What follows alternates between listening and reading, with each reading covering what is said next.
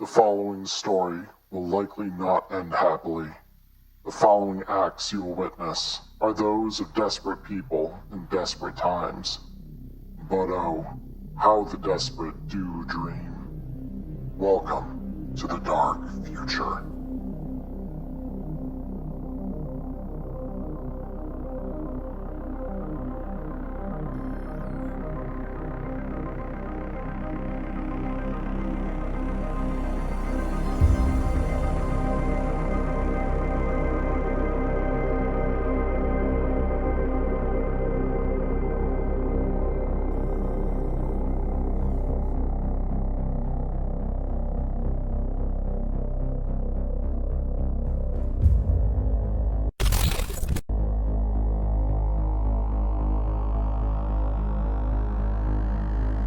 Loading.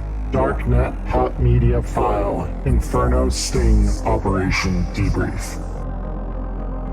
Finally got that asshole booked and locked in general. Him and his hustle put up one hell of a fight. Too bad. The big guy would have been useful if only he hadn't shot at us. You and your unit did a good job. I'll let our superiors know to prepare the BD chamber. No one fucks with the NCPD and gets away with it. Especially plotting to kill one of our own.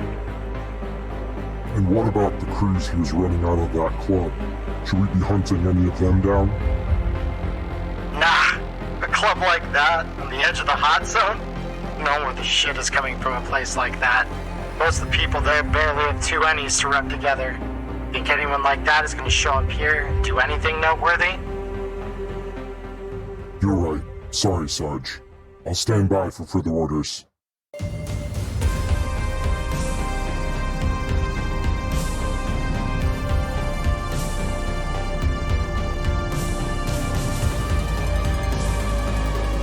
Alright everyone, plans coming together.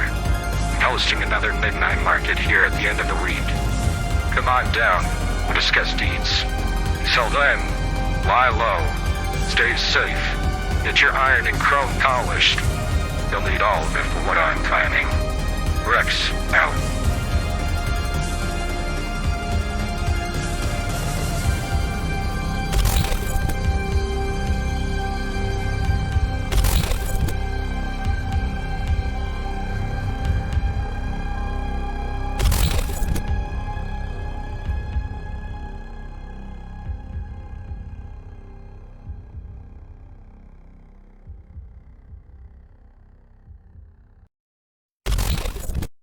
All right, everyone. Hello, welcome. It is me, Emmerron, along with my trusty crew of Edge Runners. We are here for episode 6 of Neon Inferno. Welcome back to another week. I do need to call a couple of things out here beyond my normal spiel from the start. We just had a hype train complete out of nowhere at level 2 on Twitch. So for all of you who participated in that, both my players and others, thank you so much. That was really cool to see in the pre-show here that was kind of happening. For those of you who are not here live and are instead watching this VOD later on YouTube, welcome to all of you as well. You should come over to Twitch and watch with us on Mondays. 7 p.m. Arizona time is when we start every single Monday. And we have a good time. We talk live. I chat with all of you in the chat. Crazy hype things happen out of nowhere. We go back and forth and have a great time. So I would definitely highly encourage you all to come on by and check it out. As usual, thanks to both Ghost Squad 9 as well as Ghost of the Valley for collaborating with me and helping me out in running this and discussing things with me throughout the week. Both keep the stream running smoothly as well as so that I can, test new ideas with them and things like that. So I always appreciate their help as well as the rest of the crew here who play with me every single week. So I just realized I don't got no atmospheric vibes running here yet.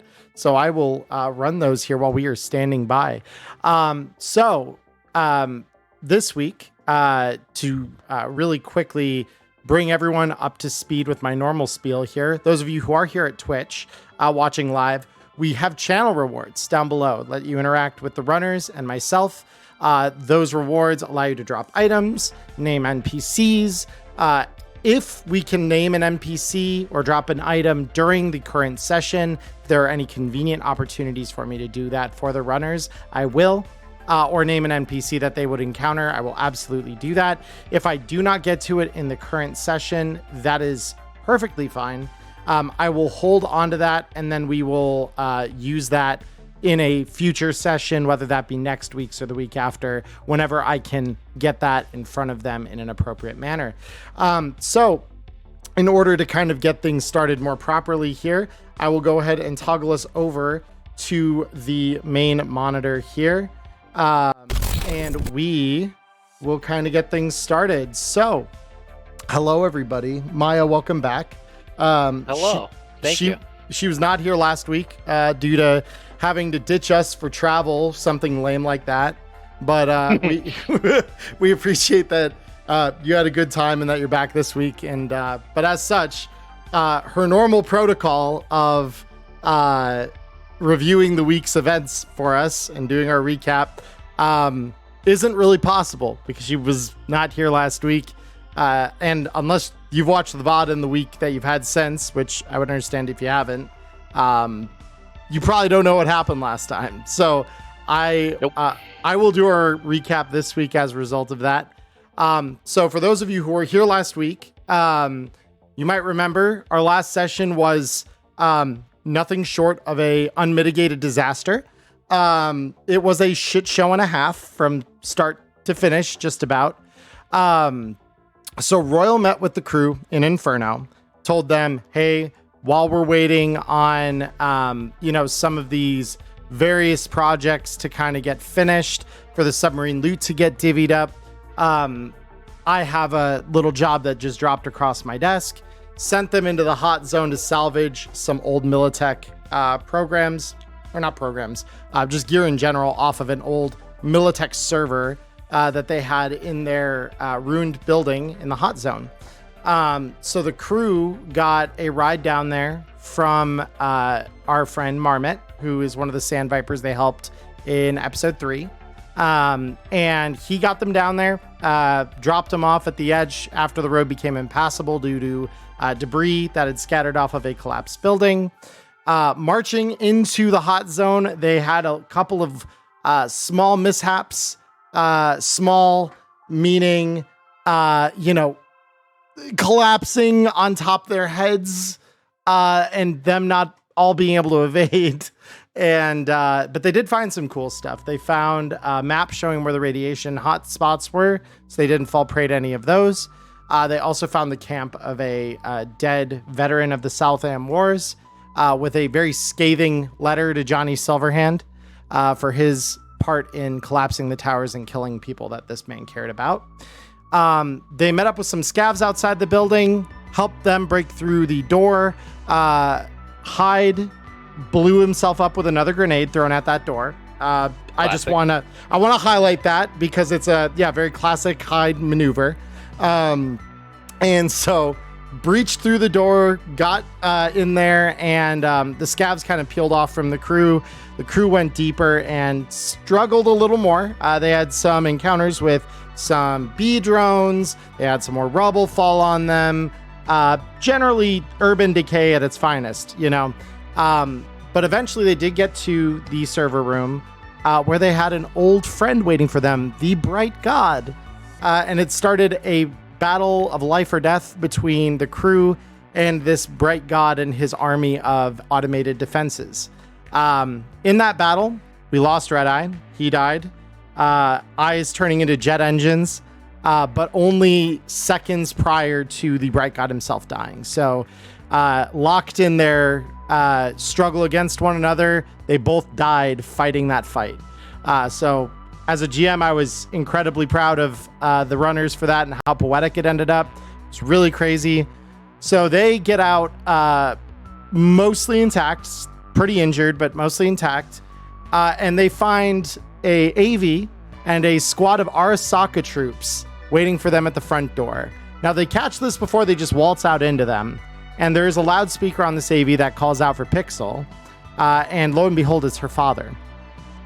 So their father tells them, hey, we just want Pixel. The rest of you can leave. And when the crew doesn't really move that quick, they start seeing the Arasaka troops move around, presumably to do something to the building. They try and negotiate. Negotiations fail. Bottom line, end of the session, we end up with Pixel on death's door, Hyde dead, bled out on the pavement just outside the tower, and Ghost huddled behind a pillar with all of, I think, 2 HP remaining. So at the conclusion of all of this, they have insult added to injury, where not only half their crew was taken out, but they hear from Rex that Royal has been taken, and that the 2 surviving crew members from that op, as they lick their wounds, he tells them, I have a plan. I need some time to work on it and get some things in order. I'll be in touch. And so we kind of begin the session on that happy, not at all depressing note. We start with both Pixel and Ghost having spent a night at the NC Medical Center and having recovered a little bit of health.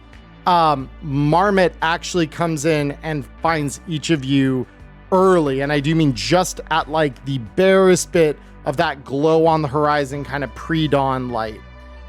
Comes, finds each of you in the hospital, and to each of you says something very similar that essentially can be summed up as, all right, we gotta fucking go. And he doesn't say why. He doesn't give anything beyond that. However, he's done nothing wrong by you. So unless either of you have issue or have a question for him, he's going to guide you out of the hospital.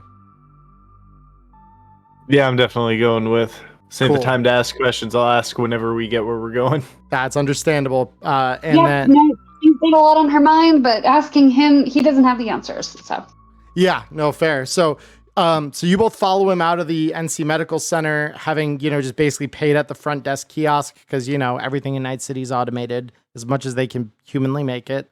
And you both get into Marmot's car, and he revs up the engine like he's basically racing out of the city against some clock. And you can almost feel the tension release from his, just like a long, like drawn out almost sigh of relief as Night City fades into the rear view just as the sun rises over the city.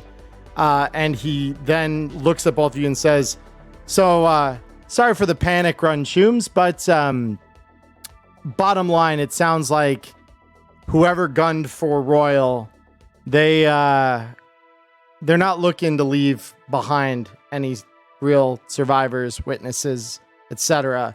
And so I figured, let's at least make it a little harder for them. So I'm taking you to the Sand Vipers camp. You'll be pretty safe there. It's way outside of the city. No NCPD copper is going to come looking for you where I'm taking you. But we're going to, guard you, keep you out by us for just a couple days, let you recover, lie low.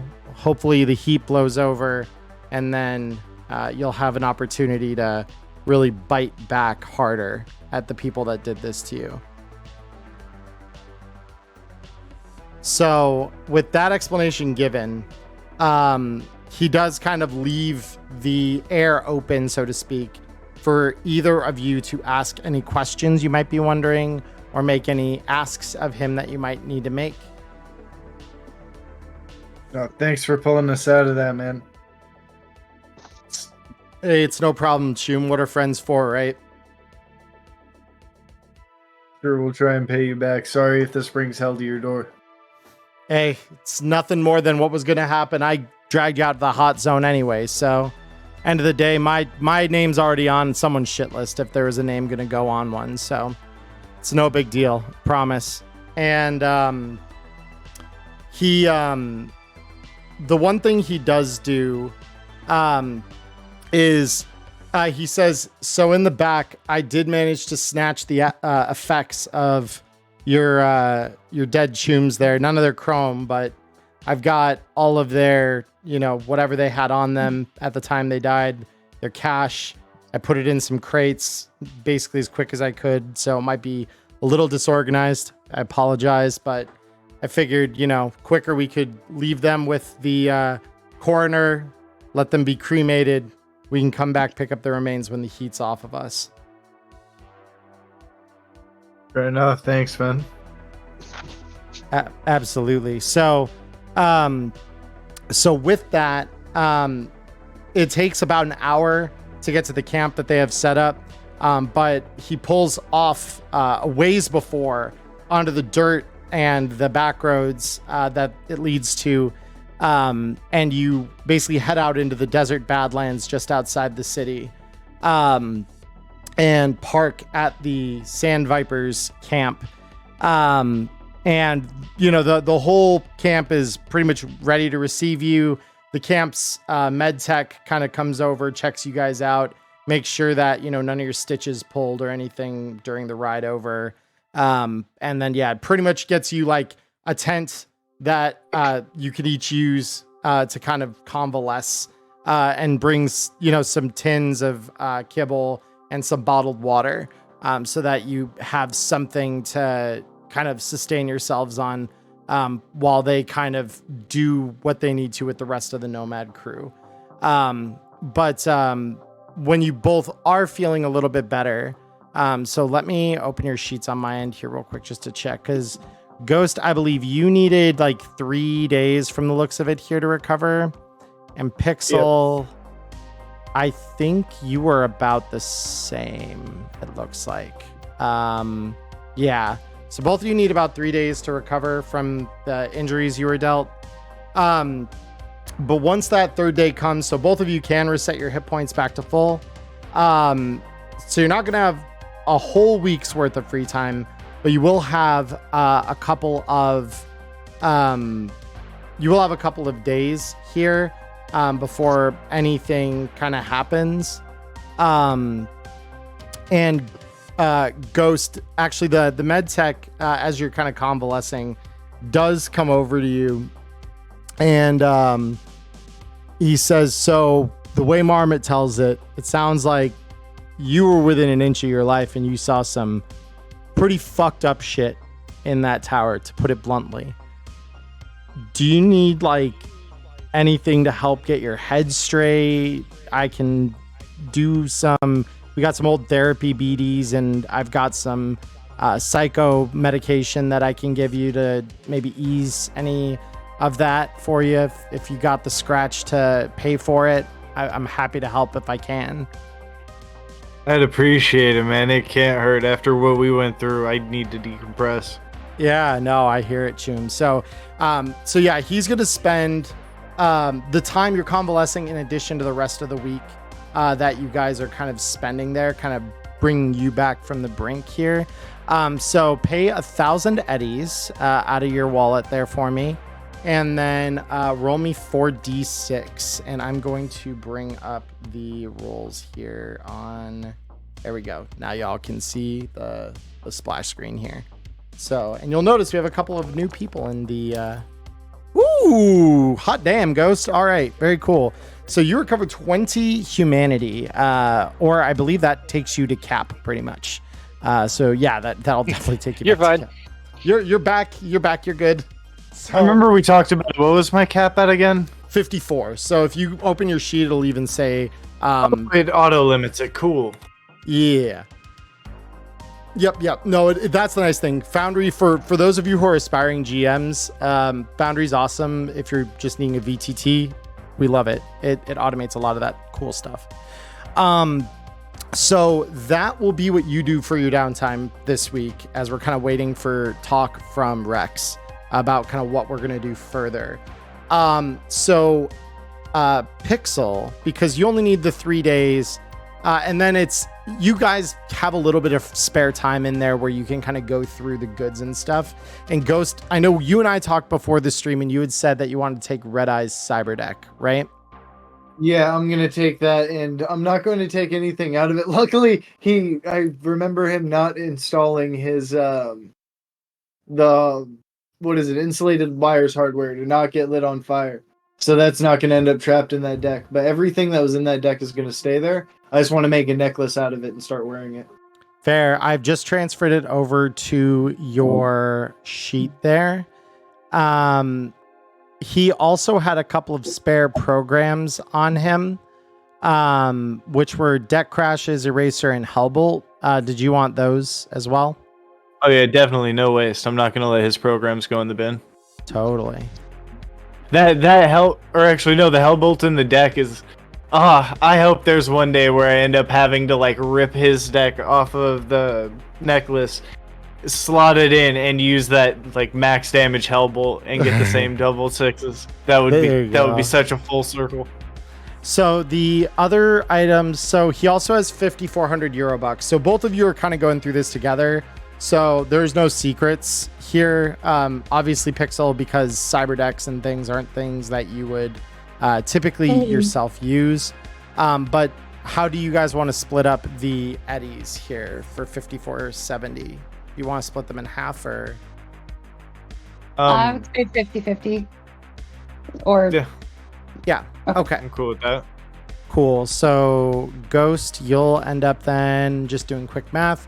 That'd be 27.35 for each of you. So I will add that to your sheets now. Split of Red Eye EB.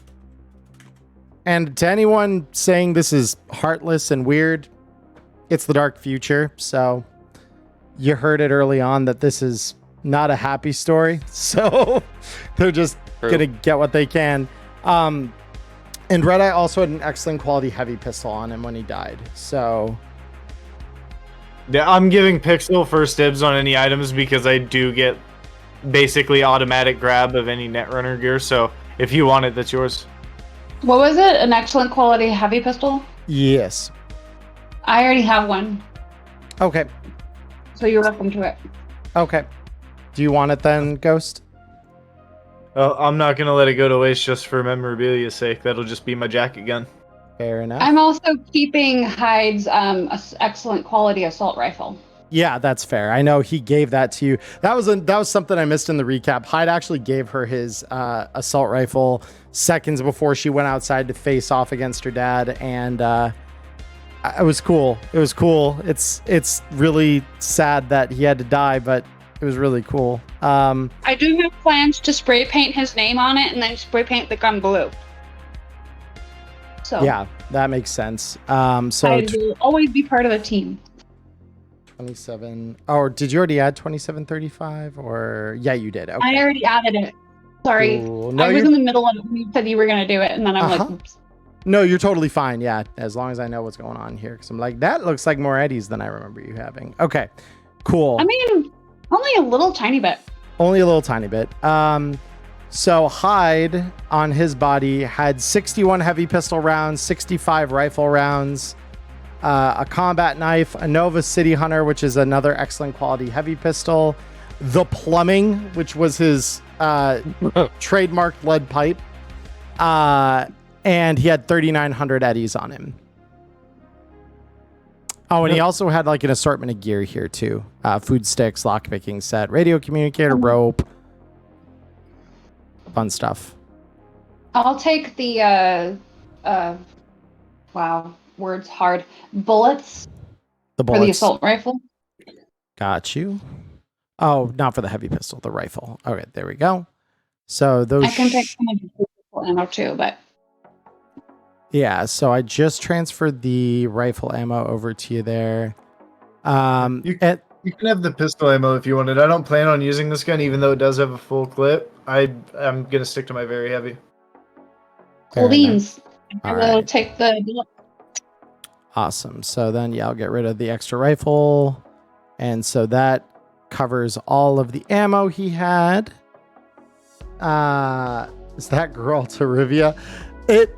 We'll get to that. We'll get to that, Dazu. You'll see here in a minute. We've got some new characters this week because half the crew died last week. So, and then now the combat knife and the plumbing. Do either of you care about the combat knife or the plumbing? I think I'm gonna take the plumbing just because I don't have a melee weapon, and it may become a handy surprise tool for later. Fair enough. Yeah, she just wanted heavy rail to get jealous, so she'll let you have the plumbing. I do also want to bring in that Red Eye had a Bowie knife. That was his heavy melee.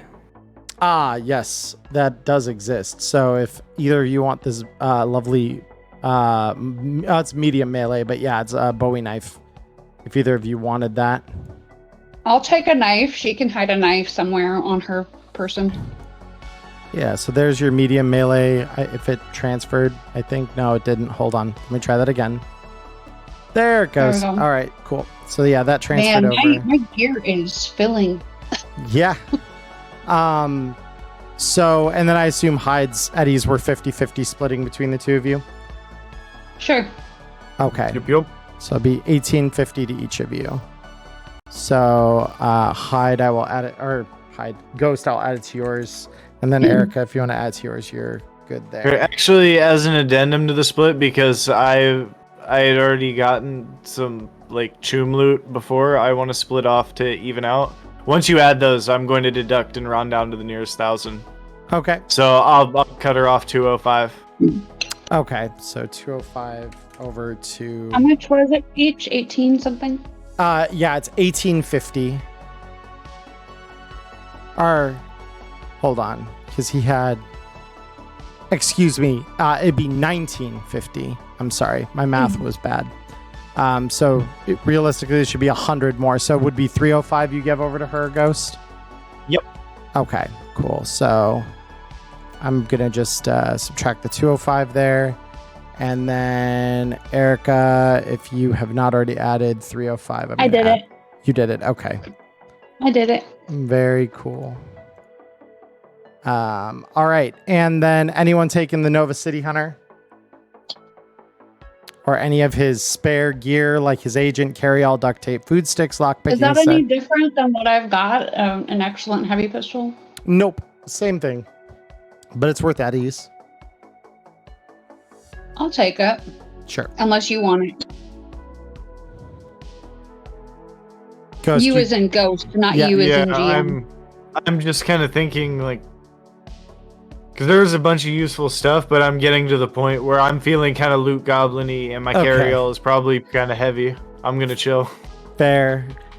I mean... Which raises a good point here, Pixel. Do you want this carry-all that Hyde was carrying around? Which is a bag for stuff? Yeah. Cool. And then with it, you get all of his... Like myself. He's not going to say no to free shit. Yeah, there you go. You now have all the stuff that was in his carry-all as well. Cool. So that's going to do it for splitting up of the Dead Choom's loot, which is a time-honored tradition in Night City. I was just about to say. So to sweep our focus away from the Nomad Cap for a moment, because Pixel, I do understand you have some more time in your week. But we do have, we do have some downtime for Electo here. So Electo, let me check my notes here real quick, because slide out of the way. You did read a couple medical journals or something of the sort. Yeah, so I know Electo studied a little bit of medicine in her spare time here. There are some additional things that I do want to talk about, because I just need to pull up the notes from last session just so I know how much collective spare time you have. Sorry to interrupt, Charlie, real quick. You never gave us IP from last week. I did not, you're right. So the two of you who did survive, I'm going to award the both of you 20 IP for personal IP, because you both lived, which is a lot given what was thrown at you. Ghost for finishing the Bright God definitely deserves that personal IP. Pixel for standing up against your dad and trying like your absolute damnedest to get away with murder, essentially, with patricide. Good shit. We love it. So that's 20 IP for each of you individually. And then for the gig going as south as it did, you both get an additional 40. So a total of 60 IP. I added it early. I hope you like my ledger note. It's You all add good. the other 40. Oh, also, Charlie, we had 2 redeemed for the name and NPC. I don't know if you saw that. I did. Yeah, I see John Cyberpunk and Chungus. So great names, guys. Love it. Chungus and John Cyberpunk. All right. Very He cool. invented Cyberpunk, you know. That's a legendary character to have in the game. That's a legendary. That's like John Johnsman. Oh my gosh. So let me see. Okay. So, Electo, you'll have 3 weeks of downtime between the time from the last session and the Damn. time between that session and this session. So you will have a total of 3 weeks to catch up on. Bearing in mind that at the end of this downtime, your rent is due. All right. How long did the going into medtech take? Does that take any? It doesn't time? actually take I mean, downtime. I assume it does. It doesn't take Oh. downtime. No. So roll level ups and skill level ups, you just can only do 1 per skill or roll per session. Or 1 level up for each that you want to do. So in other words, you can spread your points across a bunch of different skills and roles and stuff, but each individual one can only go up a max of 1 level. So you can choose to do that, and basically it's just kind of assumed like in your spare time between whatever else you're doing, you're kind of like looking into that, and maybe like you read a book on how to do basic pharmaceutical synthesis because you're Read a a tech. book. Yeah, and like you find some forum post on the garden to like pull data out of and like start putting together like theory for like I know a little bit about medical technology and how to use it to synthesize drugs, because I know that's what we talked about you putting it into. Yes. So that's just kind of assumed it's like wedged in as like spare time while you're just kind of chilling in your cargo container between whatever else you wanted to do. Okay. So then I also wanted to make some kind of EMP weapon. Because fuck drones. Weapon. Am I right? Yeah, I mean, fuck drones. Absolutely. Absolutely. Let me pull up the running Cyberpunk, or not running Cyberpunk chapter, the chapter on roll abilities here, just so I can see exactly. Oh, also, what is the title of this episode? This is Chains of Iron and Chrome. Thank you. Yep. So invention. So you invent or upgrade to an existing item, ornament an entirely new item. So I believe you had said you wanted to. I talked like the closest thing to probably what you're creating is a microwaver. So is it just something where you want like a microwaver that essentially is like supercharged to fire EMP bolts at like in place defenses? Yeah, we were talking about something like that, or if I could like overcharge a consumable battery pack or something to make like an EMP grenade. So those are the ideas that we workshopped before the game. EMP grenades actually do already exist. They're not something you would have to invent. They do exist in the world. So if you wanted to invent something, it'd be like upgrading a microwaver or something akin to that. You probably need to get your hands on the stuff to do it. But that's nothing, a fixer can't help with. What about EMP ammunition? Does that already exist? EMP ammunition does not, mostly just because most rounds are not big enough to carry the components necessary to launch a pulse. And that's kind of the limitation you'd be dealing with there. But So- would I be able to invent it? Well, that's kind of where I was saying in order to do an EMP, what you'd probably be doing is inventing a gun that works off of a battery pack and then fires pulses, instead of it being like you're implanting it in like a casing or something like that, because that would be very difficult. But you could use something that runs off of battery packs, because those do exist. Guns that run off battery packs are very not very common, but they exist. More advanced weapons like rail guns and stuff use battery packs. So you reason essentially that if you work hard enough on it, you probably could augment something that could fire these EMP bursts. That'd probably be the best way to kind of go about that if you're looking for making EMP rounds a thing. Let's definitely do that then. That's what I want to do. Sure. So this is what we're going to have you do then, to just drop the schematics, right? Because schematics themselves here. Yeah, you have to make the schematics and then invent the schematics, right? Fabricate them. Yep. So we're basing this on a microwaver because it's probably the nearest thing, which is a 500 eddy gun when you can find one. And so let me hold on. Let me go to roll abilities here. Grab you back up. Oh, the very first thing I would do, is I need to repair my armor jack. I want to make sure I get that done before anything else happens. Yeah, so I mean, it takes you a day to repair your armor jack. And for anything that's expensive, which is 500 eddies plus, you would be looking at spending a week then to try and invent it. You'd be rolling against a DV21 and you would not apply your field expertise. It would be weapons tech against a DV21.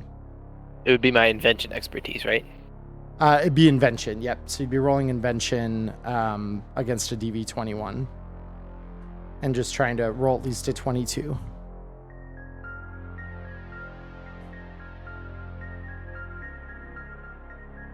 Let's see. I think I have a base 10 is what it is. Because it's your weapons tech plus invention. Yeah, because I want to see what even my odds of doing it are. Yeah. Let's see. So if you go to your roll, so looking at what you've got here, invention is 2, and then your stat for tech is 8, so that's 10, plus your weapons tech, which is another 6. And you, I'm just going to double check here your tech scanner. Yeah, your tech scanner also would help you with that because you could kind of use it to kind of base analytics off of existing guns. So okay, so I got pretty good odds then. Yeah, your odds definitely aren't bad. Okay, then first I want to repair my armor jack. I forget, do I have to roll for that? Or does it just take a day? You do. No, you roll basic tech, and you do get your field expertise for this. And then you're rolling it against a DV17. Okay, yeah, I want to do that first because I need my armor. Yeah, that'll take you a day to repair. Ooh. Oh. Hold on. Nope, that still beats it. I crit fail and I still... You still beat it. You crit fail and you still beat the 17. Yep. So you managed to I don't know what light is my causing armor on you to fire or some shit. Well, you're trying to anneal something on there and it lights it on fire instead of annealing it, but it doesn't really do anything permanent to the armor jack. It just kind of it's like and then you get it out just as quick as it starts. Yeah. So with that out of the way, unablate my armor. Yeah, so you repair that to maximum. So you just click the little repair to the right of it in your inventory. There's like a little... Oh, I've been going in and manually editing the ablation. No, that's you nice. just click repair and it's done. Okay, and so now I'm gonna do invention expertise for weapons tech. Yep. And you spend the next week poring over schematics that are available for microwavers and doing whatever kind of calculations you have to, the physics, the math. And at the end of it, you produce and I'm just going to make sure there's no costs involved here. You'll need to describe, if they're satisfied with the explanation, write how the proposed invention would operate rules-wise. Yeah, so basically, you don't need to spend anything to invent it because it's all schematics based. So basically, on your agent, you draft up what this would look like and the components you'd need, and it takes you a week to put that together. But at the end, the AI in your agent, is basically doing test fires simulations of this in a virtual environment and it's completely stable, and it shows like based on the math alone, it would be able to do essentially it would do double damage of a normal very heavy pistol against mechanized things, but it would have no effect on meat. It does have an effect on cyberware, just like a microwaver, though. So you could basically randomly disable cyberware like a microwaver, and it does double damage to emplaced defenses such as drones. It would cost you reckon, because you need the microwaver itself, which is 500 eddies, and then you need the various parts and things, circuitry, copper, whatever, to also then augment that and upgrade its firing mechanisms and things to overcharge these EMP pulses. The other thing that you reckon with here is that once the gun is depleted, so like once you burn through an entire battery, it'll short the gun out completely. So it's 1,000 eddies to make one of these, and you get 8 shots with it out of a battery pack before it is melted down, essentially, and you would need to repair it. Okay, I wouldn't have to buy a new one. I just have to repair it. Right, you could repair it, but yeah, it would take repairing it at that point. You can't just reload it like a normal gun. That's fair. I just hope we don't run into that many fucking drones. But it's a prototype. I can always improve it later. 8 shots, and it deals 8d6 against the drones when you hit them. So, and I would still use my handgun to aim it, right? You would, yes, because it's just a very heavy pistol for rules, essentially.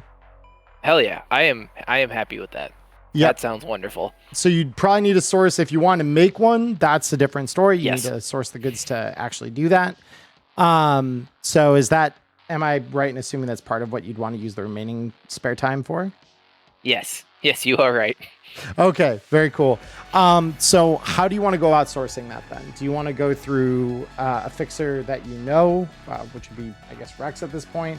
Or would you want to try and find a different fixer? In time, because this would have been a week after the sub heist, would Royal have still been Royal incarcerated at this point?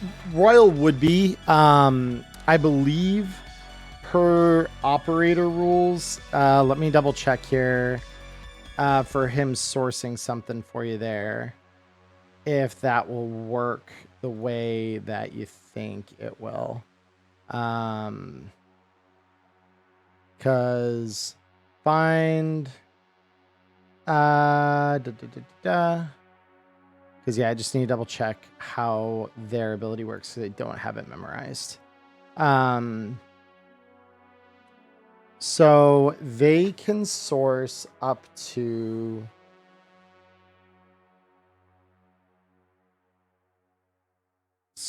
Royal would be able to source.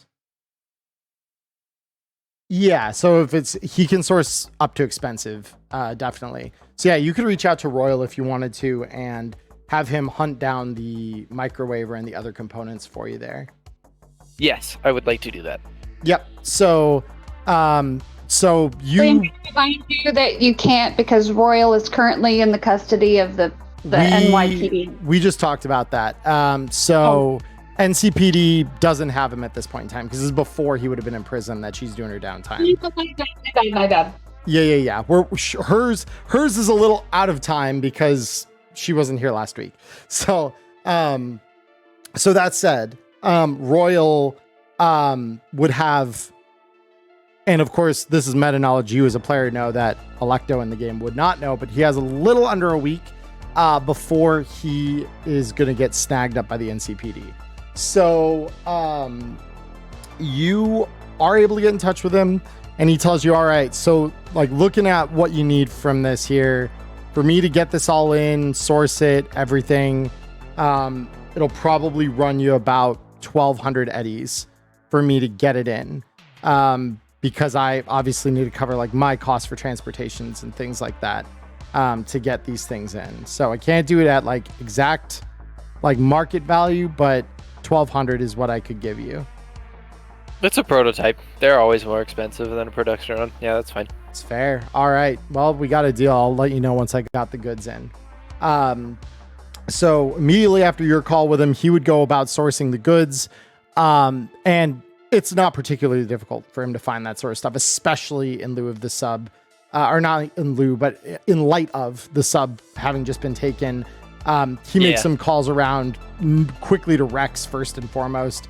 And between him and a couple of their mutual contacts, he's able to get you what you need. You actually just hear on like about the third day after that call, you hear a really light, like little dunk dunk dunk tap on your cargo container door. Kind of early in the morning as you're kind of getting ready for the day. Yeah, so I would go and open it. Of course, gun in hand, just not in hand, but like on me, just in case. But yeah, kind of tucked behind your back. Yeah, no, I get you. And you just see a little pink drone kind of hovering above the ground, just a few meters up, and it lightly sets down. Yeah, so it kind of scans you over really quick. Recipient detected. Drops down in like a small crate that it's carrying. Is just lightly dropped on the ground by it. It lifts up. It says, "Delivery made. Have a good day, Choom," and then it just flies away. On she would say that as it flies away. She would be like, Jesus. And on the cover of the case, it just says delivery for Electo, and it's got like Royal's name as the sender. Just kind of stamped on there. So you would be able to take that into your cargo container, and then all the goods you need to make the gun are there. Now it's just a matter of assembling it. So let's do it. That's fabrication expertise, right? It will, yeah. So let me read real quick here for you how that works, just so that way you know. If I build this, this is going to be great. And then some other drone's going to be like, hey, I'm going to kill a fifth of your party members again. And they'll just be like, surprise, motherfucker. So bear in mind, you may not get this all done in the remaining downtime you have left, because you've got about a week and a half remaining. And to fabricate something that is very expensive, which this will be, it does take 2 weeks. Damn. But you'll be able to get most of the way through it at the very least here. So to make an item, you roll tech plus the tech skill that the item's typically repaired with, so it'd be weapons tech, plus your rank in the specialty, plus a D10. So the DV you roll against here is going to be based on price carry the item you are making. So it'd be very expensive. So you'd be rolling against a DV24 with your fabrication, and it'll take 2 weeks to finish. So you may have to stop working on it partway through and just leave it partially assembled while you go off to do whatever gig you're going to do.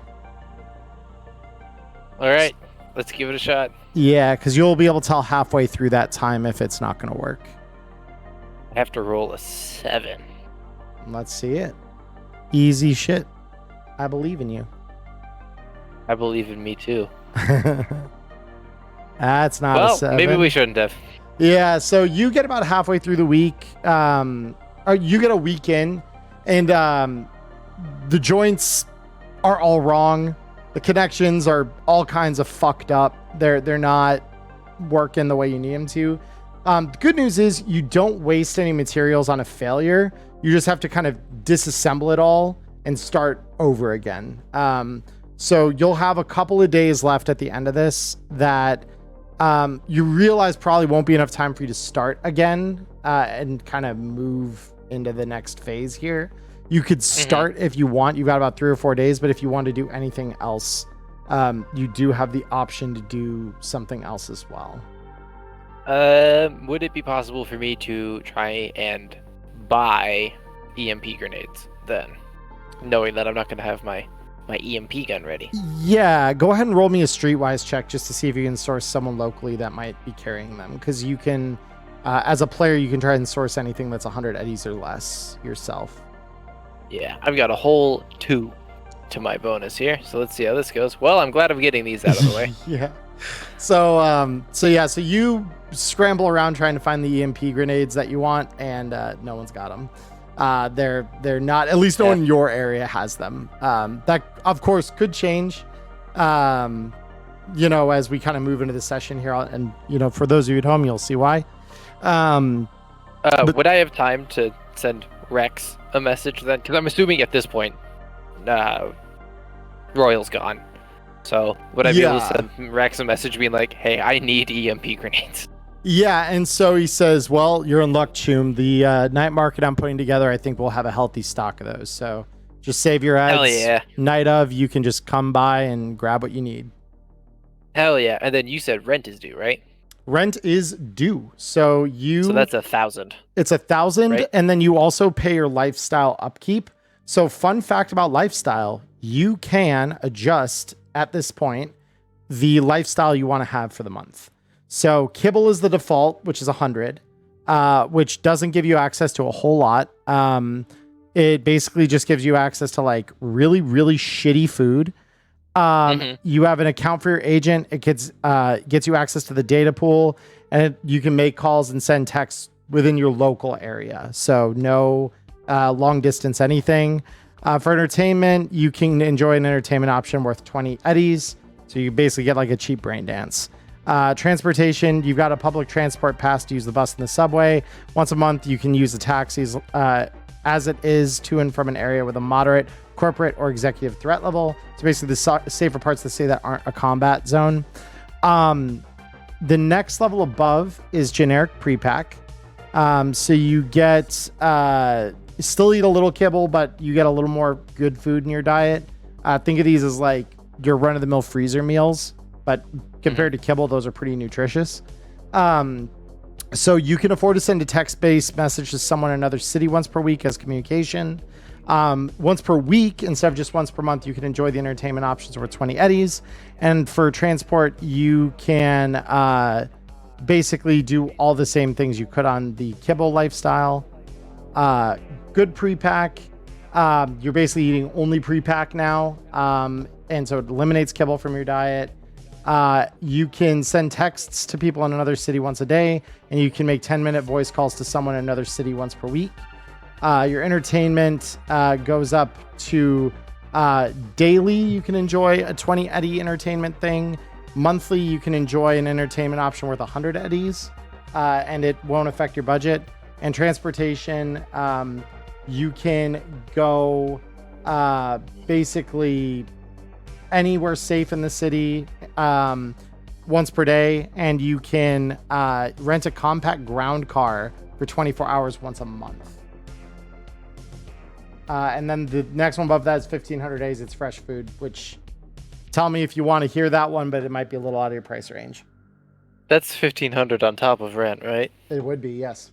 Yeah, God, that's no, yeah, that's too expensive. Yeah, so where do you want to set your lifestyle for the month? We'll just do kibble. Kibble, okay.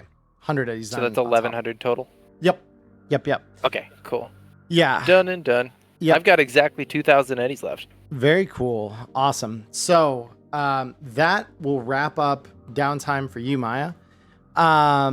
So you kind of just... fuck. I never manufactured speed heal. Whoops. It's okay. You'll see why that's not a huge deal. So... Okay. So with that out of the way, so we now go to Pixel again. So Pixel, you and I talked about a couple things that you wanted to do ahead of the night market here.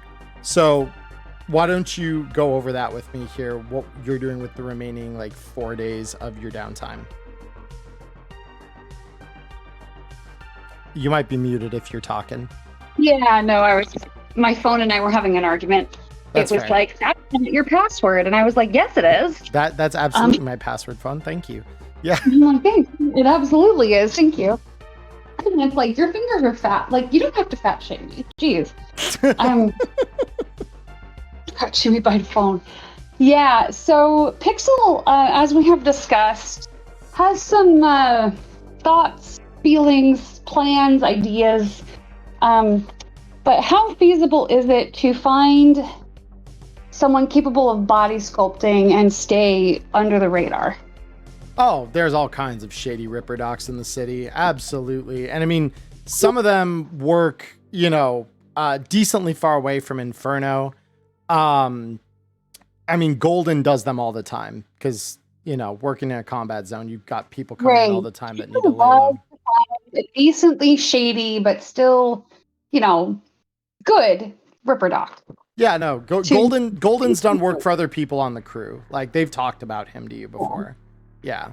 Cool. So then she'll see if she can get a ride there from one of the nomads. Yeah. Basically, several of the nomads are kind of going to and from the city each day during the week, kind of shipping goods in because of the night market coming up, which they're all kind of a buzz about. You kind of, as you recover from your injuries and kind of are talking around the camp and stuff with the nomads, they're all kind of talking on and off about different aspects of like, what are we shipping to the night market? What are the logistics? Because of everyone talking, she's also got a shopping list in mind for the night market. Also, I wanted to talk to you about giving her some points in Fixer. I was trying to figure out how to do it, but it wasn't working.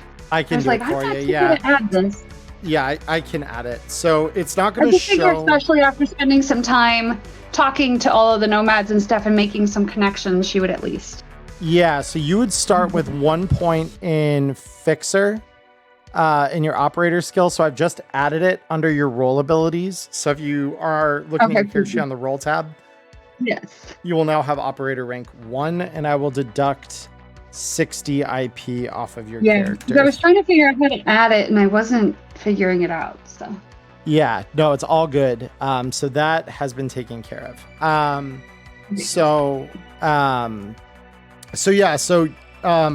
When these nomads are kind of running one of their shipments into the city, you catch a ride basically in the bed of one of their cars, along with the equipment that they're transporting.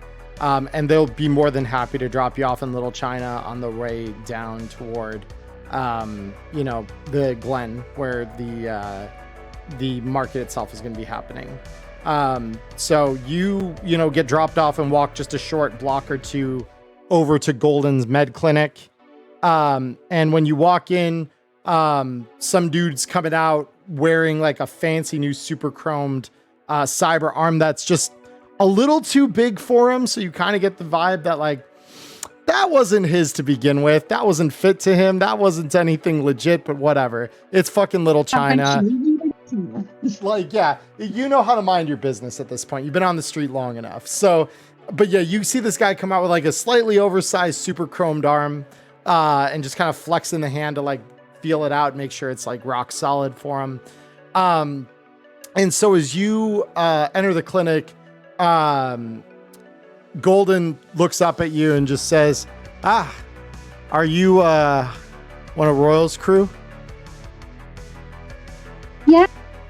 Like, we kind of had a little bit of a problem. Anyway, it's kind of best that, I maybe disappear. And I heard that maybe you could help me with, making sure that I stay disappeared. Yeah, and he just looks up at you and says, "Child, I am a master at disappearing acts. You think I live in a neighborhood like this and I don't have the ability to make someone look like something completely different? We can do that." Well, like, why do you think I'm here? I heard that you, like, obviously, where else would I go? Exactly. No. So let's get you in the chair here. And then he starts running, like you can see in one of his, because he's got two gold-plated cyber arms, and he lifts up his palm, and you could like see a small laser grid just kind of like run over your body, and it pops out to like a little screen he's wearing on his arm. And he says, "All right, so what kind of changes we looking for? Are we looking just evade NCPD scans? We looking to do something deeper?" There are some nasty people who think that I'm dead, and they need to stay thinking that I'm dead. Okay, so we're looking for a deep purge. I can do that. And so he pokes at the screen a little bit and makes some adjustments that, you can't really see. But essentially, he's going to come over after a minute or two of kind of running calculations. And he's going to flip the screen over to you and basically just show you another version of yourself that looks just similar enough that you feel like I won't feel like a different person, but you can very clearly tell, like, if I weren't me, I'd have a really hard time telling that that's me. Changing the way your hair grows, changing the way that your facial bones are organized, just very subtly, but it's definitely enough that you figure, with your knowledge of kind of security tech from your father's company, you feel their scans probably wouldn't pick you up. Perfect. Great. All right. Well, lean back, and he just runs in. He grabs an air hypo off of a nearby table, runs that into your arm, and within just a couple of seconds, you feel yourself dozing off. Does it taste like purple? Does it taste like what now? Does it taste like purple? Yeah, probably. Yeah. So, no, I get that reference. I know. I know you do. I was just like, sorry, that's the first thing that popped in my head. No, you're good. So so you pass out, and when you come to, you look over at a clock that he has hanging on the wall, and you notice it's only been maybe an hour, but he essentially pulls down like a mirror off of the ceiling, essentially. It's suspended there. And he shows you your new face. And everyone has probably seen me showing this on your sheet now. But your personality is now of cold, blue-haired, badass bitch. As you change your person. So I am going to modify your token here real quick. And update the token, and there you are. So yeah. I believe we'd also discussed changing your handle as well. Yes. So she is changing her handle because, Pixel is kind of obvious. So she is now going to be Persephone. Perfect. So, in universe, what this means is Golden, as he kind of finalizes, he basically pulls the mirror down and he says, "So what do you think? Look good?" Hell yes. Awesome. That looked amazing. Awesome. All right. So he says, obviously, we're trying to deep scrub you from NC's databases. Whoever's looking for you can have a real fucking hard time finding you. Thanks to some net runners I know, I've got a little tech here that'll do a little scrub job for you here. Small premium, not a big deal. But it's going to basically replace whatever mentions of you exist in there as you being killed. And basically, we're going to create a spoofed entry for you in those databases as a completely different person. So you'll be KIA. This new person is an anonymous, facsimile of yourself. And then I assume you would just tell him, I want to go by the handle Persephone on those entries. Yeah. Yep. So he runs the entry in, and he says, all right, well, welcome to the Edge Runner life, Persephone. It's been good doing business for you here. It'll be 700 eddies for the biosculpting and the deep dive. Oh, 700? Okay. Yep. I definitely thought it was going to be more. She also needs to buy a new agent while I'm thinking about it. Yeah, so, you would probably snap yours in half, I assume, and throw it in the garbage at the first opportunity you get. Yeah. So I just think I did it a little out of order because she would have thrown it away as soon as she could after transfer. That's somewhere else. Sure. So, as you kind of leave the clinic, so the clinic is in a small strip mall in Little China there. Not that it's, most of the businesses went under a long time ago. There is, however, a couple of them. Namely, there's a bodega there that is selling agents.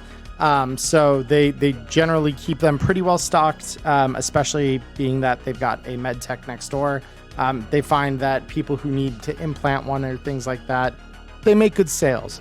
So he basically would just recommend you go over there to pick one up, and they would sell to you for face value. It would be 100 eddies.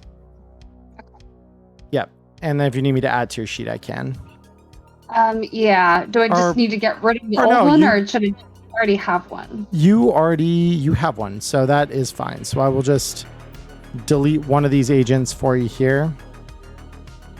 because you got 2 for some reason. But yeah, so we get rid of the 1, and now you have the ability to, be essentially completely anonymous. So so that'd take like 1 afternoon here. And then I assume you said you'd wanted to get a new place in the city as well, yes?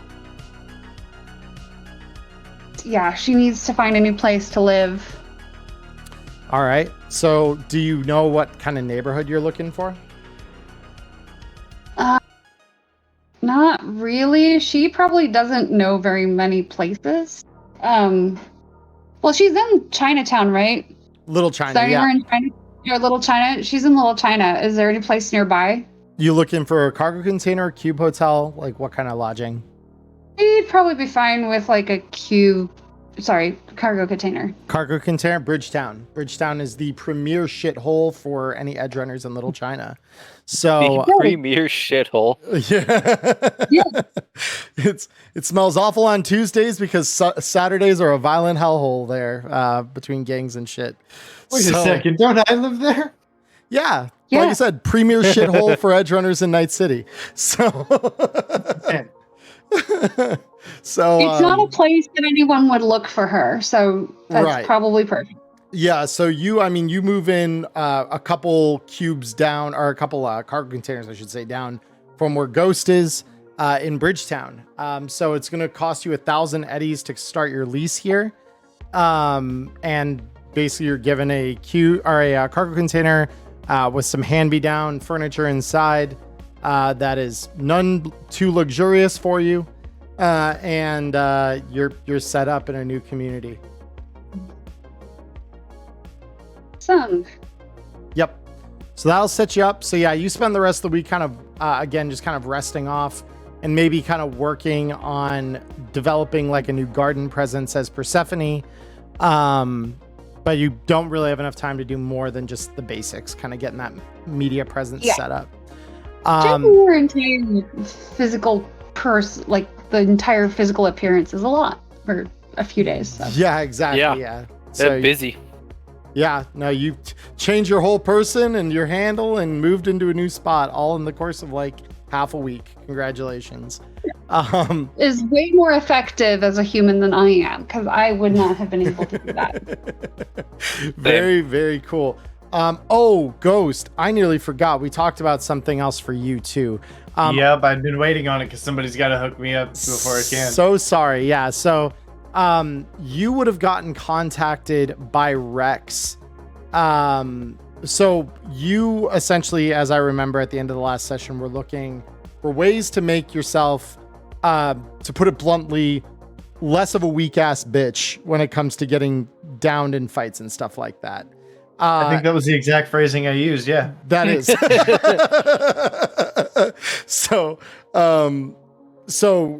you would have reached out to Rex and he would have recommended, hey, there are some tech options that I've heard of some of the netrunners I use taking advantage of, like things like pain editors to really make those shorts in your brain less violent, less of a disadvantage to you when you're struggling with those things.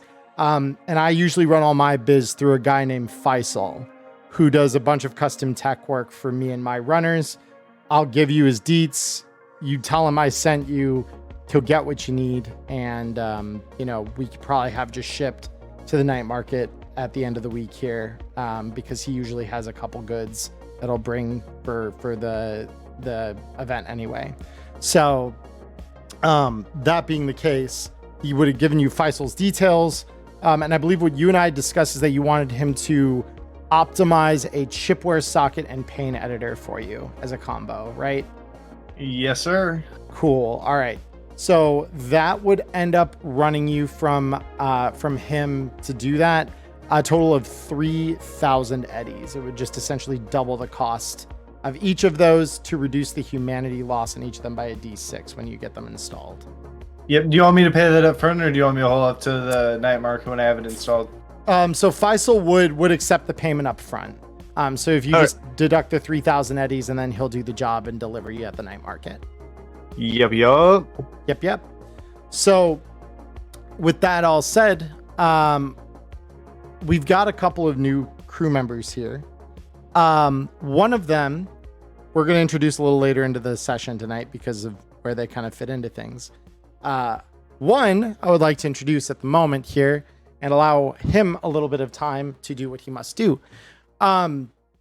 So Rex comes to a med tech in his employ, a certain Dr. J. And he essentially says, "Hey, Doc, we've got another one. Looks like he just met the bad end of some wolvers. I don't know. He's bleeding out a lot. I need you to patch him up. He's one of our best solos, but yeah, knives are not kind." And he drags this solo who looks like he's probably ripped, like big fat muscles on him, like easily got, some stuff implanted in him that should prevent him from bleeding out like this. But yeah, he's not looking good. And so basically he just drags him into whatever kind of space he's set up for you at the base of the club, drops him on your table and says, "Please help him," and just walks. He doesn't even wait for your response. He just says, "Please help him," walks out the door. I'm just gonna yell at him as he walks out. "Thanks, just fucking clean to the table, jackass." and you don't even, all you hear in response to that is the door shutting, like on the other end of the hall. So I'm just gonna have you roll me a quick paramedic check, and you benefit from any cyberware or anything like that, to just get this guy stabilized with your medical tools and things. Let me get down to my little intelligence part of my sheet here. I actually get to use it. Should be technique under the technique skills. Technique. It's still at the bottom. It is, yes. It's near the bottom. That means I have I just want to make sure you're looking for the right part of the bottom. This wonderful touchpad. Okay. There we go. There's paramedic. Yeah.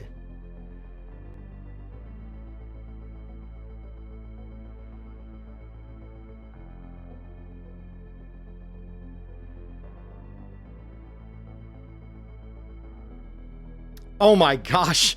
Okay. So, and yeah, for everyone at home, Cody does not have his dice turned on because his computer is what some might call a potato. So we do have him rolling without the 3D effects on his dice, but that's a 35. That's pretty good.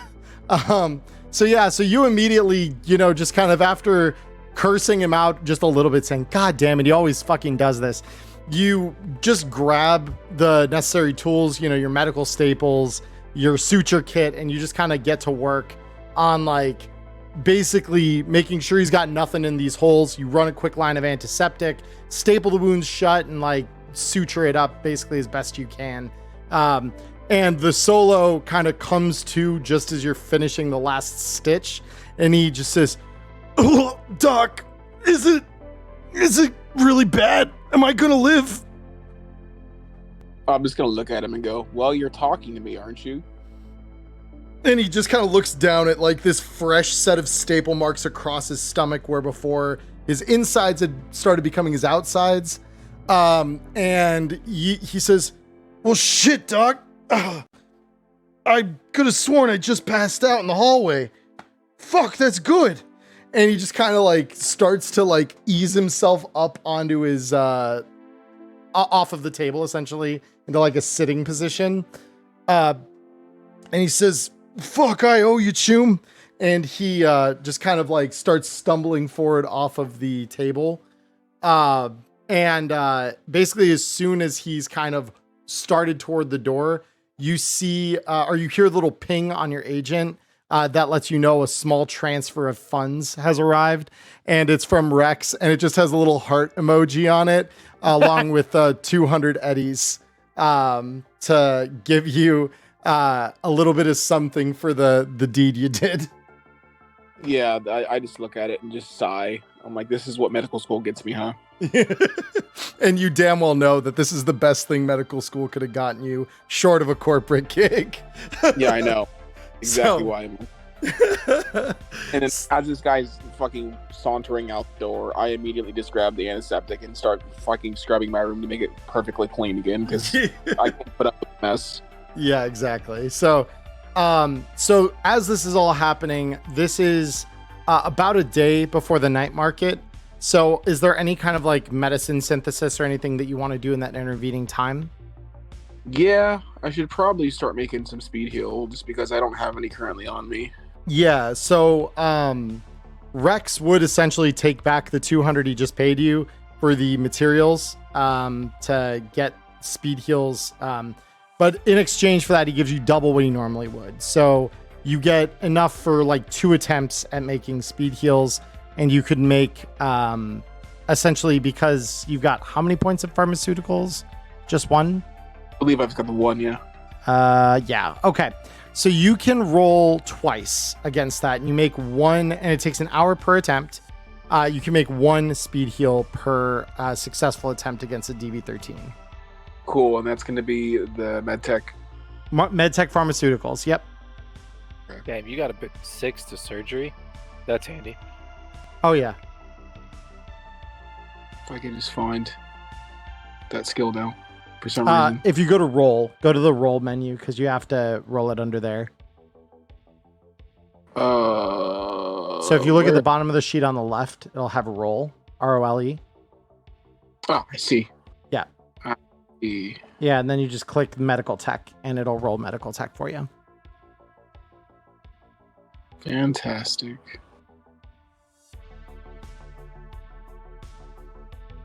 Let's see it. Show me the roll. Nope. So the first attempt, I'm going to double check, but I believe you do consume them even on a failure.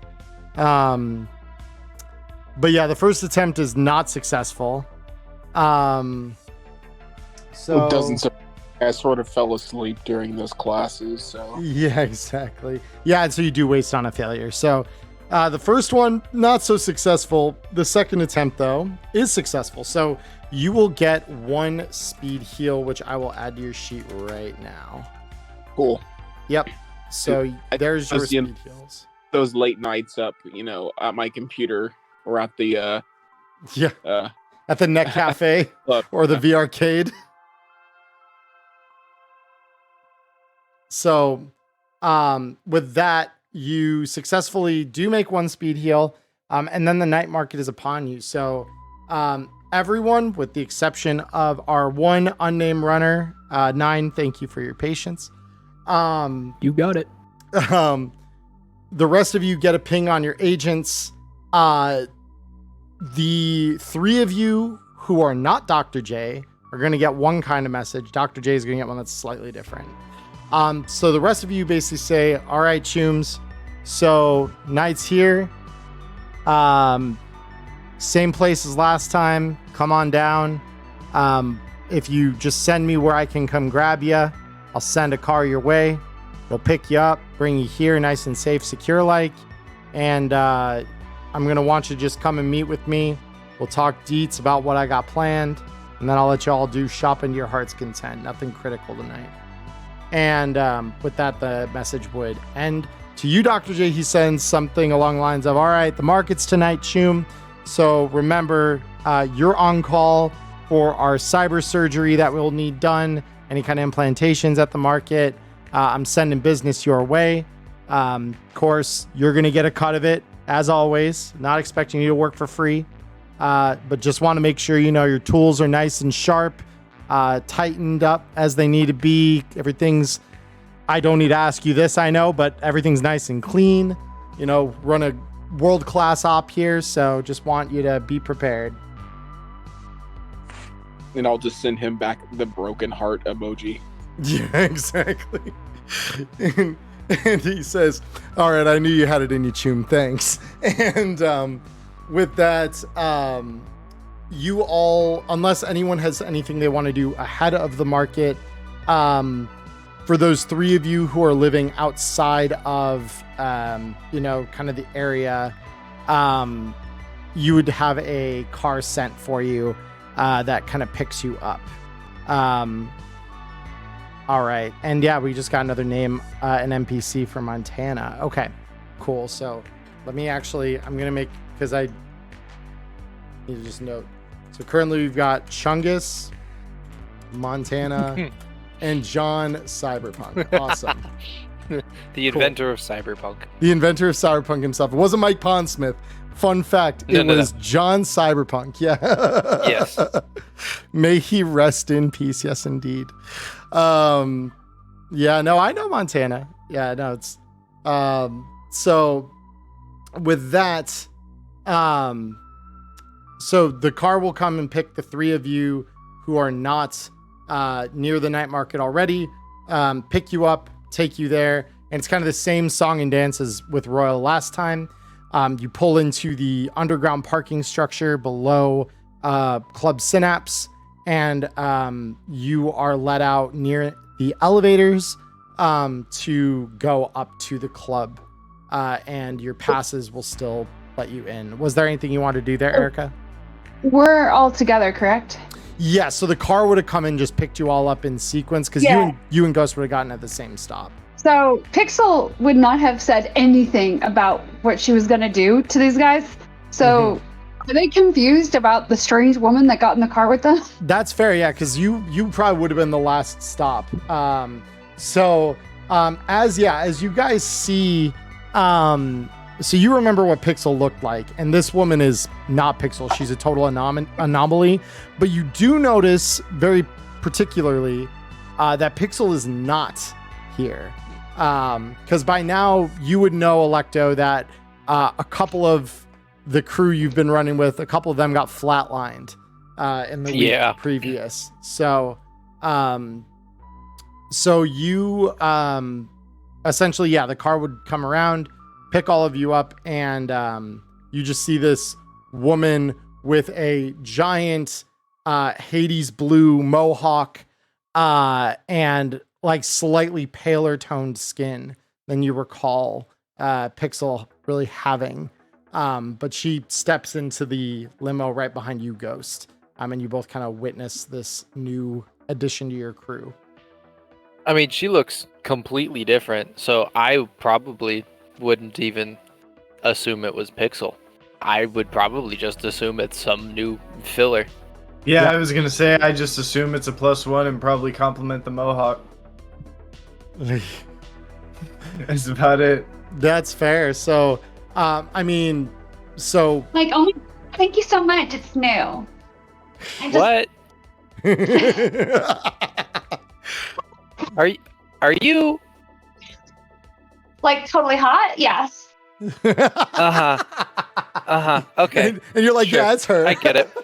Yeah, that's her. From this point on, she obviously, you did that for a reason. She is never going to mention it again. I was gonna say, I just kind of look over at Electo and nod, and we just kind of move past it. Yeah, exactly. It's like, we get it. But it's really hard to get rid of Cyberpunk, or it's really hard to get rid of Valley Girl. It's more of it's a lifestyle, but it's really hard to change. It's kind of like lifestyle. It chose her. Let me just say, it chose her, not the other way around. It's fair. Oh, and so I would ask, so what's your name, or like what's your handle? Yeah, what do you go by these days? Stephanie, it's so lovely to see you. Yep. Huh. Okay, sure. Yeah, lovely to see you too. Yeah, Stephanie. Bringer of chaos. And then just mentally, I'm just thinking, like, did this bitch try and steal my thing?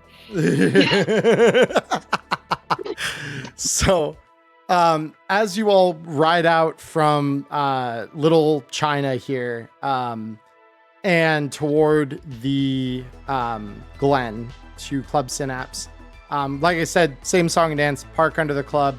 You're let out to the elevator where you can go up and get into the club itself. Obviously, this time there's no Royal to guide you, but you kind of all remember the way that you went last time. It's not particularly hard. So you get up into the club, you run the little cards that you have that allow you in. While this car was on its way,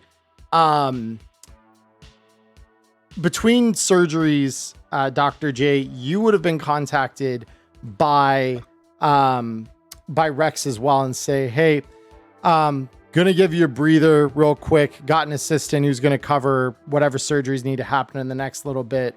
Want you to come up to the VIP room. and you know exactly the one because you have a pass that lets you in there too. He says, I got a crew I want you to meet. They're going to need some additional assistance here, but I'm willing to pay you like an edge runner if you're willing to do me the job. I'll tell you what. I don't need your eddies. You know exactly what I want from you for this job. Yeah. All right. I'll take it out of the eddies I pay you. You'll still get paid because I'm probably going to end up paying more than just what it costs to get you that. I'm fair, but you'll get it. And so, yeah, so he agrees. He'll get you what you want. While the line's still on, you're sort of just gonna, Rex is just gonna hear muffled, just like, yes! Finally. Yeah. So yeah, then you just kind of hear this like slight chuckle on the other end. He says, I'll see you in a second, doctor. And he just cuts the line there. Your clinic is just on one of the lower levels of the I believe I'd said the last time that Club Synapse sits on the 4th story of a 4-story building. Your clinic is in one of the lower levels of that building, taking up probably about 1/5 of the floor unto itself. And he's got a couple other med techs that do work in there with you, but it is your clinic. He gives you that space rent free in exchange for taking care of his runners. So like, this isn't the first time he's had you go out on a job either. Like, this is definitely something that like he's asked you to do before. Usually they're pretty minor gigs when he sends you out because he doesn't want to risk one of his best med techs in a risky op. But yeah, so he calls you up. You, if you have no other objections, would just go up the elevator and enter the VIP room. Rex also knows by now that every time he sends me on a job, that part of my payment is a new lab coat because I will not go anywhere without it. Yeah. And if it gets bloody, I refuse to wear it. No, that's totally fair. Yeah. And so he'll just dock it out of whatever pay. I mean, that's usually what he does. Whatever you ask for materially, he just takes it out of your pay, gives you whatever's left over in Eddie's, and then gives you, whatever material goods you need, because he's pretty well connected. So you go up to the VIP room, still decked out in your lab coat and everything.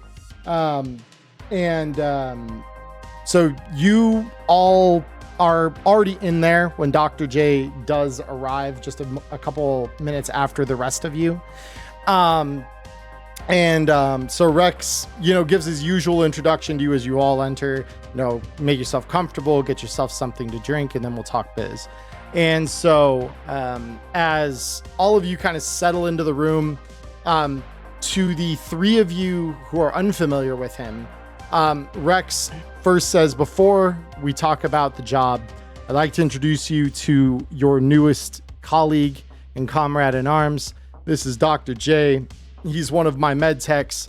He'll serve you well, keep you guys alive, help you do any kind of, medical analysis, chemical analysis. He's got a little bit of experience with all of it. So he'll be joining you on this op at my request. Not to interrupt, I just gotta say, if you don't say Dr. J like Harley Quinn says Mr. J, from here on out, I'm not gonna play anymore. I'm not interested. I'm sad. Sorry, I have to interrupt for a second. This was something that was requested in the green room chat. Hi, Mr. J. You're gonna notice as you say this though that Jay's face is face deep in his agent doing something. You can't quite tell what, but he look up and say, "It's Doctor. I work for it," and that's how you'll refer to me as it from here on out. Yes, outstanding. You have to understand, for me as a GM, to refer to him as Dr. J every time I need to say his name is both tiresome and he's too serious for it, so I can't. So, but that said, Doc, you would take a seat as well. Everyone gets Jesus. Chat, calm down. No, I don't need to do that.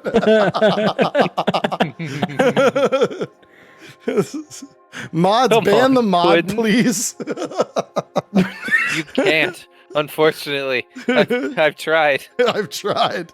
Fuck. Okay, well.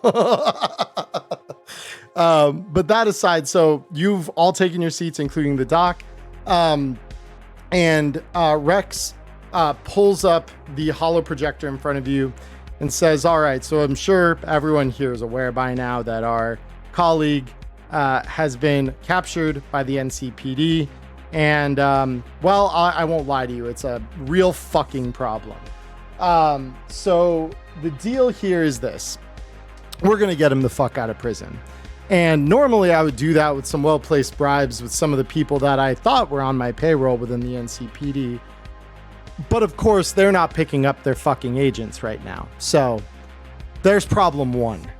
So whatever money I have, they don't seem to be interested in it this time, which tells me two things. One, someone real powerful is pissed off and they've got a bigger bankroll than I do. So that's problem one. Problem two, because the brass isn't picking up, this means that whatever we do from here on out, I'm not going to lie to you, it's going to be a little bit high risk. This first job is not going to be something quite so risky. I'm simply sending you on an errand, just to make sure I keep my face out of it and make sure that the police aren't any more aware of who and what is happening. I'm sending you to one of my associates. There's a small club in Little China. It's one of these kind of alternate, I guess you could say, brain dance clubs. It's a place by the name of Mind Nuts. And Mind Nuts. Yeah? Yeah, that's the name of it. Mind Nuts. All one word. And Okay. Nuts is spelled at the end with a Z instead of an S. I assumed. You assumed. Okay, good. Yeah. So he says the club is basically, think about it this way, right? If you were tripping on some pre-war acid and you wanted that injected straight into your senses while you were listening to some chrome rock or something similar, you'd go to this club. That's what they do. They inject basically an acid trip with a brain dance and layer over it the whatever audio is playing live. So it's like everyone's in a trance, raving out, and it's supposed to be a lot of fun. I don't quite understand it, but bottom line, my contact Volatile works out of the club, and I've sent him a message. I've gotten a reply back from him saying he's going to meet you there. I've ordered from him a compound called NCA. It's a lock-breaking acid. So you're going to pick up this bottle of NCA for me, bring it back here. Once I have it, I can move forward with the next stage of the plan, but the NCA is crucial. So gig, real straightforward, real simple. You go, you meet him, you pick up the NCA, pay is 500 eddies each up front. You bring me back the shit. I know I can trust you. You've worked for me before. You're the reason this night market's happening tonight. So I thank you all for that. And I'm offering this to you in full faith that we will continue having a fruitful relationship. Does anyone have any questions?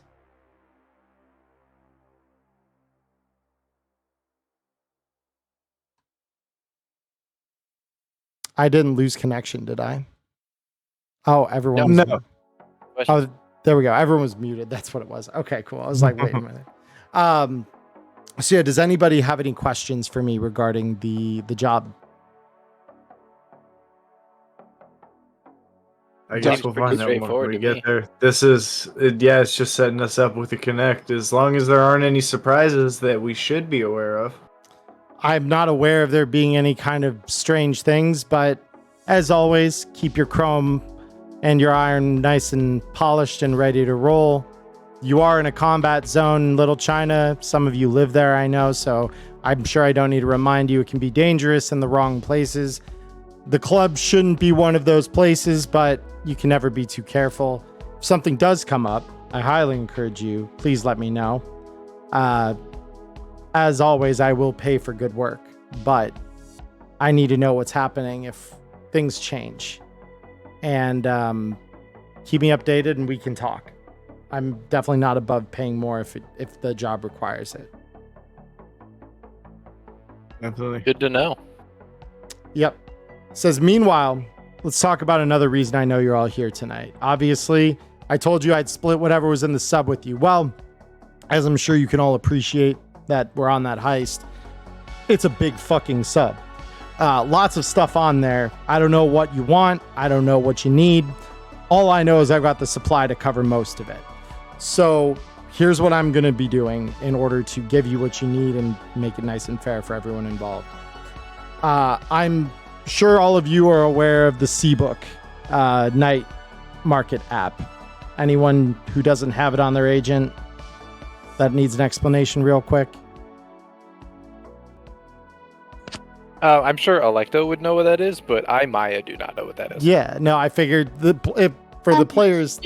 Agents and like I lost some of the stuff I had on there. Yeah, no, I think I didn't know what that is anyway. Yeah, no, I've heard. I didn't have it anyway because I don't know what it is. Yeah, no, and he says, I've heard through the grapevine you're kind of new in the city, and kind of gives you like this really subtle wink as he says that. And he says, no worries. I will happily kind of explain. So I'm going to do like this. The day before yesterday. Yeah. Yeah, no. Well, welcome to Night City. It's a pleasure to have you with us. And so to explain this out of character is probably the easiest so that it doesn't get confused. So the C-Book is a app that is used exclusively at night markets. Essentially, it is something for those of you in the audience who are watching and would like to know a little about this. Get Black Chrome. I'm not sponsored by Artel Sorin. I wish I were. But it is a new thing in Black Chrome. So the C-Book is an app that you install on your agent. And when you're at a night market, the person hosting the night market sets up a agent as like a host. So think kind of how you all connect to the VTT. I host the VTT. You all connect to me, right? But I control it. So I control what's listed. I control what's there. In the same way, the fixer running the night market basically sets their whole inventory up on the C-Book app. And then any agents that are in range to pick up the broadcast are able to view that inventory and even buy things off the app and just have them held at the various stands where they're located in the market. So you could all, if you don't already have it on your agents, you would install the C-Book app. And he says, so this is what I'm going to do to make it nice and equitable for those of you who run in the gig. I'm going to give you 50% off anything you want to buy here. Whatever it is, any of the stalls, as much as you need, it's 50%. The vendors should appreciate the fact that you're here and you're the reason they can be here. So you just pay for it with the app. The coupon will apply for the market. And each of you as he's saying this, are carrying little pings on each of your agents, kind of go off one by one. And a little notification appears that says you've received a coupon. And basically for the duration of this night market, everything in the market's inventory is 50% off for all of you that ran in that heist. So Persephone, I understand you're new, but I understand you did some behind the scenes work for that. So you'll be getting that as well. But so yeah, pretty much everyone here except Dr. J would get the 50% off coupon. Don't you mean Mr. J? I mean Doctor. He worked for it. He said so. So yeah, so he says, but of course, my contact isn't expecting you for a couple of hours. So if any of you need any work done, the doctor or his staff will take care of you. Implantation. They've got a full medical suite downstairs on the second floor. Same as you'd get in a hospital, with a lot more anonymity from those corpo fucks who want to, take us down. So get your cyberware, install it, get all chromed up, and whenever you're ready to roll, just let me know and I'll have my drivers meet you right out under the elevator here.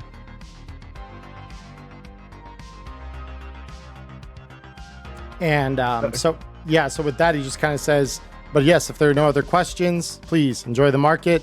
Just let me know when you're ready to go and I'll have my driver meet you and we'll get you rolling out to the club. And with that, he kind of gestures toward the door for all of you to head on out.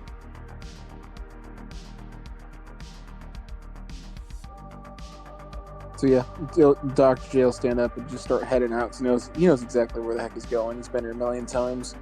Yeah, no, exactly. So I'm gonna follow Dr. J. I yeah, mean, he knows where he's going. He studied for it. he studied for it exactly. Here's the new meme. We found the new meme. Stephanie sees other people leaving and is like, "Oh, I should leave too," and just follows them. Yeah. Yeah. I The think pack he's is been with migrating. me. We all move. Yeah, and before you leave, actually, Ghost, Rex is Ghost. I nearly forgot. Faisal himself is down in the market, and he has the goods that I helped you procure from him. So he'll be able to give those over to you whenever you meet up with him downstairs. Thanks, Jim. Ping him and let him know I'm on my way down. Absolutely. No, you're welcome. And yeah, and then with that, he lets you leave. So yeah, you all get to go down. For everyone in the audience, I sent my players the menu before we started. Menu. Yeah, the menu of things that are available, because the list is pretty extensive, being what this sub was. And obviously this isn't just the goods off the sub, but it also is going to involve anything that the various techs and vendors of the city have to offer as well. So the one thing I do want to mention is, in addition to anything that was listed on the menu I gave all of you, anything from the core rulebook that costs 100 eddies or less is also available here. So that would include things like ammo, so EMP grenades are part of that. You would be able to find those here as well. So, EMP grenades. EMP grenades, yeah. So I mean that would be just available. There's a small shop that is Second Amendment needs, and they supply all kinds of guns, ammo, etc. Most of it pretty good quality, not too shabby in any sense of the word. So you would be able to meet up with them and pick up as many grenades as it is you were looking to buy for 100 eddies per nade. Okay, and then would I also be able to find a dose of speed heal, since I forgot to make one? So those are a little hard to come by. Those are kind of a custom item. So let's do this, because speed heals. Let me see. Are speed heals 100 eddies? I think they might be, actually. And if they are, I don't then remember off the top of my head. I'm checking right now. So speed heal. So I don't think they specify that. I don't think they're given a price category. So yeah, let's have you do this, Maya. Go ahead and roll me a D10. We'll try to get under your luck. So if you roll a 1 or a 2. 1 or 2. Ooh, time for those crits I was rolling earlier. There's the Well, crit. That's not the kind I wanted. Not the kind you wanted. Yeah. No big. So yeah, so you aren't able to find any spare speed heals. But it's not the hugest deal. But yeah, you can buy as many EMP grenades as you need for 100 eddies a pop. Oh, goodness. How many do I want? Yeah, because I know you've got quite a few eddies there, so. I've got 2,000 left. I mean, let's do a nice even 6. Oh, well, and 6 because they're grenades. from the market, they are half off. So actually, it'd only be 50 per. Yeah. All right. I want to do 10 then. 10. Okay, so you spend 500 eddies on them. Cool. Yes. Okay. So I'll do that. 10 EMP grenades. Yeah. Cool. Fuck drones. Fuck drones. Indeed. Ghost, because Faisal brought your cyberware to the night market, the cost of implanting that is included in the cyberware itself. And I guess just kind of moving, since we've got, so first, Maya, let me finish you, I guess, before we move on.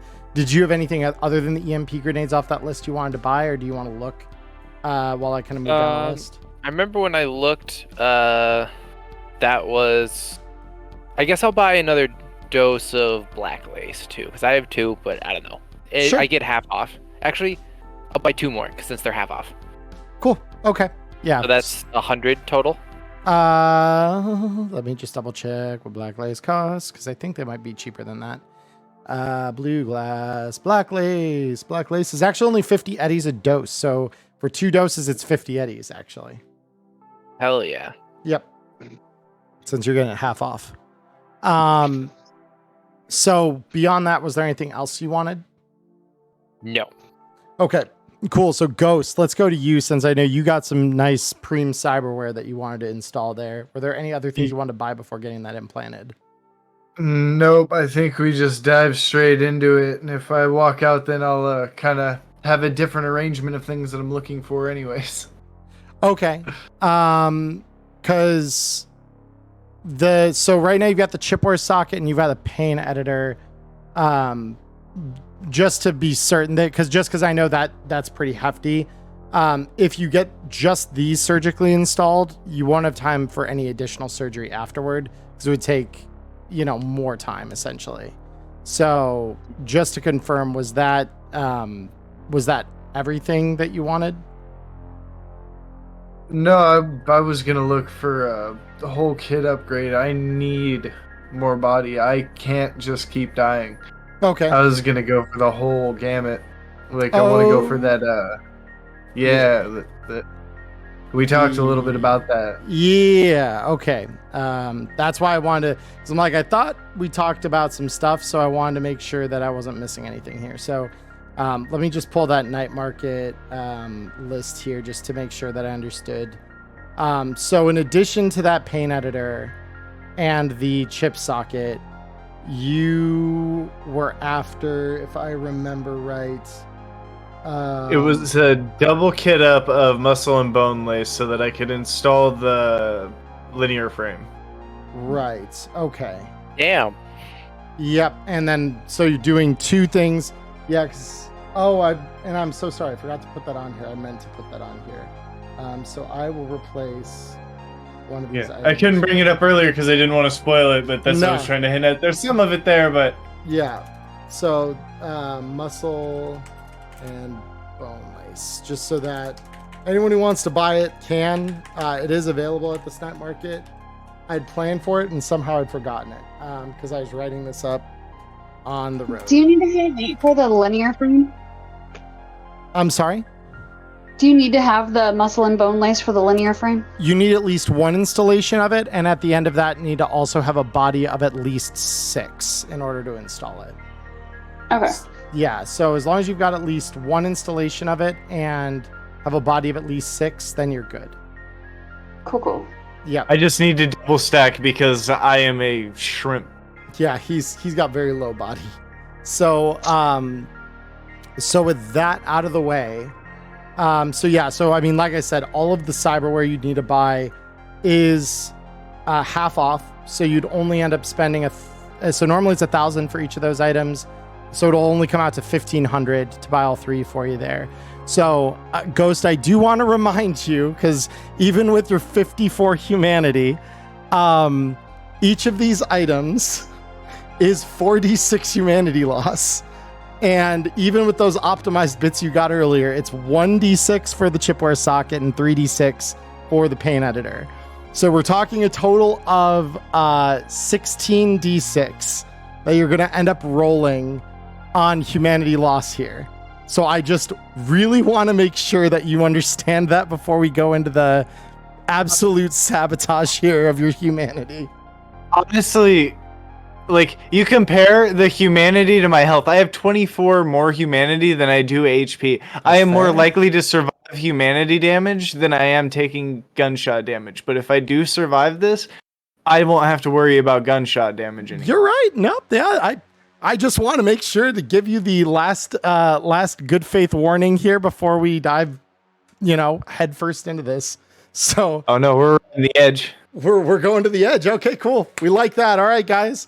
So you heard it here first. Ghost is going to be rolling us in sequence here per item some humanity loss. So Ghost. Here, let me minus the 1,500 first before we get all excited about this and forget. I love that you've kept track. Yep. So you subtract that, and then I will add to your sheet because Maya, just to make sure, you added the EMP grenades to your own sheet, right? I don't need to add them for you. Yes, I did. Good. Okay. I did that. So I will add. So you got a. So I may need to customize the items for you on the chipboard socket and the paint editor since they are optimized. So let me add the muscle. So grafted muscle and bone lace. I think when I go to roll it, can I do the like mod on it for the, or no? Because that would be a flat number. I can't do like a minus 1d6. Let me check because because I know I can definitely change the amount that they roll on my end, and then a linear frame sigma. We can just roll them as a flat pack if you want. Oh my gosh, we got a raid of 26 people from Cheer Girl. Thank you so much, Cheer Girl. I what a appreciate it. time! Welcome in, Raiders. Yeah, I also want to thank everyone, or I want to thank specifically Hey Shanley for a follow as well earlier. I saw that. I didn't say it at the time, so I want to say it now while I'm saying hi to the Raiders. Hi, everybody. Welcome to my stream. I believe you guys have been in here before, but in case you haven't, my name's Emmerron. This is Neon Inferno. This is Cyberpunk Red actual play, where we actually play Cyberpunk Red. And we're about to watch Ghost march to the razor edge of insanity here. And he could lose his character for this. So you all arrived at a great time. Yeah, let me see because when I pull this chip or socket, I want to check. Wait a minute. Did I add the wrong linear frame? Probably did. Sigma, right? Yes, but I added the exoskeleton version. I didn't add the implanted. The gear, not the cyberware version. Yeah, there it is. I got you. So let me check when I go to install this. Yeah, so you can't change the modifiers on it yourself, so I just need to edit these. Give me 2 seconds. So if I go in here, change the effects and the settings. So we're going to lower this to 3d6 for the paint editor since it is optimized. And then the chipboard socket we change to 2d6 to 1 because it is also optimized. All right. So Ghost. Let's begin with that chipboard socket, shall we? Let's start with the 1d6. Go ahead and click that install button and do the rolled humanity loss. So is it in my gear tab and I install it from there? Yes, it is. It is still there. Yep. I've just dragged it all in there, so you should be ready. Chipboard socket. The chipboard socket's first. Yep. Yep. Roll 1d6 foundational neural link rolling. Ow. Ooh. All right, so we're starting off good. We got a 5 out of 6. Awesome. Go ahead and roll me the paint Big editor numbers next. Are better, right? Low numbers. Yeah. The big numbers are always the best. Oh. Okay. Christ. No, that's actually below average, so that's good. That's making up. I'm happy. Yeah, it's making up some of the difference there. All right. Now let's start with one of the grafted muscle and bone lace. Oh, we're on to the second one of those. I forgot to slot in the paint editor. I'm just going straight down the list. Oh, okay. Yeah. Go the paint editor then. Yeah, let's see. Here. I'm going to get the other. There's the other grafted muscle bone lace. Okay. Because I'm going to survive it anyways. Now here's the paint editor. Yep. 10. All right, you got 10 humanity left. I got 10 humanity left, and this implanted linear frame is 4d6. Yep. Oh, Oh no. my. Let's see it. Ready, boys? Pray for me, chat. If it's 10 or less, he keeps his sanity off of this. That's not good. no. All Critted right. myself. That's not June good. cyber psychosis just said So yes. Enjoy the sheet. So here we go. So as Ghost gets up from the chair here, groggy because he just had a hospital level installation happen.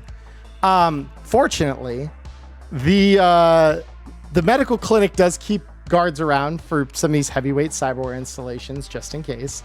And so as Ghost gets up, he immediately kind of like touches the new muscles that have just been grafted on him, the frame, and he flexes them, and he immediately goes and lunges at one of the medical assistants in an effort to just try and test these muscles and just try to like snap their neck in a just one move, basically one fluid movement. Before he can make contact with this medical assistant, however, a large, muscled man comes over, grabs him by the neck, lifts him up off of the seat, and just crushes his windpipe in one motion. Ghost is no more. Goodbye, Ghost. You have flatlined. Congratulations. Holy shit. Yeah, so I would like to introduce you to your new runner, guys. So I'm going to drag you out onto the page here now, because we did have your backup character ready. Say hello to the guard that just killed your old runner. Hope he wasn't important.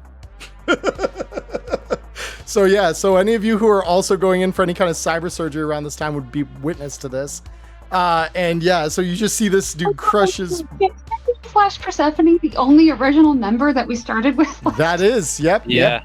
So let me just make sure you've got ownership here. Yes, you do, Ghost. So you are good on that. And yeah, so let me move Ghost up here because he is now part of the exclusive club here of Flatline Chooms. So let me bear with me 2 seconds. I do not. I still just have Ghost on my list. I'm gonna fix it for you real quick. So if you just give me 2 seconds. This is the campaign of Theseus right now. Yep. So we save your configuration. So you have way now. Yep. And I am going to just switch to a screen really quick that I know you fought on because now I need to kill you. So let me. 4 deaths, 6 sessions. Yep. I'm assuming that Dr. J gets like a ping on his agent, letting people know that to steer clear of the medical facility as this is going on. But, yeah, I mean, it's like an automated response. Yeah, it's like cyber psycho detected, and literally in less than a minute, you get threat cleared, and basically like the cam footage of Wei just crushing this dude's windpipe hits your agent along with that notice. So yeah, with that out of the way here, let me find one of these that I can just quickly view. It was a calculated gamble and the payoff would have been worth. I just happened to lose. It happens. All right. Yep. The risk I took was calculated, but man, am I bad at math. Facts. All right. So Flatline Choom, number 4. Very cool. So you get to go to the Flatline Choom section. There we go. And I'll just pull way down into the main section here so that he is released to the general public. Awesome. Yep. So now we are back. With that notice going out, obviously Rex is notified that this has just happened 2 floors down from where he is. And he messages Way directly, because obviously you're employed pretty much like 1 level through the clinic from him. But he says, all right, well, you flatlined one of my runners, so now you got to take his place on the team because they need all the people they can get. So you're on it now. Hope you're ready to make some heads. And work is work, I guess. I guess he was important. Damn. Yeah. And so with that, yeah, I mean, you see this big, bulky Asian man just descend the elevator down onto the market level of the night market. So that was Ghost's finale. So yeah, Rip Bozo. If I will resend during the break, which will probably take before we get the thrust of the gig started here tonight. What I'm going to do is I'm going to send the link to the chat again. Erica and Ghost, because I know you both just lost characters or changed characters. We'll have you change the art that shows up on Discord here for everyone so there's not confusion.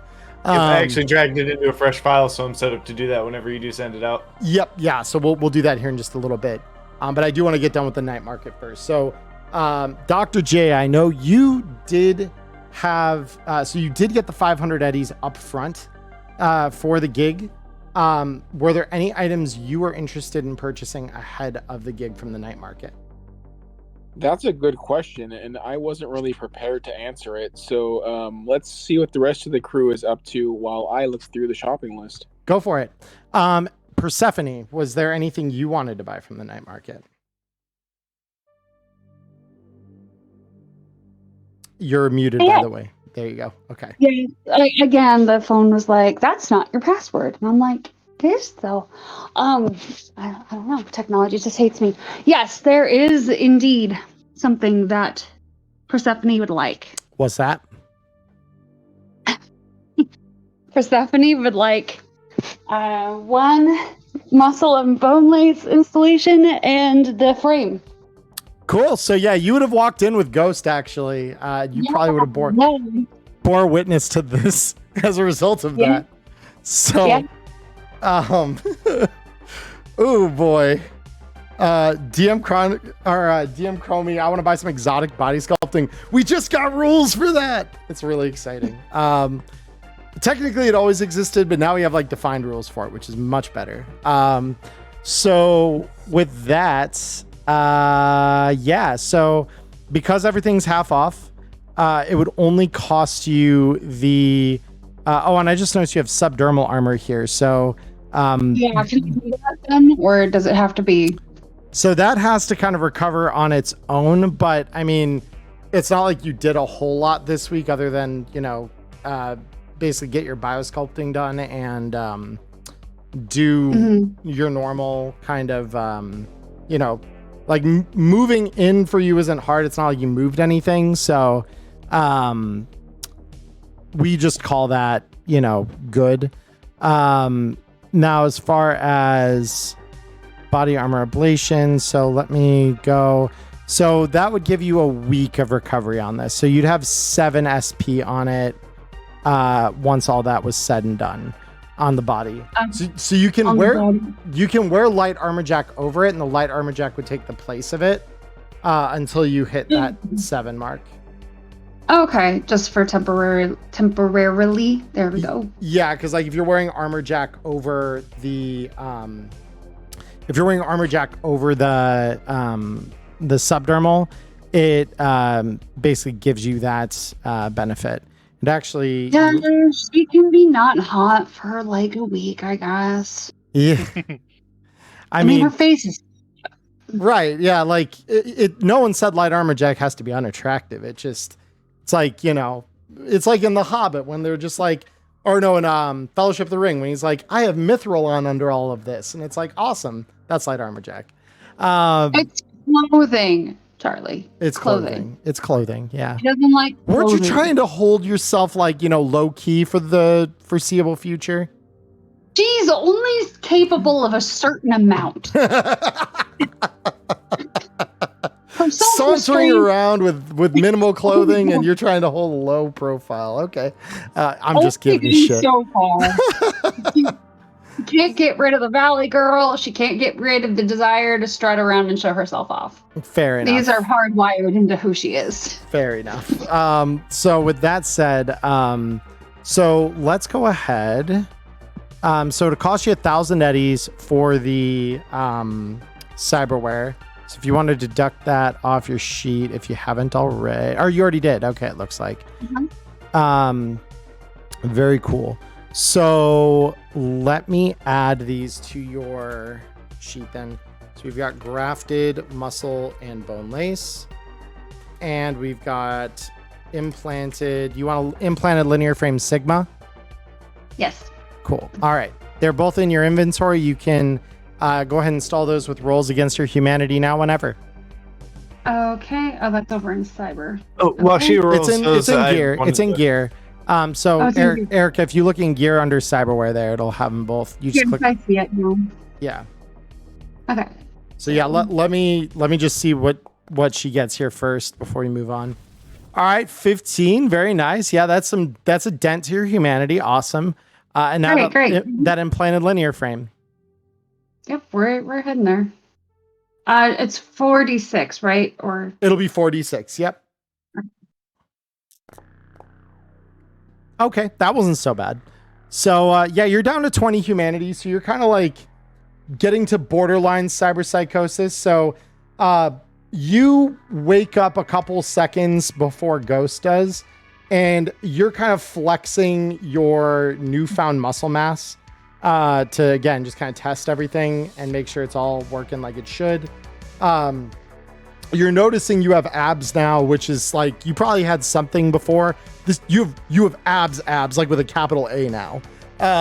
So You got a 12-pack instead of a 6-pack. right, exactly. Like your abs now have abs. That's kind of what this does for you. So you find like it's not like you're like big bulky, but you definitely have a little more mass to you than you did before. And you definitely feel stronger.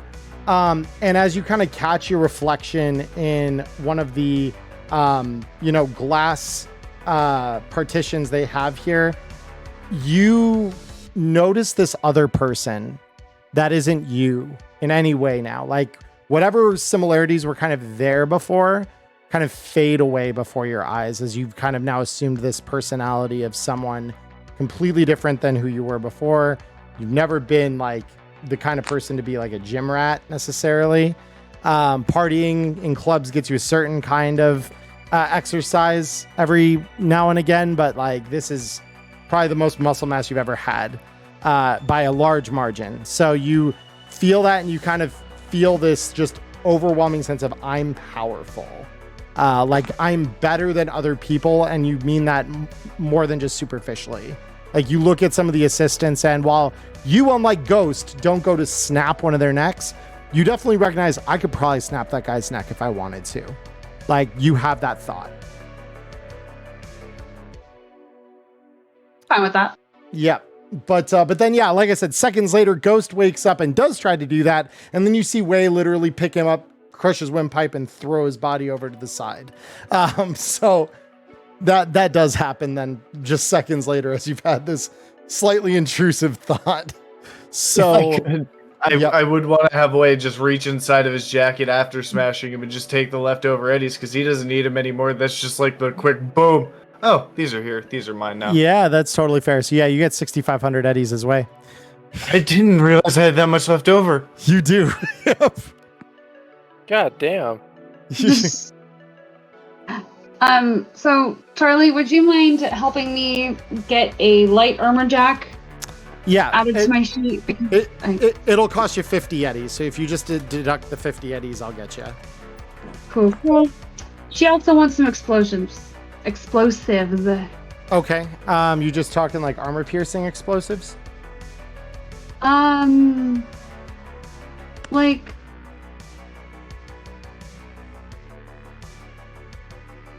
grenades? Yeah. You just want armor piercing or incendiary? Like what kind of explosives? Incendiary? There's a lot of incendiary. Okay. Yeah, fire's good. So they're 50 eddies per grenade. How many you want? Ooh, let's get 4. 4? Okay. So it'll cost you 200 eddies, and then I'm adding 4 of these to your sheet. But I did, though.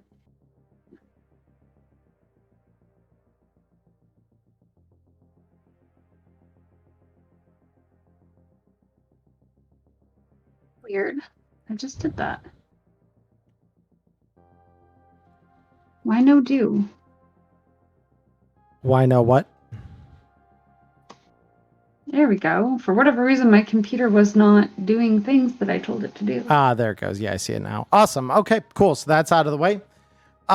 So now as Wei, is there anything Wei would want to buy knowing that he's now been assigned to a gig and he's got fresh $6,000 in his pocket? Well, I am seeing the Kendachi Mono 3, but I think we had the discussion. I don't feel like the kind of fine honed blade is his style. Could I possibly convince you to let me buy the Rostovik cleaver from the new kit, even at a premium? Go ahead and roll me luck let's go ahead and roll 1d10 and see if you roll a 1. Oh, okay. Well, I did roll a bunch of high ones. I burned all my high rolls on Ghost Humanity, so I might actually be fine here. You might. Let's see. Oh, whoops. Roll. Nope. Oh, that's not it. I thought I saw it there. I'm like, oh, yeah, no. Yeah, it just had to turn over that one more time. Yep. Yeah, no. So unfortunately, there are no Rostovich cleavers here. But yeah, no. There will be times in the future. You can also probably convince Rex to help you find one. That's not entirely impossible, but it won't be here tonight. So, anything else? I want to roll to see if I can find Saburo Arasaka's keys to his personal super AV. Unfortunately, those are not on the table here tonight. However, there was, I do want to point out to you there, Maya. If I recall correctly, there is a, where was it? Well, there's the Zetatech Porta printer that I pointed out to you before. There's also a Brennan Highwaymaster Artemis, which is 60 grand, but it's a smart bike. So. Hell yeah. Let me just put that on credit. Yeah. What does the portable printer do? I read it and I wasn't like, oh, that'll allow me to do these things. I was like, it's a 3D printer in your backpack. So if you ever need to print something or do something on a job and you don't have the tool for it, you literally just 3D print the tool. And you can work on the fly with your stuff. So you can do multiple things at the same time. You don't need to be like at home with whatever kind of tech tools you've got. You've got like a base to do it on the fly. Would those not be in my tech hand, those tools? The tools are, but I'm saying like if you need something more specific, say like come across a door, it's got a lock, and that lock is a mechanical lock. You could try and pick the lock, or you could literally just try and form the key and just 3D print it real quick out of your porta printer, and then you're in without tampering with anything. It's literally carrying like a 3D printer on your back. So anything you could do with a 3D printer and get creative with, you now have the access to do that as a tech and just fabricate stuff on the fly, basically. Essentially just an easy button at that point. Yeah. Okay. How much is it? 1,000 eddies. Jesus Christ. But it would cost you 500 since you got the half off. That's right. I'm doing it. Yep. Okay, cool. Zetatech Porta printer? That's the one. I will need to add it to the compendium because we don't have Black Chrome yet. But I will make sure that there are no bonuses and stuff. I'll do that on the break. I'll program it and I'll add it to your sheet. So just deduct the 500 eddies now and I'll get you. Cool. All right. So yeah, I'm sorry. Sorry, there's actually something that I wanted to buy. I was just letting her go through her thing. Yeah, I did notice the Perseus. The Perseus is on there. Since I'm not going for a melee, I may as well get a useful sidearm. The Perseus? Okay, sick. Yeah. So just like with unless did I get the Perseus in here? Did I manage to? No, I did not. So yeah, it's the same thing. You unfortunately will not get the 50% off anymore. So we'll cost you the full $5,000, but That's cool. But yeah, you will be able to get a Meltech Perseus. Yep. So yeah, just deduct the $5,000 and I'll program both that and the porta printer during break. There you go. It's marked in the ledger for you. Awesome. Tim Crow went from Chris Evans to Chris Hemsworth. Yep, that's true. Talking about Persephone. I love that. So now that Ghost, you got what you were after. Dr. J, did you get a chance to see if there's anything on that list that you would like to buy? So after walking around what he can gather from the night market and from the app on the agent, he just sort of stops, looks at the booth next to him, looks at the one on the other side, and goes, "The hell am I doing? That's 500 eddies. That's a ton of GP in game." Yeah. I can pay for so many character boosts. Yeah. He's going to look at it and go, "Huh, thanks, Rex." Yeah, fair enough. All right, sick. So, so that concludes everyone's shopping. So at this point, then, the crew. Oh, I'm sorry. I realized it was a very heavy, and I'm stocked with a heavy pistol right now, so I actually do need very heavy ammo. you do. Okay, cool. I mean, any ammo types that are 100 eddies or less are available. So did you want to buy just basic ammo, or did you want to buy, because it's 100 eddies for 10 rounds of a fair number of the enhanced ammo types? Ooh, I could go for expansive. That sounds like a good investment. Expansive. Okay. How many rounds you want? Let's go a nice even 50. 50. Okay. So it'll be I want to 500. burn all of my money. So yeah, 500 eddies out of your wallet then, and I'll add these rounds so it's very heavy expansive. And then modify that to 50. There you go. It reset when my page updated when you added those. Sorry. I was typing. It's good. I was just letting you know why it's going to take a second to add it. Yeah, no worries, no worries. Cool. Well then, yeah, if everyone after that last little purchase has what they need, at that point, you guys are gonna report down to the, basically report down to the basement level parking garage under the building, and as you're on your way there, contact Rex to get his drivers in line, and 2 ground cars pull up and open their doors to let you guys in any configuration you would like. So that being the case, which of you, because each one can only hold 3 other people besides the driver, so one of these cars will have 2 of you plus a driver, and the other one will have the remaining 3 plus the driver. So which of you would like to be in the 3, and which of you would like to be in the 2? So Dr. J is probably the last one back. He has to run back to his office to grab his gear since he wasn't really expecting to leave right away. Sure. But he'll be back, and whoever's left in the seat, he's just going to go in that car. Cool. All right. So So she's going to get him first. So Whatever. Persephone's getting in just whichever car? Whichever car rolled up first, open door first, she's getting him first. Okay. Everyone Does anyone have a preference on if they sit with Persephone? I feel like Way is a front car kind of guy. That's just where he'd end up. Sure. And then, I guess Zeke, you're not here yet. We have yet to meet you. So with that said, so then the other 2 of you, so Dr. J and Electo, are going to be in the other car. Awesome. Yeah, works for me. Cool. Awesome. So at this point, we are about 2 hours in. So we're going to take our break right now, guys. So those of you who are watching on Twitch, definitely stick around. I'll be back in just a few minutes here. Meanwhile, you're going to listen to Tiger by Garyon. And we will be back in about 5 to 10-ish minutes here, or at least I will be, to talk with all of you because I need to program some items. So don't go away. We will be right back. Hey everyone, it's Emmerron here. I just want to thank you for watching the show here on YouTube. Like and subscribe. And go follow us over on Twitch, you gonk. We do a live show over there. We even chat with you after it's done. So come and join us Mondays, 7 p.m. Arizona time. See you there in the dark future tunes. All right, everybody. We are back.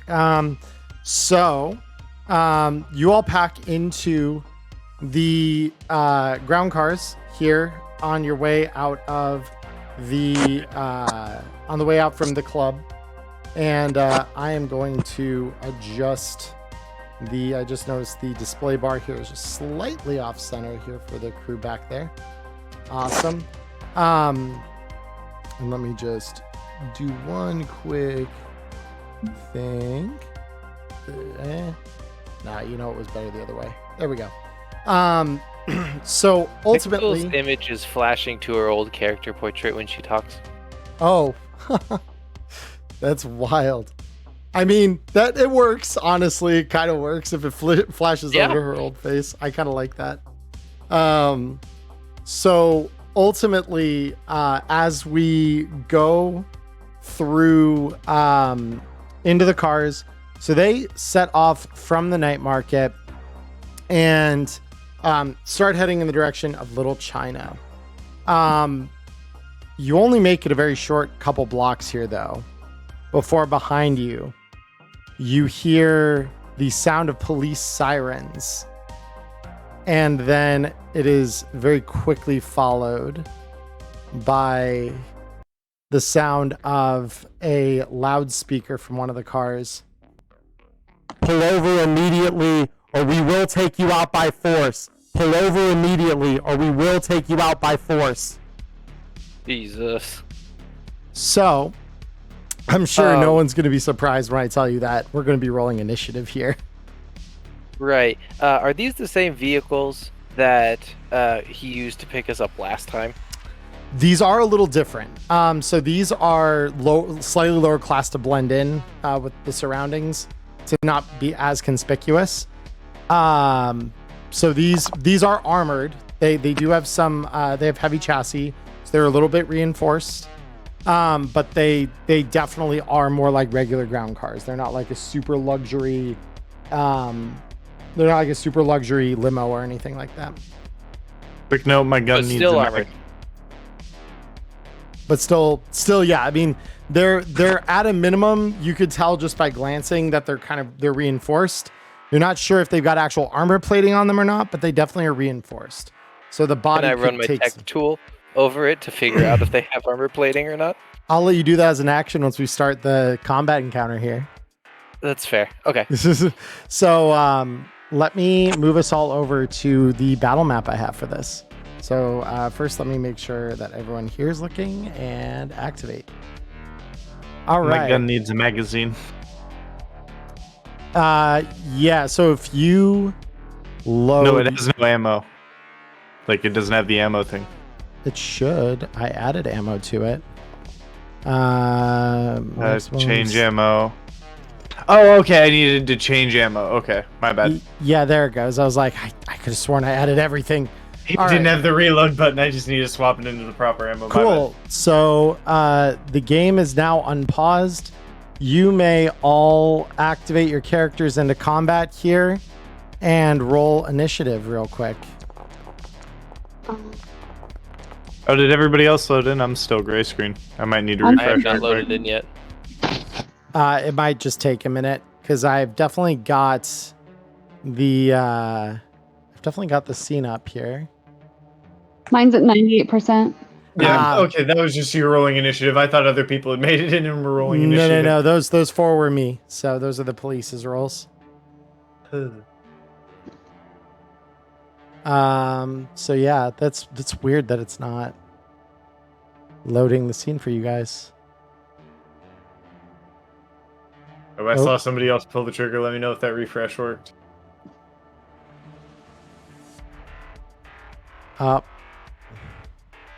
I keep seeing people blink in and out, but not over to the actual scene. Nope. Hold on. Let me try deactivating and reactivating. Let me try this. Because now I'm just back on the splash screen. And then I'm going to cycle back over to the chase scene here. See if that works. Cannot switch scenes until resources finish loading for your current view. I'm gonna try a refresh.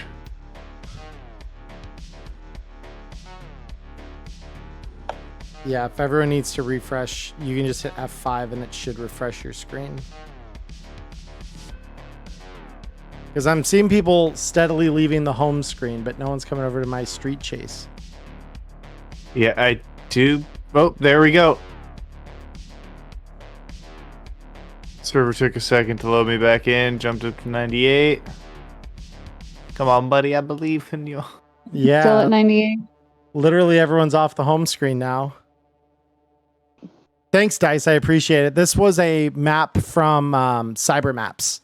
So Cybermaps over on Patreon has just a ton of these really, really cool maps. So Oh, it might just be taking forever to load. That is a really cool map. yeah, it Mine may is just definitely be. taking its time right now. Yeah, I'm not sure why it wouldn't, because it's just a MP4 file, so it shouldn't be like that hard to load, but that's very weird. Let me, but no, this is, I think what Cybermaps does is he renders them in, I think it was like Unreal 4, and then just records them.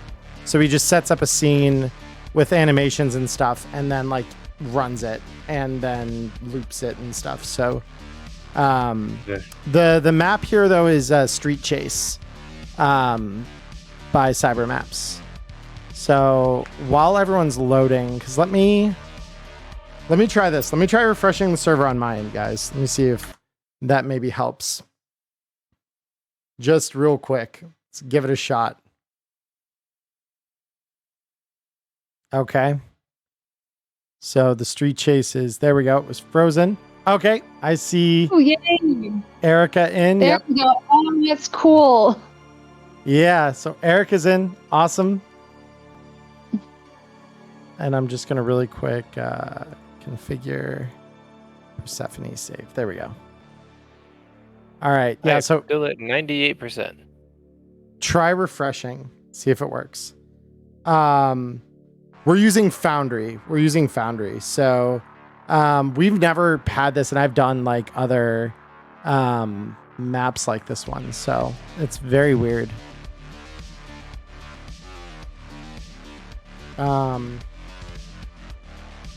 Yeah, just Foundry VTT with like a handful of extra modules, but they're like really simple ones, like the control space. Is this self-hosted? Yes, this is self-hosted, so I'm just hosting off my machine, but like we've never had that issue. Yeah, it's not Forge based. It's entirely self-hosted. So that's why I'm finding it odd that it's not loading for people. Hold on, everyone. I think I'm not surprised that this doesn't load for me, considering my computer's a potato. it shouldn't have an issue though. Yeah, just PTP. Okay. I'm just not used to having this kind of issue. Yeah, I'll give it a second, I guess. Yeah, we don't really have a choice other than to have me just shut down and restart the server and just see if that helps, but just clear the connections that way. I mean, Erica just waited long enough and ended up getting in. Well, So- I refreshed the scene on my end too, and then she was able to drop in right after, so I don't know if that had anything to do with it.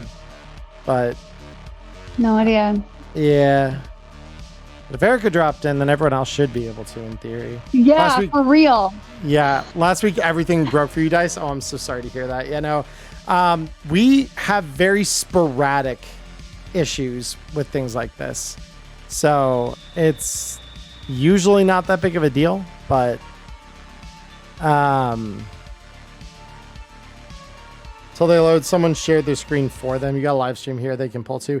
Yeah, it's true. Because, yeah, I don't know about Cody if he has access to see the stream while we're playing or not. Yeah, I do. I've got You- Twitch open in the second tab. You do? Okay.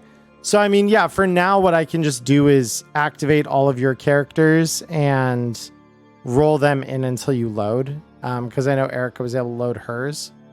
So, if that is cool for you guys, we can do that. Yeah, that's I think fine. I'm the one that doesn't watch the stream while I live here, so. Oh, did you get in? Yeah, I just got in. Okay, cool. Wait. I just hit 100%, but I loaded in. There it all is. Awesome. I just Okay. can't see any animation, so it's fine.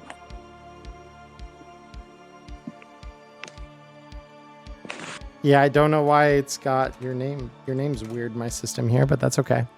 We'll update there. So yeah, I think everyone is in, if I'm not mistaken now, right? I'm not.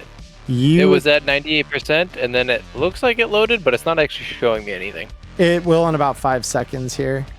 Because I show your little pip underneath Street Chase. So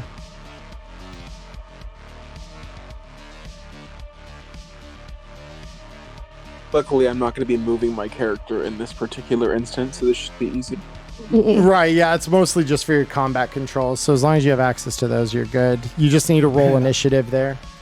Oh, And yeah. I'll just be watching the VOD anyways. Yeah, exactly. Yeah. Yeah. Sorry, 9. No, it's cool. It's cool. I'm not just gonna be like running at Mach 3 like all the cameramen in your favorite superhero movies. Yeah, exactly. Those cameramen are the real superheroes in those movies. DM Chromie, so there's just an MP4 video file. Yeah, it's literally just an MP4 video file that I underlay. And then if you notice, like there's a real subtle, and maybe is artifacted out in the stream, but there's a subtle grid on there that Boundary gives me. So it shows kind of where all the tokens lay into.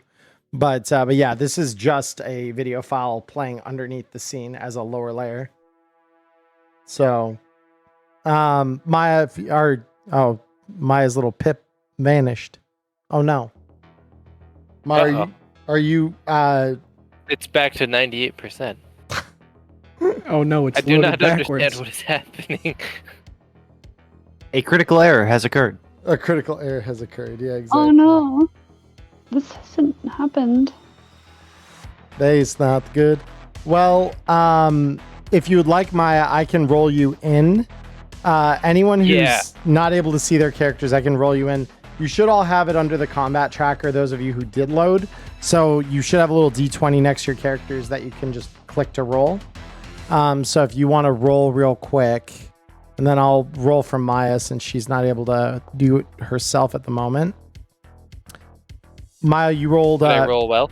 very well, 16 on initiative. Hell yeah. So you're looking pretty nice. Oh, nope. I'm in now. I'm in. You're in now. Okay, cool. And Cody, did you need me to roll you into Oh, initiative? this map is fucking cool. No, I rolled a nice 15. You did? Oh, you did. Why did it not display that on my little tracker here? Hold on. Oh, I see. Because for some reason it doesn't have you on. It's got you on there twice for some reason. I don't know why. That's fine. We're fixed. Oh, and then wait, you're same kind of thing. Okay, cool. Let me just On remove. everyone else's tracker, am I still listed as Pixel?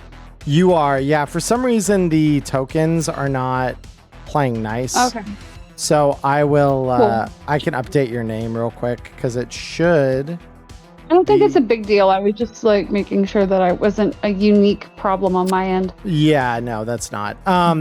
All right, so the first player that gets an action is Persephone. So why don't you? So you've got, as depicted here, you got these 2 cop cars chasing you behind you. They look to be not too dissimilar from the make and details of kind of your cars. So with that said, you currently are about 24 meters away from the nearest car where you are. So I have not used shoulder arms before, so I'm going to ask you a bunch of questions that a solo would normally ask if they were playing for the first time. So how far away do I need to be for auto fire? I mean, Or it's just like any other action. You've got different DVs at different ranges. So I know that one doesn't work as well at a shorter range. Yeah, so assault rifles work best for auto fire between 13 and 25 meters, where they've got a DV of 17 to roll to beat it. So if you're firing it as an auto fire weapon right now against these nearest cops, you would have a DV 17 would be the number to beat. And then depending on how many points you beat it by, you get a multiplier on your damage. Because when you hit an auto fire, it's roll 2d6 and then multiply it by however many points you beat the DV by. So if you beat it by 1, you get 2d6. If you beat it by 2, you get 4d6. Or, well, you get 2d6 times 2, essentially. I only get one shot with this. Yes, you would only get one shot with it. So you could single shot, and the single shot, if it connects, would deal 5d6 damage straight up. You know, so no multipliers or anything. And the DV you'd be rolling to beat at this range would be 15 for your shoulder arms. All right, we'll go ahead and just try that then. Okay.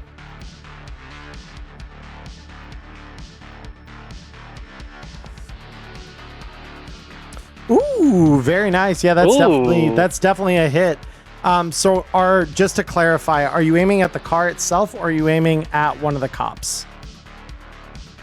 She's just aiming at the car. Just the car itself. Okay, just kind of shooting at the hood. Yeah. Cool. Go ahead and roll me the damage. All right, 12. Not bad, not bad. So I am gonna need Why to... am I getting heavy pistol damage with this thing? I mean, it's That's what I normally roll. it's not the worst. 12 is still pretty good. I mean, So that means I'm gonna need to do this the old-fashioned way, guys. Because cars do not have their own HP thing. So we're gonna call that one car 1 and the other car 2. So yeah, car 1 has taken 12 damage, so that'll take it down to that many. Okay, cool. So go ahead now. So because you can't move, we are now gonna go down just to the next person in initiative, which is Electo. I want to run a basic tech check skill or whatever it is to figure out if this car is armored or not, or just like everything about it, basically. You want to scan your car? Yes. Cool. Yeah. So go ahead and roll me a scan for land vehicle tech. You can use your field expertise.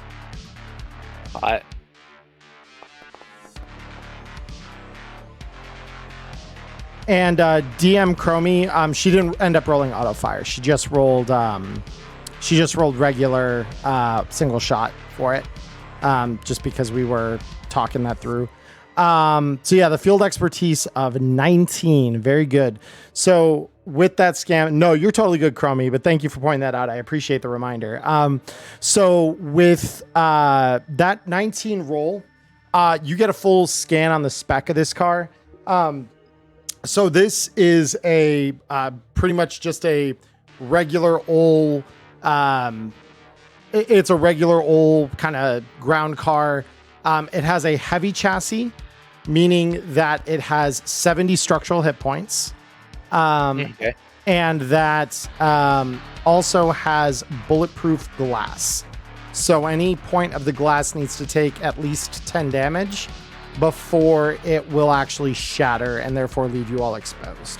So this does not have armor, but it does have bulletproof glass and some reinforcements.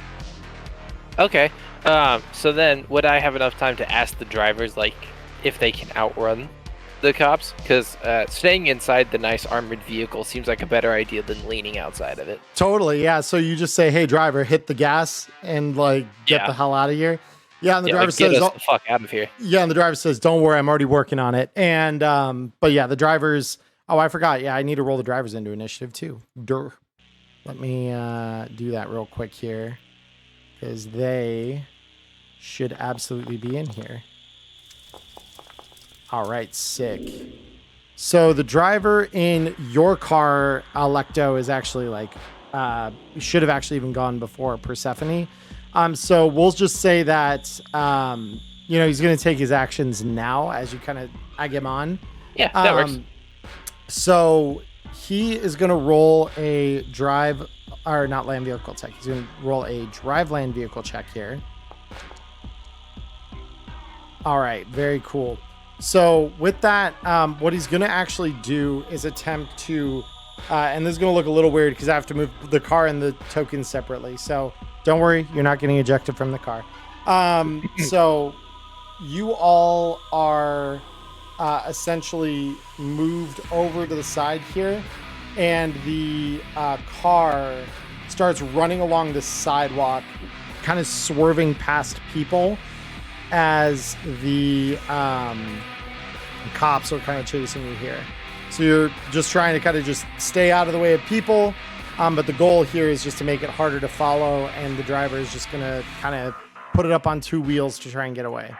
Hell yeah. Oh, I'd also look at Dr. J and be like, unless you're a crack shot, stay inside. I'm just going to grin at you. Yeah, and Dr. J, I don't know what that means, but I'm excited. That does go to your turn, Dr. J. Let's see what you got. Dr. J has a slight problem. This animated scene on my potato has prevented me from fully opening my character sheet. It is stuck to about a third of what it should be, and I cannot get it to expand. I got you. No, it's no big deal. I can roll stuff for you on the scene. What do you need? Yeah, let me just see. I'm gonna have to pull up the companion app just to get my stats so I know what I'm doing here. Yeah, because if you But tell other me, than that- if you tell me what you're looking for, I can read it to you as well. oh yeah, I'm gonna go ahead and below my 2 luck that I have on an aimed shot Ooh. with an armor-piercing arrow to the tire on the front driver's side of the car that's closest to us. Cool. All right. Okay. So you see Dr. J reach into his bag and just pull out a collapsed bow, and he lines up one of these arrows and looses it. So it's an aim shot dumping both luck. So we are going to load you with an armor piercing arrow, aim, fire, spending 2 luck. And let me just confirm real quick what our DVs and stuff are going to be for this roll. So you are looking at a 24. You said it was the driver's side tire that you were aiming for? The passenger side, considering it's closer. Yeah, okay. So the passenger side. So it's a 22-meter shot. So we are looking at, and I know, guys, that Foundry does have this in the thing, but I like my physical tables. 15. So it's a DV of 15 after everything's said and done that we're trying to beat. So let's go ahead and confirm that shot. It is unfortunately not going to hit. So you do lose that arrow as it clatters off onto the street and gets snapped under the tire of the car. So with that, we now go to Wei. So Wei, it is now your turn. Well, seeing everything just kind of pop off, Wei is real confused, but he's kind of eager to try out the new pistol, so he leans out and pops that first shot and starts getting it primed. He's just gonna shoot at the driver of the first vehicle. The driver of the first vehicle? Okay, sick. Yeah, go ahead and roll me the attack on that. So I believe you are trying to beat a DV20 here. And succeed. Very cool. Yeah, go ahead and roll me damage. Let's see it. Very cool. So you only have 1 rate of fire on the Perseus at the moment, since it's your first round shooting with it. But that first shot is enough to just blow the bulletproof windshield off the front of the lead police car. So you just see that thing explode and fly off, basically. So with that, we now go to the driver of the other police car here. So they are going to roll a drive land vehicle check here, which will come out to a +10, even though this does not reflect it. Where the heck? Drive land vehicle or confirm. There we go. So this is going to roll. All right, cool. So they are going to hit the gas here, having seen you all try to get away from them, and they're going to move in a very similar fashion to try and catch up here. So they're going to move out and around and start trying to catch up with you all. So that cop is just going to use his actions to make that maneuver. The next cop in line is the one in his passenger seat. So she is going to actually lean out her window and take a shot with her heavy pistol against the car with Wei and Persephone in it. And will manage to knock out the rear, or she'll manage to hit the rear glass, I believe. Yes, that is enough to connect with the rear glass. So, and she will shatter the rear glass. So the bulletproof glass in the back of your car shatters as a bullet connects with it. And then she will take a second shot since her pistol is 2 rate of fire. That is going to be a 15, which is actually going to just barely miss. So the first one does connect with the glass. The second one barely misses it. So now we go to the next cop here, who is going to have his opportunity to shoot. He's just going to tell his driver, step on it, get up to them. We aren't going to let them get away. And he's going to hold his action until his friend here is able to get the car a little closer. So she is going to attempt to do the same thing as the other guy, which is to drive this land vehicle a little bit closer. So drive land vehicle. Boop. All right. So she's got a different interpretation. She's going to ram the car. So your driver, in reaction to this, is going to try and make a roll to evade this ram. So that drive is the ram attack. Your driver is going to try to evade it and does so handily. So your car will swerve out of the way just barely here as the cop car comes up behind and just kind of gets right up next to you guys. So I can already hear Way thinking thoughts here because you're side by side here in this chase. So with that, we go to the driver in your car. And he says, all right, kids, what do we fucking want to do? Ram them back. You saw what they tried to do.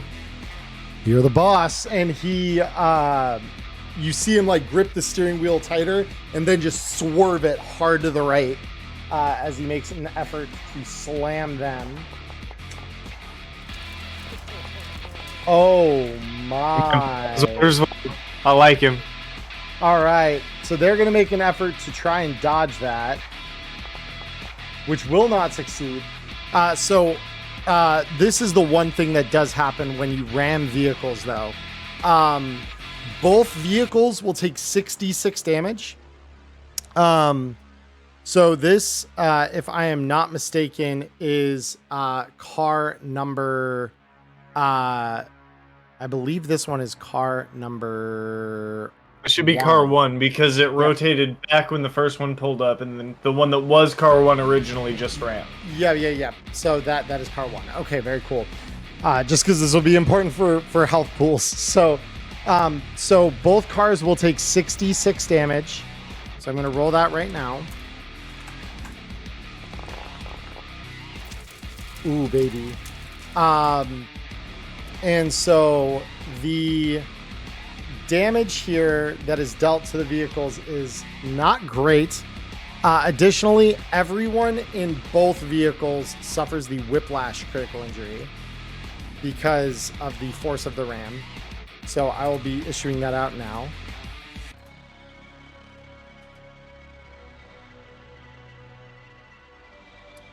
So, and you all will take 5 damage for this, so just bear that in mind.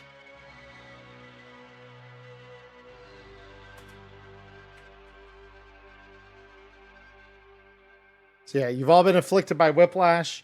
Their car does take this 22 damage, though. So that'll take us down to that many. In addition, I'm going to have them roll one more driveline vehicle check here with a certain DV because of that crit. All right, so they are able to maintain control of it, although their car does fall back as the vehicle is kind of made unstable by that attack. So these guys fall back a bit as they struggle to regain control of their vehicle. Do I need to apply that 5 damage? Yes, you both, you and Persephone both need to apply damage to your characters for that. Yep. And no armor soak, right? No armor soak. Yeah, it's because it's a critical injury, just straight to your hit points. So I'm going to also note that your car has suffered some damage here. And then, all right, cool. So with that, we go to the driver in this other car that's still driving on the side here. So he is going to make an effort. I need to pull his character sheet up. So he's going to make an effort to run from the conflict here by just hitting the accelerator as hard as he can and pushing that forward. So this is going to lean him towards the edge of the map here. So with that, he has moved you all just that little bit closer to escaping. So with that now, we go to Persephone. So Persephone, it is your turn. You might be muted there, Eric, unless your phone's just not playing nice again. Nope, I was muted and did not realize it. My bad. Okay. No, you're good. So it's Sorry, your turn. yeah, I was talking and just didn't realize that I had muted myself. So you're good. So I've kind of lost track of where we are with the musical cars, as far as which was the one that I shot at already. The one that you guys are nearest is the one you shot at. Okay, cool. Well, I'll go ahead and shoot at it again. Okay. Go ahead and roll me the attack on that. Because, yeah, now it's significantly closer. It's like 8 meters away. Cool. I still think that that's enough to hit. I'm just going to double check. Assault rifle. Yes, that is definitely enough to hit. So you're, again, just shooting the car itself? Yes. Okay. Go ahead and roll me damage on that. Oh, my. Okay. So, do me a favor. Roll me 2d6 raw there, because this was against the car itself. Okay, remind me, it's slash roll space and then 2d6. Thank you. I'm so used to doing it on Discord, and this is not it. All right. So you actually fire a round straight through the engine block of this thing, and it connects. So this thing, you actually see the hood begin just like pumping smoke out as the hood of this car catches fire, and it just loses all power. And you could just hear one of the cops, because this window is blown out, just say, "Fuck, damn it, we're losing." And then they just go flying back as their car just loses all control, and they are out of the fight. So I will just remove them from the map entirely here, because they are no longer part of this.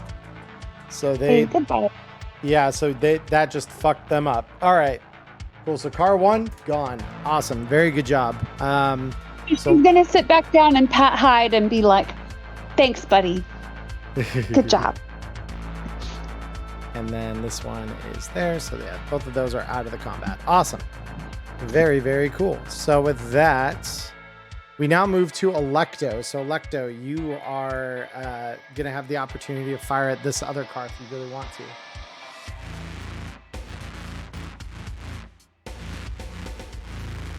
You might be muted there if you're talking, Maya. Yes, I was. Thank you. Yeah. It seems to be a common thing. Would it be possible for me to use my tech skills to like supercharge the engine or something to make it go fast, make this car go faster? I mean, just like with a real car, you don't have access to the engine if you're in the cabin. So Damn. Yeah. So most likely no. How far away am I? 20 meters. DB20? Yep. I can hit that. Yeah. I'm gonna aim at the... This car still has the window.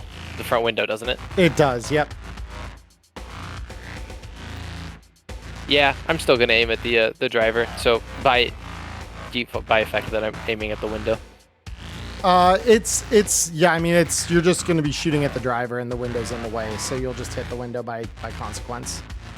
Yes. So let's do that.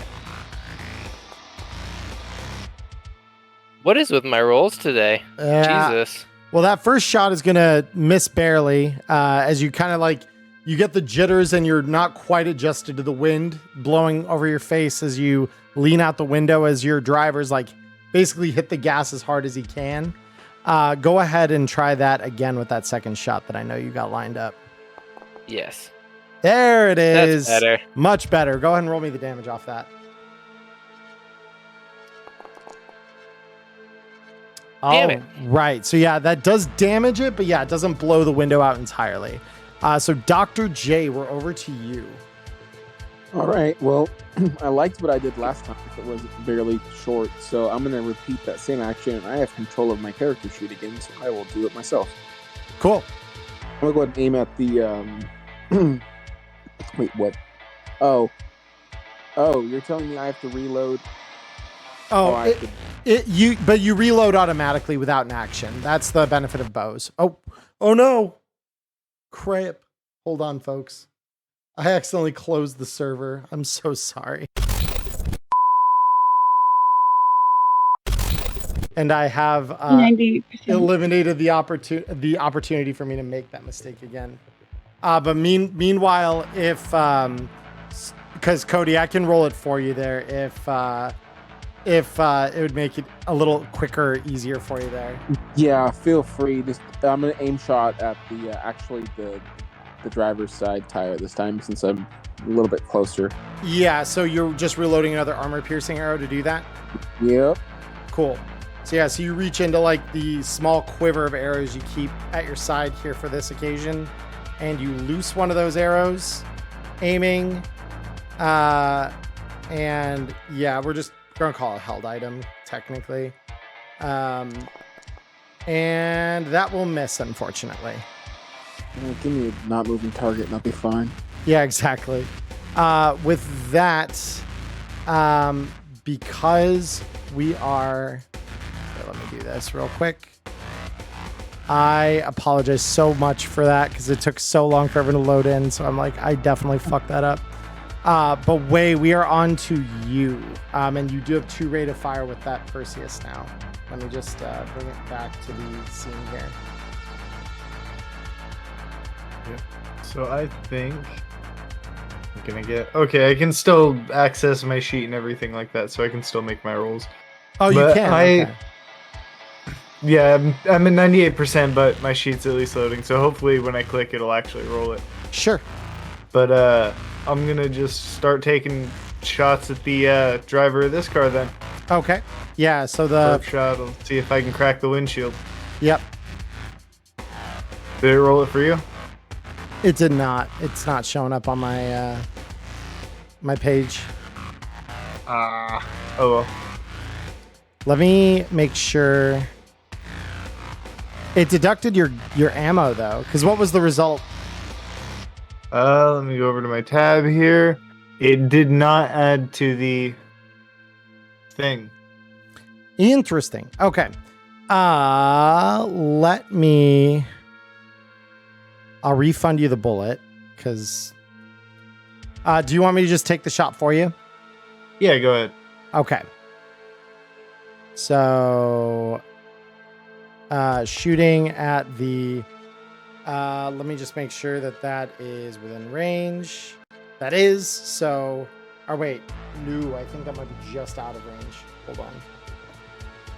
Pistol... Yeah, just out of range, unfortunately. So that first shot will miss. The second shot, because you now do have 2 rate of fire, is going to go critical for 26. And it's going to blow that driver's windshield out entirely. And I'm starting to see some of you guys load in here. So that is good. Yep, there I am. Cool. As soon as my turn's over, I load in. Perfect. Yeah, no, it's no big deal. So the cop is going to attempt to do a ram here. So they are going to roll. Oh, no. That's a 26. Okay. So they're going to attempt to ram the one with Electo and Dr. J inside. So That's kind of cringe of them, I think. That's kind of Whiplash for everyone. Whiplash for everyone. Yeah, and your guy is not able to get out of their way. So they are going to roll up here and smash their car into yours. As the 2 collide, both cars take 66 damage. And that'll be 24, but without a critical injury to the cars themselves. But yeah, all inhabitants do take that whiplash injury on both cars. So I'm going to just add that to everyone's sheet here real quick. Is everyone back in now? I think I see everyone has arrived. Yeah. Good. Okay. Again, I'm so sorry, everyone, for that. All right. Come on. Whiplash. Go. There we go. So, just make sure, everyone, that you are deducting 5 health off of your characters for the whiplash here.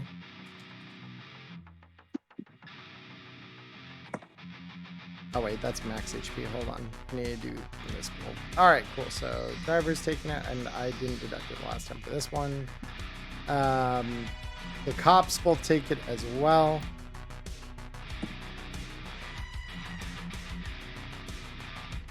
All right, cool. So they have taken their damage. So now that they're up right on your fender, though, the other cop here is going to take a shot at your back window here. And it is going to actually miss, even though they're like practically point blank here. So she misses the first shot and will hit that second shot, it looks like. Damn. The good news is you got bulletproof glass still in your car, although not anymore. So that bulletproof glass just gets shattered, and there's nothing standing between you and the open Night City air. So with that, we go down to the driver in this sidecar, and he again looks to you, Way and Persephone, and he says, "All right, what's the deal, guys?" Just keep us steady. I don't think the car can take another ram. We don't want to end up on the side of the road with them. Yeah, I heard that. And with that, he... so I'm going to really quick adjust the HP because I just realized I did not do that. So both of you are there. All right. So he says, you got it. So the other driver, not liking where this is going, is going to try and move further away. And will succeed to make a little distance here. So I've got an idea because we are running toward the edge of the map. So I am going to instead move. Wait, don't we escape if we get to the edge of the map? Kind of. There's got to be a certain distance between you and the cop. That's the main thing. Because if the cop's right on your tail, the cop's right on your tail, right? So, with that, Persephone, it's your turn. Cool. Am I too close to shoot just a regular shot? No, you are. I mean, you can still take the shot. It's just not as advantageous with an assault rifle to do that. Yeah. But your DV wouldn't be that bad. It would still be a 17. So it's not awful. Either that or you could just drop the rifle in your lap and just shoot with a handgun instead. True. I can always swap. Yep. Give me just a second.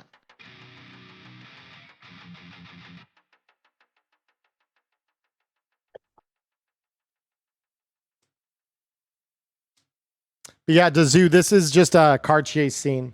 So you're watching the edge runners fight against the cops in the streets here. That's what this map is. All right. We're going to take the first shot with my excellent pistol. Oh, baby. Yeah. So, are you aiming just at the car, or are you aiming at like the driver, or what's the deal? We're going to aim at the car. At the car? Okay, cool. All right. So that will do some damage to the car. And that second shot will also connect. Yep. Cool. All right. So the car is not looking so hot. You're noticing smoke start to kind of billow out as like your bullets are connecting with the engine and the various fluid lines that are running through different parts of the car. So not great for it. Electo, with that, we go to you. Let's see. What do I want to do here? Do I want to shoot the guy in the car? Do I want to shoot the guy in the car? So many choices. Yeah, because that You know, I front. think I'm gonna take the second option and shoot the guy in the car. I'm Okay. gonna shoot the. Shoot the driver. Gotcha. All right. Oh yeah, that's a hit. Go ahead and roll me the damage on that. About time I got some nice rolls out of this.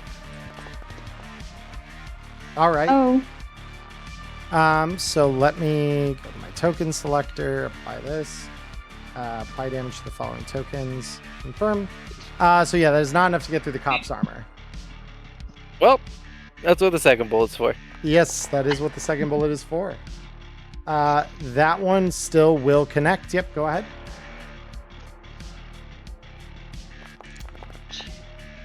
All right, that looks a little more promising. So that one is going to deal some damage to the cop. So now we go down to Dr. J. That window in that car is gone. It's correct? gone. Yep. Cool. Mind knocking me a good old incendiary arrow for the driver? Yeah, you got it, buddy. Non-aim shot though, just going straight for the driver. Oh yeah, change to incendiary. Here we go. And then non-aim shot. So we are going to roll that. And that is a 20, which should, at this distance, I believe, if I am remembering my range tables right, that should be a hit. That is a hit. So the driver, you blast this guy with 9 damage from your incendiary arrow. He is lit aflame. And so all of a sudden, Wei and Persephone, because you guys are right next to these guys, you just see this flaming arrow run right through where the windshield would be, and this dude's clothes just light up like a torch. And you just hear, ah, fuck! And yeah, he's not having a good day. So Wei, we actually now, on that note, go to you. As this dude just is lit on fire, and you can start seeing him try to like maintain control through the panic of having his clothes set aflame. Yeah, I kind of see that and recoil a little bit like, holy, so I'm lucky I'm happy I have 2 shots, because the first one, I'm guessing he has a bulletproof driver's side window that I now have to try and shoot through. Shoot, or you do actually possess the unique opportunity here to punch through it. You are within melee range. You're right. Yeah, but see, now he's on fire, and I don't feel like crawling into that little metal oven that Dr. Joe is so kind to create. That's totally fair. So yeah, that Perseus is still looking like a fine option for you then. Yeah, I was thinking about it, and then a fire broke out in the cabin. Yeah, that's totally fair. But that is going to hit through the range there. So go ahead and roll me the damage on that. Oh baby, yeah. So that bulletproof window shatters, gone. So now go ahead and roll me what I'm assuming is going to be that second attack on the driver. Yeah, let's see if I can put him out real quick. That is a hit. Yeah, go ahead and roll me the damage. A 2 rate of fire, very heavy pistol is insane. Yeah, Perseus is a good one.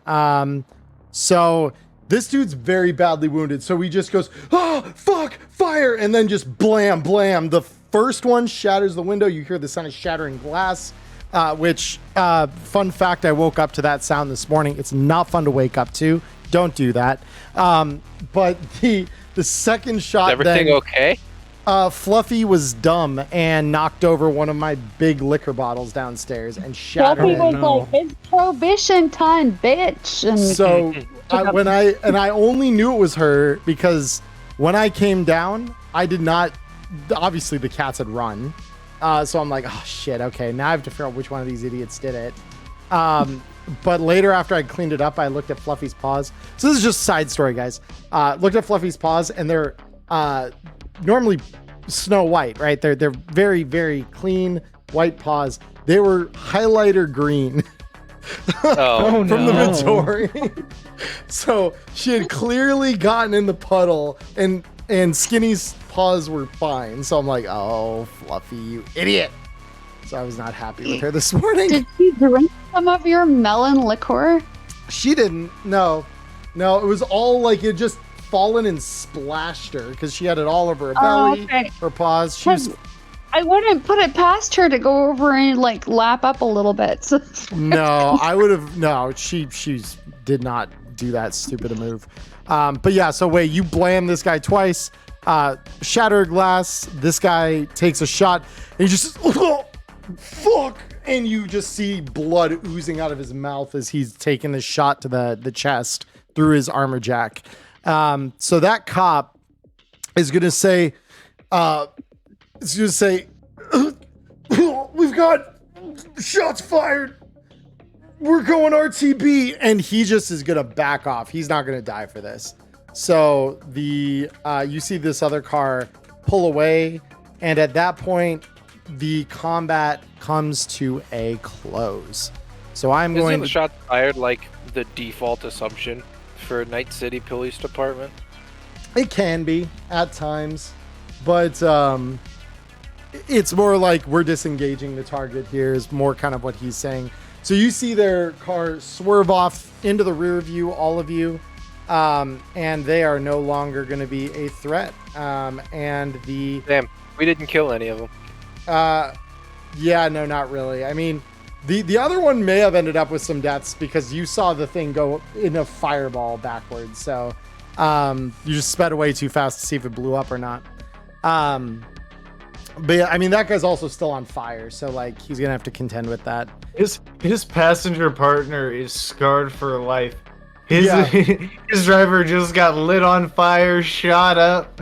Yeah, it was not good. Any of you watch Fury, the movie Fury? No, I haven't seen it. There's a scene. It's a World War II movie where this dude's riding on a Sherman, and the Sherman gets blown up, and it lights him on fire. Oh my god. It's horrifying, and that's what I'm picturing happened to this cop. So I'm going to reactivate the splash screen here for you all as we now dip out of the combat encounter here and go back to our atmospheric chill vibes. So with that out of our way, here, I'm just going to close that.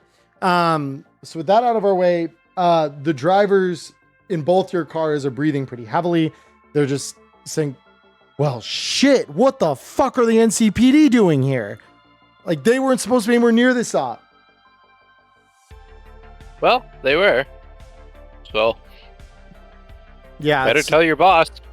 Yeah, and almost as you're saying that, you hear the driver in your car put his hand up, like one hand on the steering wheel, the other was put up to his ear, says, boss, we have a problem. NCPD was on our asses almost as soon as we're out of the night market. Whatever the fuck just happened, they're on to something. They know something's up. And whatever Rex says to him, you can't hear, obviously, because it's in his earpiece. And you just hear him say, all right, yeah, I'll let them know. Both of the drivers there get the communication from Rex, as you know, the first one kind of reports that in. So the driver in both your cars essentially tells both groups, all right, Rex says the mission's still a go. We're going to still meet up with the contact. He has decided to raise everyone's fee, though, and says that on successful completion of the mission, everyone's fee just went up to 1,000 eddies apiece because of that little scuffle with the police. You know, it wasn't something he foresaw, so he's willing to pay out the premium for it because he didn't expect combat or armed resistance here. And if they're on us now, they might be on us later. So he does. We'll definitely be honest later. Huh? Oh, for sure. Yeah. So, so with that, you guys get the rest of the way to Mind Nuts. So with that, I'm going to load us into our next scene here, which hopefully we don't have as much issue loading into. So welcome, everyone, as I load you all in here. So I'm going to just drop you all near the front of the club here, with the exception of one player who we have not introduced yet. So 9, you will actually see a little different view than the rest of the crew as you load into the scene here. So, yep, as soon as everyone loads in, your characters are on the scene, so you will be able to see what's going on.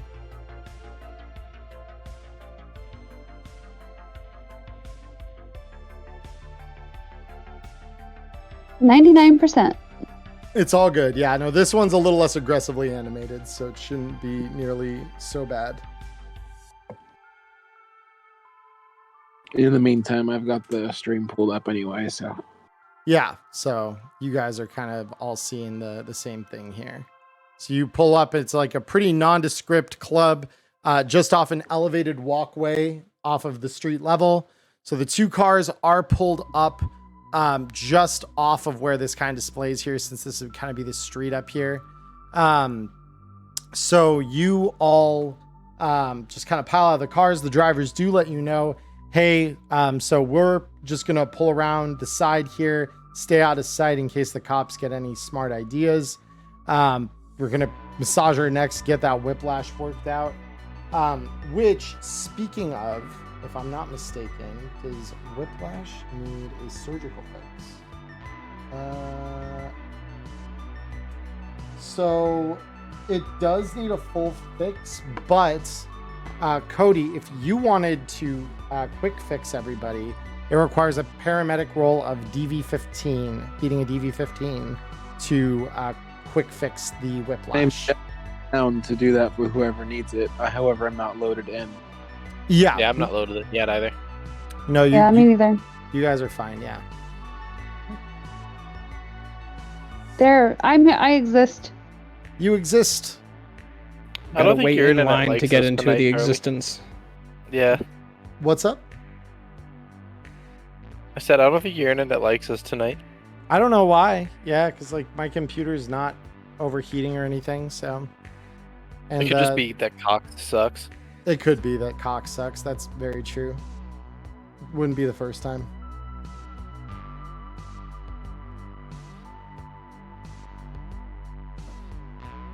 Either way, though, I should have zero problem trying to beat a DV15 with a base of 16. So Yeah, exactly. So if you want, I can just start rolling it. yeah, feel free, get in line, folks. All right. So I'm gonna have you fix yourself first and foremost. Yeah. So you successfully quick fix yourself there, Cody. And then he's gonna work just kind of in counterclockwise order here. So Persephone, you are quick fixed. So don't take it off your sheet. But until he can get to you later back at home. Yeah, so that's a 35. So Way, you're good. And Electo, you're good. So all of you are quick fixed for your whiplash. So you will not suffer the negative consequence of it, which I believe is just a death save penalty improvement. Yeah, so. But we can't take it off our sheet yet, if that's what you said. I'm sorry? It sounded like you said we can't take it off the sheet yet.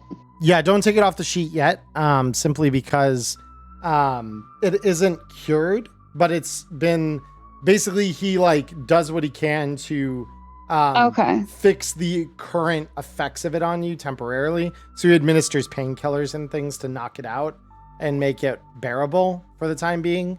And it'll stay that way for a day. So if before the day is up, you get full fix for it, which is the same kind of treatment, but in a more medical setting, where there's access to like surgical tools and stuff, that will remove it. So that'll probably be at the end of the job here. So is everyone loaded in then? I am loaded in, yeah. Yeah, I am too. Awesome. It's saying game. Oh yeah, pause and my sheet up. I bottom, see. There it Yep, goes. same. Cool. So what was the commentary there, Maya? It says game paused for me on the bottom. Yeah, same. What about now? Now it doesn't. Yep. Cool. So do you guys just want to open this door in front of you as you kind of walk up to the front of the club here? Sure. Oh. Yeah. Cool. So you open up the door. Whoever wants to walk inside, feel free to move your token.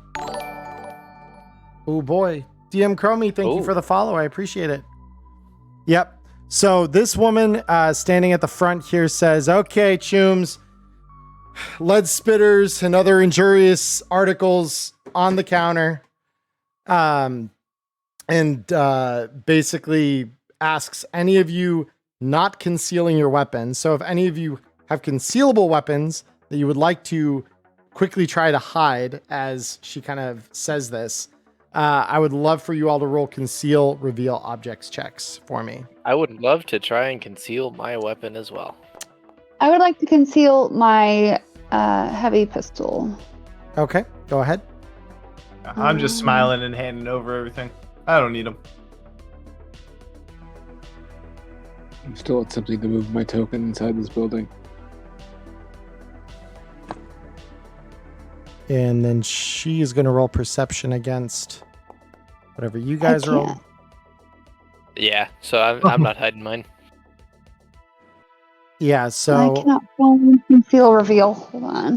It's Please don't right at make the me top butcher. left. Right at the top left. Yeah. Under Um, awareness skills. Yeah. Body skills. Awareness skills. Perception. Above perception. There's nothing above perception. Make sure you've opened up the. So if you see next to awareness skills, if there's a plus, click that. I don't know how that happened. Whoops, that's the wrong. Yeah, I think thing. you Weird. accidentally collapsed it probably. Some point. Okay, well, there we go. Yep. So you will actually get yours into the club, Persephone. So you're good. So Wei, you're saying you're just handing your guns over? Yeah, it's funny. I did that willingly, and then I checked the number for fun. I have a base 2. So, yeah, that is a way thing. That's probably the way thing. Okay, cool. So I'm going to temporarily just take these guns off your sheet. Or not take them off your sheet, but basically treat them as they're not equipped. So you will not be able to equip them while in the club here. Just FYI. And Cody, you do not have the ability to hide your bow. So That's because I'm medical, and that's what I'm going to tell this lady. I said, I'm a doctor. I'm a doctor. And she points at the, because we said your heavy melee weapon's a sword, right? It is. She says, and I'm assuming that's your scalpel or something. Give it over. No, you're right. It is. Go ahead and roll me persuasion. I will gladly. As a wise man once said, you have your scalpel and your combat scalpel. Yeah, it's true. Based, honestly. Based, honestly, yep. Where art thou, my persuasion skill? There it is. Yeah, under social. Scroll, please.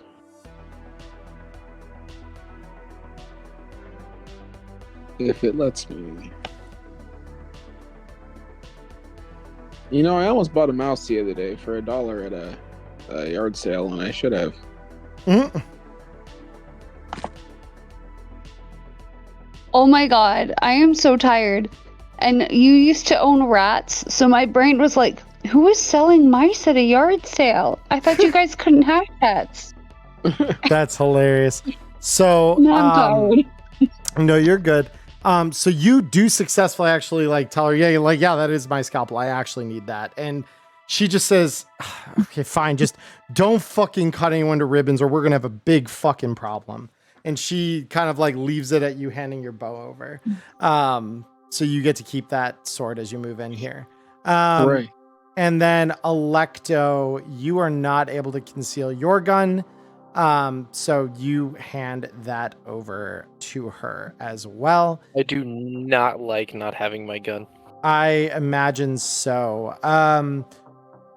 The EMP grenades you have on you, however, I will allow you to keep as those I assume are tucked in pockets and things like that. So yeah, it's a little bit easier to kind of keep those out of view. I will mention this for your benefit, 9. You do not have these same limitations because you came in through a different entrance at the start of your gig. Yeah, I figured. Yep. So she says, okay, well, now that all the lead spitters, slashers, except for your scalpel, and she kind of, scowls at Dr. J. She says, now that all that's out of the way, go in, enjoy yourself. Just remember, hands off the talent. We've got some band, calls themselves asymmetrical or some shit. Just, keep hands to yourself. Don't kill anyone. And with that, That hurt. That hurts me. No promises. I would mutter under my breath quiet enough that the bouncer couldn't hear it. It's like, if anything happens to my gun, I'm going to turn you into a fucking piñata. That's fair. So with that, I'm gonna just line you all up here, and you can all kind of maneuver your way into the club here as you see fit. But real quick, since she's having to leave Hyde at the front, she's kind of gonna like almost very gingerly set him down and be like, okay, you gotta be good right now for the good man, okay? Mhm. And I promise I'll be back. I'm not gonna leave you, I promise. Yeah, so you leave everything except for that at the door. I will say, do you want to try and sneak in this City Hunter that you have in your inventory as well, Erica? Oh yeah, I forgot I had that in my inventory. Yeah, roll me conceal on that as well, please.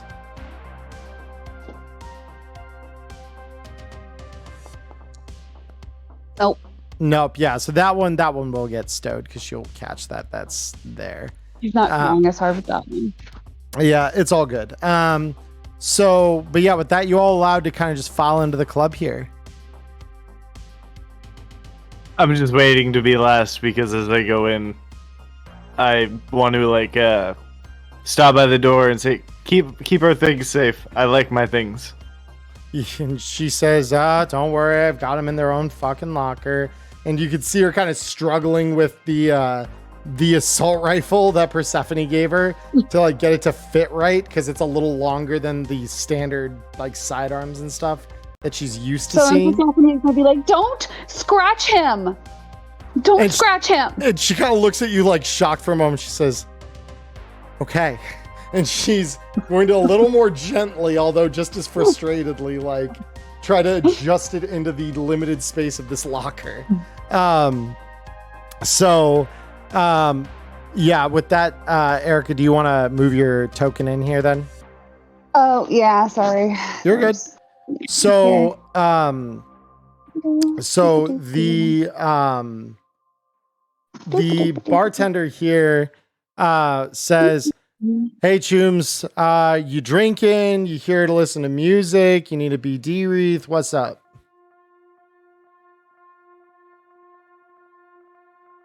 Electa would probably just be glaring because she's really mad that she doesn't have her fucking gun. Makes sense. Yeah, I don't think Wei actually knows what we're here for. Nobody's actually spec'd him in on the job. After he squished Ghost, He's literally just along for the ride. He killed the guy who was supposed to be on the job, who happened to be the netrunner and actually important. So he has to come along. So he's just kind of here. He actually has nothing to say here. Persephone wasn't listening, so she's like, I don't know. We were just like told to be here. I don't remember why. Like, ooh.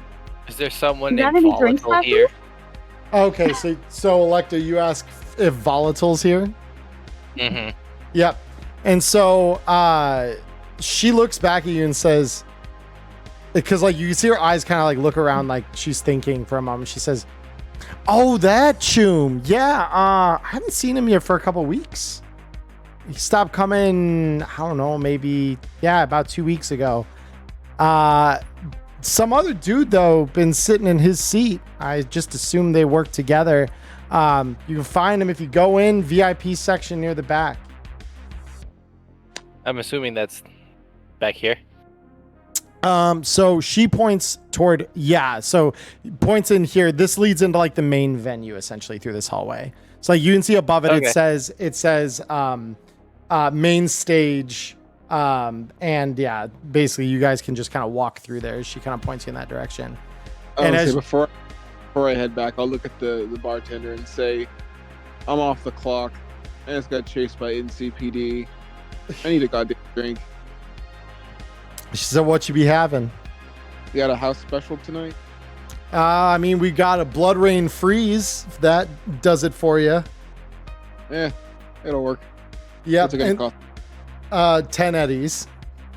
Yeah, and I'll just slap the eddies down on the counter and wait. Yeah, no, I mean, it's really quick. Like, she just basically moves back to what you can see is like a tumbling slushy machine behind her and just drops a little of it into like what is like a wide brimmed, like similar to like a margarita or like an oversized martini glass, and just sets it in front of you there and just says, yeah, you enjoy that and have a good night. Yep, I'll just nod at her and I'll walk back to with the rest of the crew. Yep. So then, yeah, you're just walking back through the hallway here. If you need me to control you, I can. I've got it. I just gotta be real slow with it. Yep. Side note, that dance floor is sick. Yeah. So this is actually a stage. Yeah, so, this is really cool. Yeah. So up on stage, you see a rocker boy along with his whole group, essentially, playing some chromatic rock. And you've got a banner just above there, above the set, essentially lit up in like laser light in a variety of colors, labeling the band's name as Asymmetry. And they're playing some neat chromatic rock. We're playing a song that is definitely not Whatever by Godsmack. Definitely not Whatever by Godsmack. Yeah, Definitely not. the good old chromatic rock cover of the song by Godsmack. Yeah. So basically they are like just wrapping up a song. And so Zeke, it's at this point that you kind of see this crew of runners coming, kind of looking around like they don't know where they're going. So Zeke, your place in this is you've actually run stuff for Volatile and his crew before. So they kind of come in and you kind of can hear them kind of like looking around and like maybe mentioning Volatile's name here and there. And you've kind of just finished up like part of your set. And so you've got like a couple minutes of a break here. So you kind of can come off and do as you will here. Yeah, and I'll just give a gesture to the rest of the band before setting my bass down in its stand. Mm-hmm. And just walking over to these guys and... what's his name you said I'd worked with before again? Volatile. Volatile? I just walk up to Persephone and Electo, just, you guys looking for Volatile? Yeah, where is he? Do I know where he is? Wherefore? Yeah, so I mean, you haven't heard from him, like the bartender near the front said, in probably a couple weeks. But you know that the last gig you ran for him, he was talking about some new job that he was getting from some big, it sounded like a big deal, but he didn't really go into super specific. He just said to get ready in a couple days he'd need you, and then he never called. So you could recount as much or as little of that as you want. Yeah, I'll just relay as much as possible. Like Zeke is just flat out an open book, unless it's like somebody on the PD, and then he's just straight up not telling them anything. He'll like, if the PD wants to know something, Zeke will actually just shoot himself before he talks to the PD. That's fair. Based. So yeah, but so you, the crew, the rest of you, other than Zeke, do know that the bartender said like, hey, there was some Shum though who's sitting basically in the same seat that Volatile always did business at, up in the VIP section, which is over here. You see a sign just under these stairs that denotes VIP. Yeah, and I do just want to real quick, because nobody knows what Zeke looks like. He's just got the swoop back blonde hair, and he's got a leather jacket with sleeves torn off, with these like black and white painted cyber arms. They're like mostly black with a white line that starts on his shoulder, like wraps around underneath, and like concludes in a white dot on the palms of his hands. That's pretty sick. Yeah, it's like that is pretty cool. It almost it's like Urban Flash with like some white laser lines running down the jackets. His jacket that's also like a soft white glow. They are very asymmetrical. There's like one thick one over on the left side, and there's like three little thin ones over on the right. That's very sick. I like it. So what I would do upon being told that he hasn't been here in weeks is I would message Rex saying, I'm in the middle of a club without my gun and your guy isn't fucking here. And Rex says he just messaged me like an hour ago. How's that possible? They say he hasn't been here in weeks. The fuck? And so he says, give me a minute. I'm gonna see if I can figure this out. And he sends a text. you assume he sends a text. He does. And then says, all right, I just got another message. Said he couldn't make the meet. Something came up. Said he sent a rep in his place. All right, I would read that and then mutter under my breath, I swear to fucking God.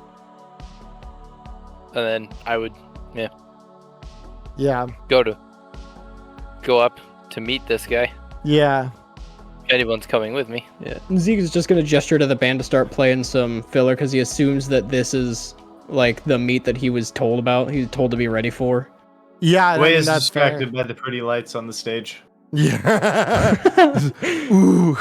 It is a very cool stage. No, he's actually not moving. He's got 2 intelligence. He's actually very easily distracted and very much enjoying all the pretty lights. That's incredibly base. If you guys want to leave him, go ahead. He doesn't know anything anyways. Just please remember to grab me after. Yeah. So Persephone, you do see Wei as he's just kind of standing there, like as everyone else is moving to the VIP section where you've been told your meet is. So I don't know if you want to kind of like tap him or anything to like let him know, hey, we're going to the VIP section meet with the guy. He's actually gonna go, oh my God, like I need to hook you up with my friend Spectrum sometime. I think that you two like would just be the cutest couple. In the words, Also, like the meeting is over there. so the words like snap him back to reality, Yep. but he doesn't really comprehend what was said, and he just kind of smells and goes, "Oh, okay, thanks," and notices the rest of the group wandering off and just starts walking towards the stairs. And actually, as you do that, she's like, yeah, like you and Spectrum, oh my God, that would be, you would have very cute babies. They would need a Persephone, the helmet, but matchmaker? they would be very cute. Very cute, very dumb babies. Yes. Oh, hold on. I'm going to turn on my ring light just a little bit. I'm noticing my face is yellow. There we go. All right. That's a little better. So Persephone, yeah, I assume you want to follow the rest of the crew up the stairs down here. Yeah, I just was not looking at my computer for a second. You're totally good. So Your wife is texting me. Yeah, so you all walk up here, and this bouncer who's standing right here looks at all of you up and down and says, all right, who you meeting with? Yeah, great fucking question. I'd love to tell you. And she just kind of gives you a look like, what the fuck was that about? And she says, I mean, do you have someone that was volatile? Oh, yeah, you're looking for that guy. And she points at this dude sitting in these booths that you can see are kind of veiled by this red light. And as you kind of pass through, you could see down along, because you could see, like, obviously there's a woman dancing on the stage here in front of our friend who is the representative of Volatile, or at least that's who they say they are.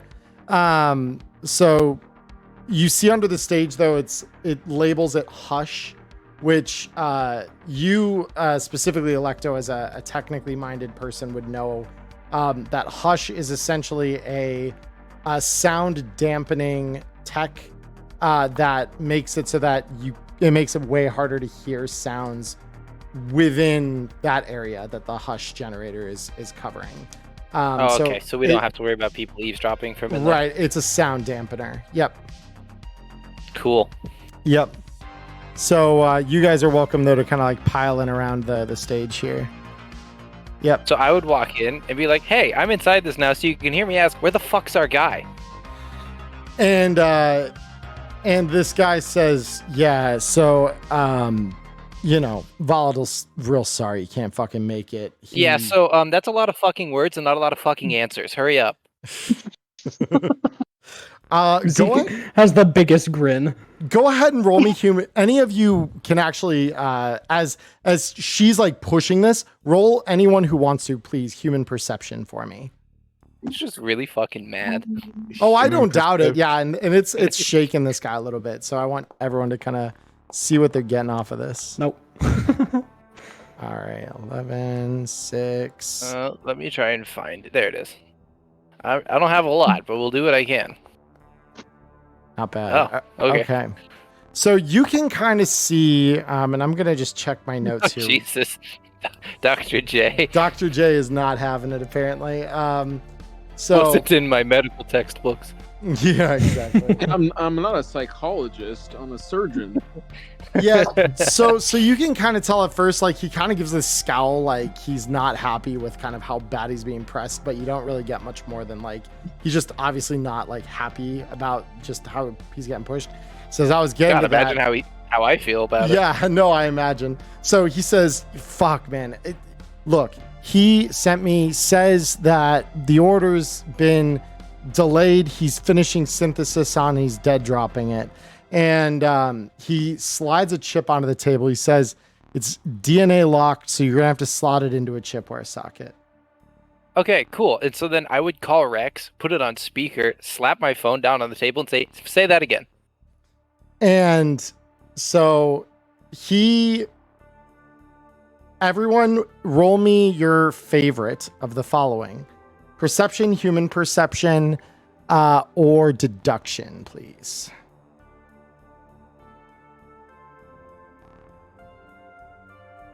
Because that'll kind of color what I say next here. Oh, that was good. Great.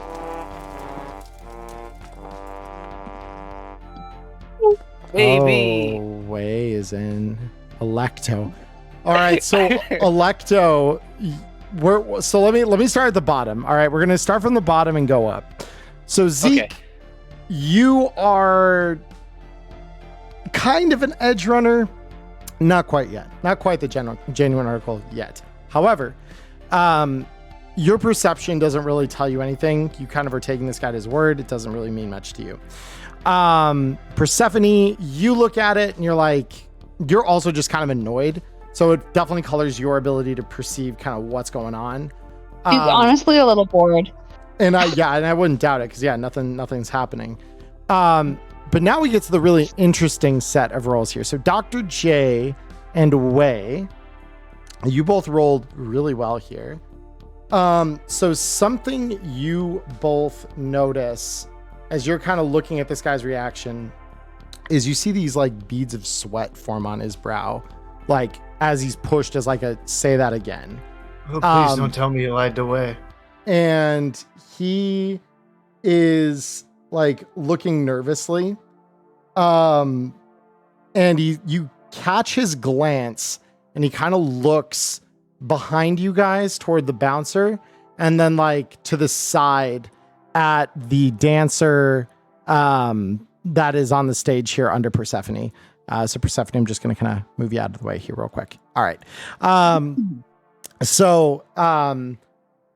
You then also, so now we go up to the really, really interesting part.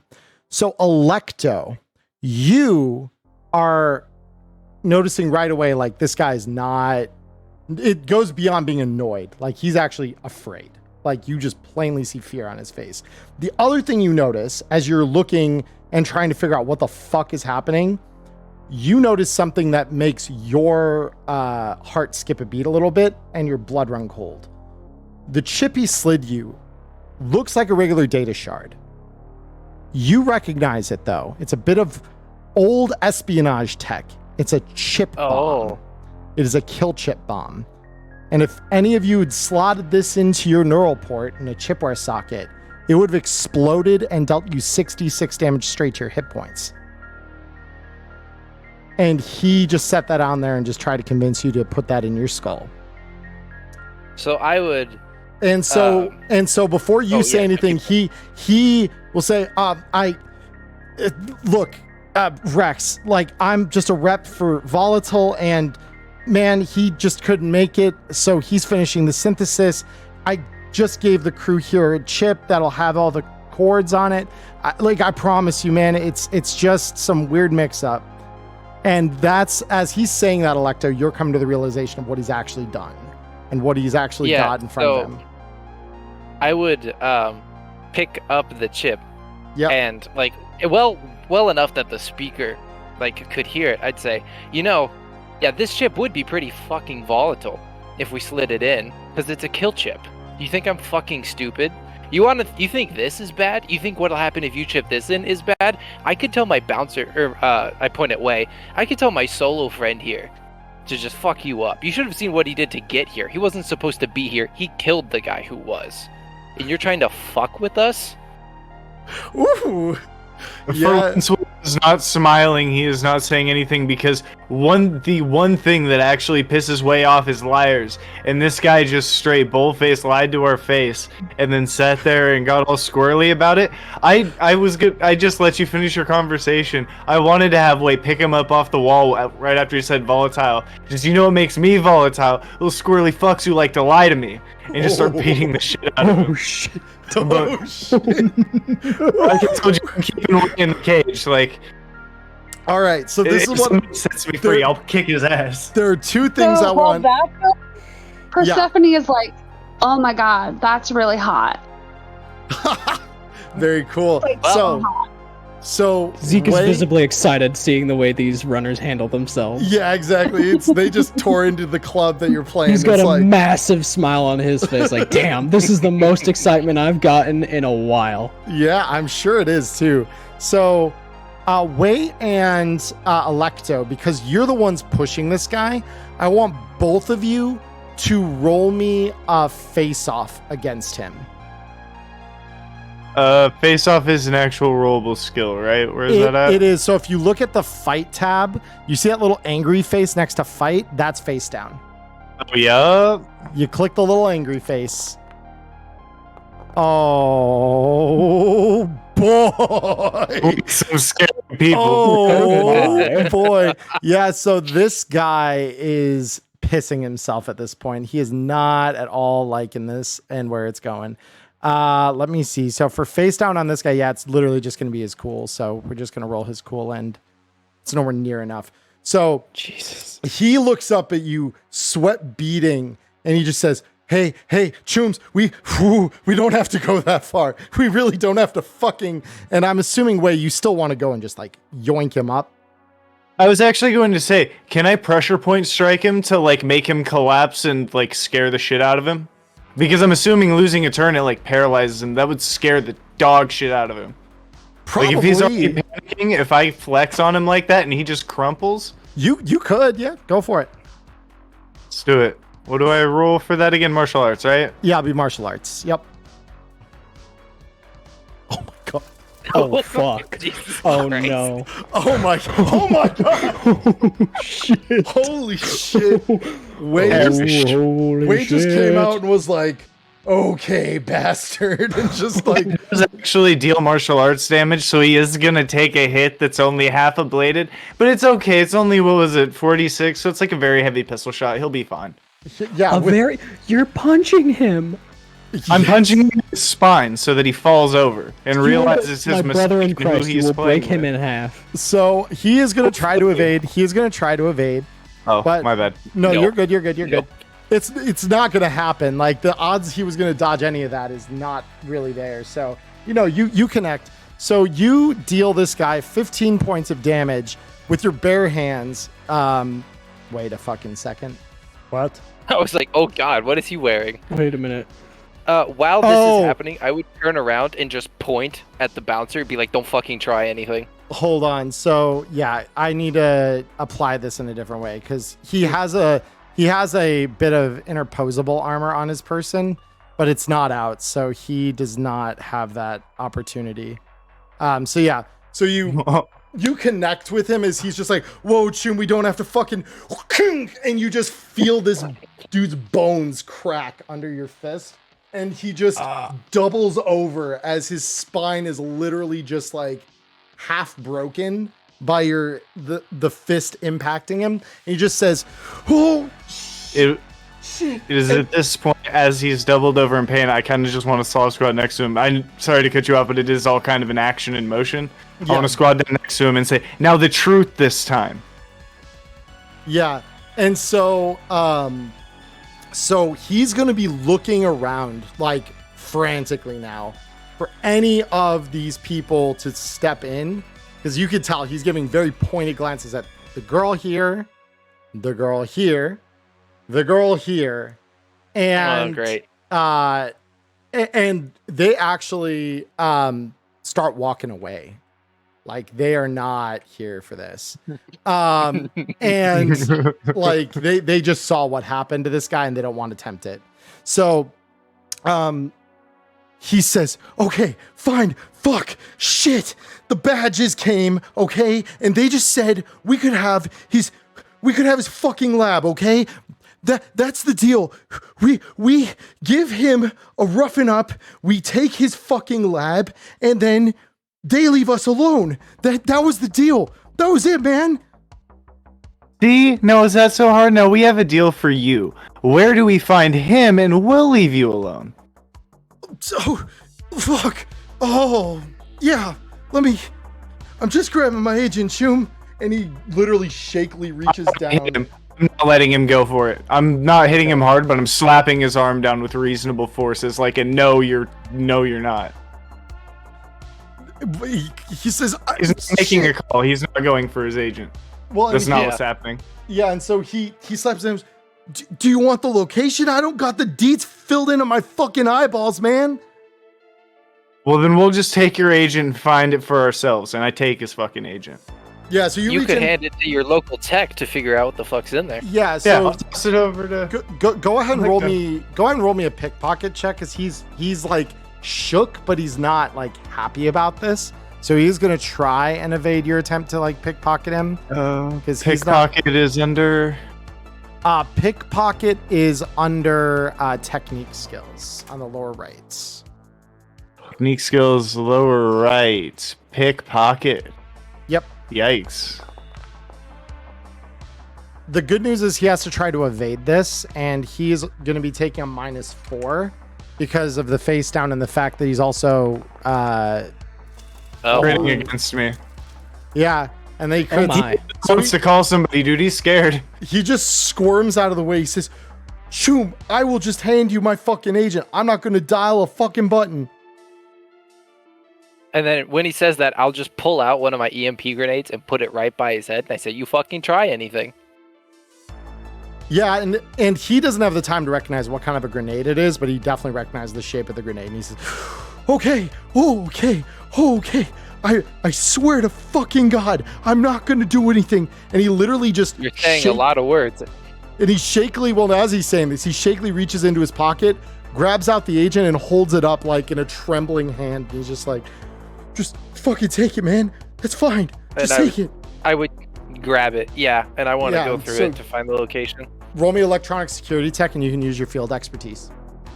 Oh God, I'm terrible at these. Sorry, everybody. Yeah, you're terrible at these with your electronic security and your tech scanner. Yeah, absolute garbage.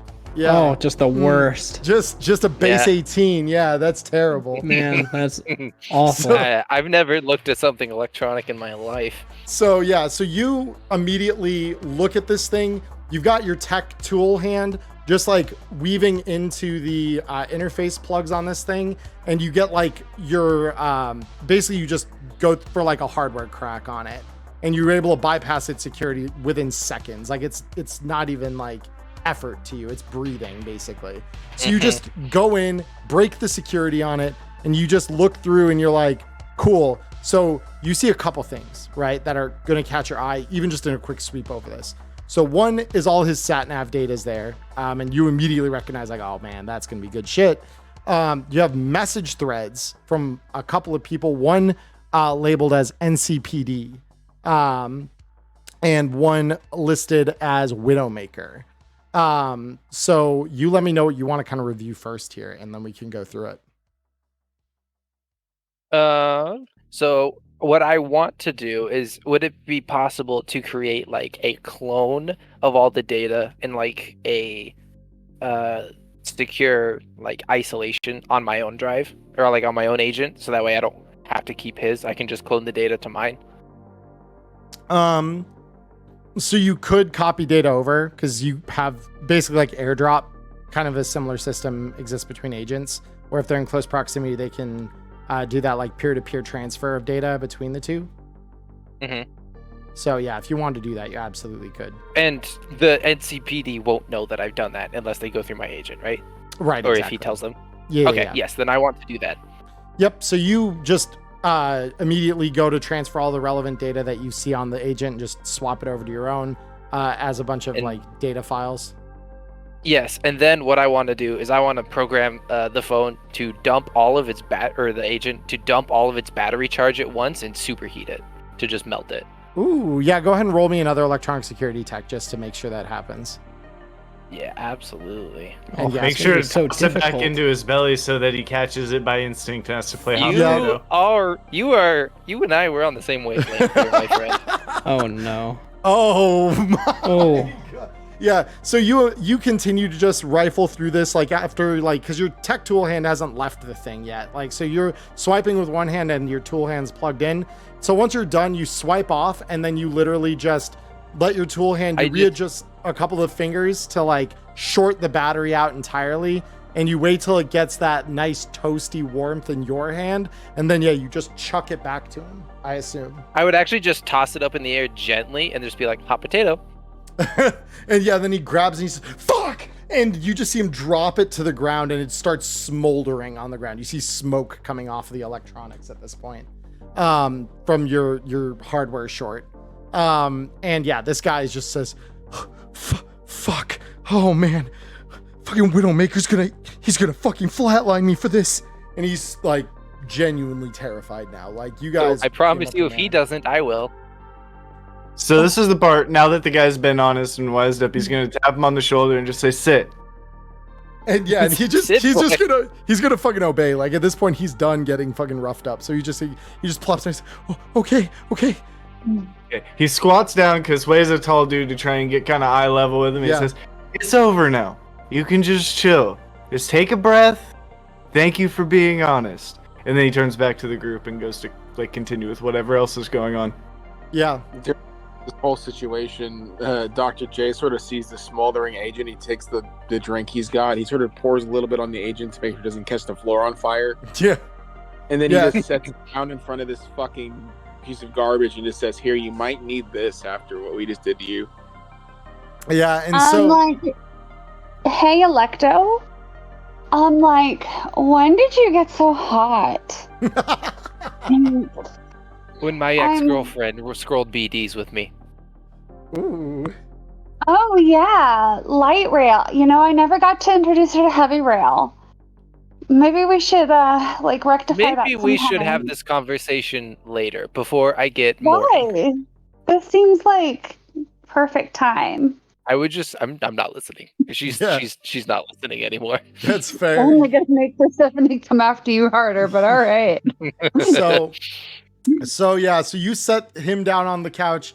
Dr. J sets the drink out in front of him after pouring just a little over the agent to make sure it flash steams. And you all at this point recognize this guy's probably fucked, but none of you care. That's just the way this is gonna work. And so at this point, I assume, are you all gonna kind of get up and head out of the club? Yeah, he flipped not once but twice. The city's gonna eat him alive. I'm done with him. Yeah. And if I've got to go save my fixer, I'm not gonna let my income of Eddie's go down. Right. So Zeke, the first thing that falls into your mind after this whole exchange is one, Volatile, who has been a decent source of your side income between gigs. Because let's be honest, gigs at clubs like this don't pay you shit, really. Nope. Nowhere near enough to. No matter how proactive and how many you try to book. Right. Exactly. So it's it ain't paying the bills. It ain't enough scratch. So you immediately are fuck. Well, that's my income stream. So at this point, is it something where you want to kind of ask the crew if you could tag along on the rest of the gig? Yeah, I'm just gonna raise my voice just a little bit, and you guys wouldn't mind having an extra pair of hands along, right? Because Volatile is kind of my source of income. If this is something I can help with, I will help with it. Wei just kind of laughs and shrugs and says, I still have no idea what I'm doing here. Why not? You, my friend, are gonna be a good time. Is having a little bit of a problem. She's kind of gotten a bit turned on and has no way to rectify it at the moment, so she's not even really paying attention. That's fair. So I would give you a fist bump on the shoulder and say, sure, just don't expect to be alive in 3 weeks. Oh, I didn't expect to be alive for the last 3. It's a true Night City despite comment. how angry she's been, she would probably actually chuckle at that. That was actually pretty funny. So because he's still just got this dumbass grin. You know, he's not here. He is definitely not here for a long time, but for a good time. That's just all of us. Mark of Orin in chat said That's the game. rectal situation. Pixel gonna rectify the situation. Yep. I'm here for it. That's so funny. Oh my god. All right. So with that, She's into that. huh? Yeah, she is into that. So You into that. so you guys then I assume all so Zeke, I assume you need to tell your band like, hey, Shrooms, I got something to go do. Yeah, he's gonna take off down here. And since they're probably the crew that he would run with on gigs as well for Volatile, will probably let them know of the situation. Just ask him to hold down the fort until he gets back. Fair. So then all of you then, I assume, kind of head toward the exit of the club here. Yes, but right before I leave the little hush area, I'd look back at him and say, hope the lab was worth it. Yeah. He's gonna make it to about here before he notices the laser show on the stage again, and he's just kind of freeze and go into that trance again. Stare again. And Yeah. then as I walk past you, I just like tap you on the arm and be like, come on, buddy. Let's go. He does the nod and smile thanks thing again, and just follows along. This is so great. It's like a little golden retriever solo. Oh my god, have the cutest babies. He's so dumb though. But And so I would make it here, and I'd be like, can I have my gun back now? Yeah, and she says, I mean, yeah, if you're leaving, and she slides light rail onto the counter along with any other armaments you would have had. And I would just pick it up and immediately do like a press check and just make sure that everything's there. Like as thorough as an examination as I can do quickly. Yeah, do it and quickly. just like yep. like holding it in between us so I can look at the gun and glare at her at the same time. Right, yeah, and so like you're kind of like casting like you've got it at just an angle where you can kind of like move your eyes and go from glare to check to glare to check, and yeah, and like you inspect the gun and you're satisfied like it is no worse for the wear than when you left it with her. Lucky for her. Yeah, exactly. So Cody, I saw you ping up there. Was there something you were looking to do before leaving the area? I'm trying to my character, and apparently I moved through a wall, and the Foundry didn't like that very much. Oh, yeah. Hold on. Let me help you there. I'm just gonna bounce out with the rest of the crew and grab my bow and move on with them. Yes. Yeah, I'm gonna grab my gun, but she's gonna like really hide her machine gun and make sure there's no scratches to the paint or anything. Yeah, and there aren't. Yeah, like it looked rougher than it was. So you pull it out, and the paint job is still immaculate. Might be a strong word because it really wasn't immaculate to begin with, but it was. It was freaking beautiful, and you're wrong, Charlie. There's a difference between beauty and immaculate. So, because if you're painting with spray paint, it's never immaculate. So, Are you Charlie, doubting I my just realized- artistic prowess with spray paint? I just realized I've had a second heavy pistol on me this whole time. we could have rolled to hide that, but that's fine. You didn't need it anyway. Oh no, I didn't need it. I probably wouldn't have rolled much better to hide it. I genuinely forgot I had a second one. Yeah, it's all good. I had it too, so I didn't try. Yeah, so you now have your Perseus back way. So yeah, then we got that, and I'm just gonna make sure that all of this is accounted for in your inventories. Good. And yeah, we don't need to worry about you, Zeke. Then Electo, you have light rail and your heavy pistol. Awesome. Cool. Yeah, so you should all be good now. So you all head out. I'm gonna move us back to our splash screen here. Ooh, I forgot. Rex was on like speaker with us that entire time. Did he have anything to say about that? So he didn't have anything to say the second he heard Way slam this dude against the table. As soon as you guys are out of earshot, it's like as you were walking away, you remember he's on, and he says, All right, so just take me off speaker because I need to say this and I need to say this sensitively. Yeah, I would. So the second you take it off, he says, all right, look, I get it. Way was already an added, little anomaly here. If we've got a rocker boy coming on, I'm willing to add him to the payroll. Absolutely no problem. Volatile and I, we go back a ways. So if he was one of Volatile's boys, I'm willing to cut him in. I'll let my drivers know to expect another body. Bring him back with you when the job's all said and done. We can talk about adding him into things. But if they took Volatile's lab, I know a thing or two about the area. It's dangerous. And whoever the fuck this Widowmaker is, sounds like a nasty piece of business. So here's the thing that I'm going to do. Everyone's payroll, including the new guy, everyone's getting bumped to 2,000. Everyone. I think you're going to deserve it after everything's said and done. Be very careful. Yeah, I broke a man's spine and we got informed we're going to get a bonus on completion. Great night. Wade's just, I need to break more backs. So I'd be like, are we heading to this lab now? He says, I'd prefer it if they've got Volatile chained up there or whatever.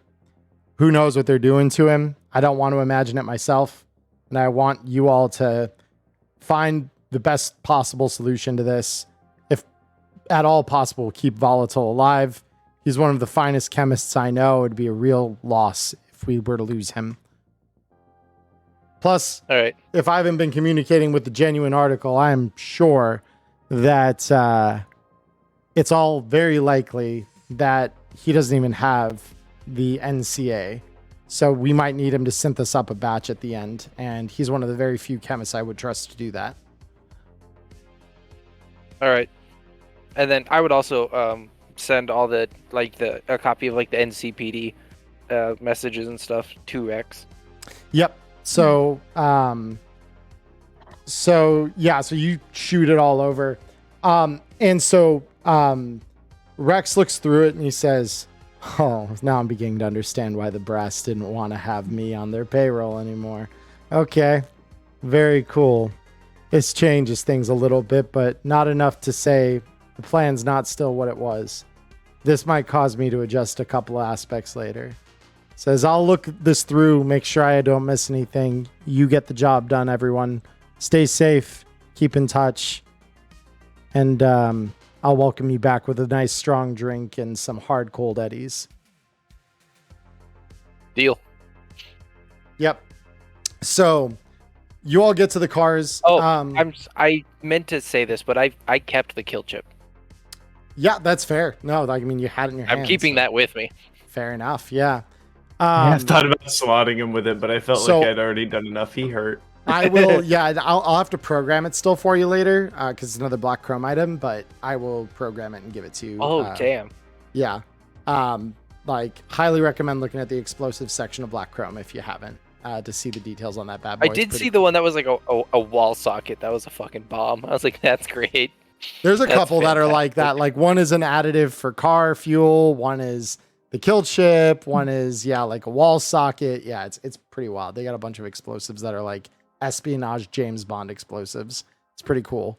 So you all get in the cars. And Zeke, as you kind of hop in, because this time the marching order doesn't really matter so much for the cars. I'll spoil the surprise here and say, you guys kind of file into the cars however you can fit. And Electo, I'm gonna say, you were able to extract the sat nav data to find where this lab is, and it's in a secluded, mostly abandoned apartment complex in the old combat zone to the south of here. So the old combat zone, those of you who are familiar with it would know, is a largely bombed out part of the city. Think like Pacifica in 2077, those of you who have played, but even less built up. Like it looks probably like some parts of the Middle East where the buildings are like half torn apart by shelling and stuff like that. That's the old combat zone in a nutshell. For the most part, like there are parts of it that are a little less damaged than that, but it's all pretty rough. So you guys get in there, and the cabs, or not the cabs, the cars that Rex sent you in, pull up to the outside of this largely abandoned building. And you can see like just a couple of lights that are kind of flickering. You see a couple of people kind of hanging around down on the street level. None of them look like they're up to any good. None of them strike you as hardened booster gangers either, though, which is kind of the profile you're expecting to see. So you all, these cars park, and Rex sends a text to the group, says, okay, so I've done a little scouting work while you guys have been en route. Sounds like you're going to the basement of this place. Whatever they've got set up, it's down there.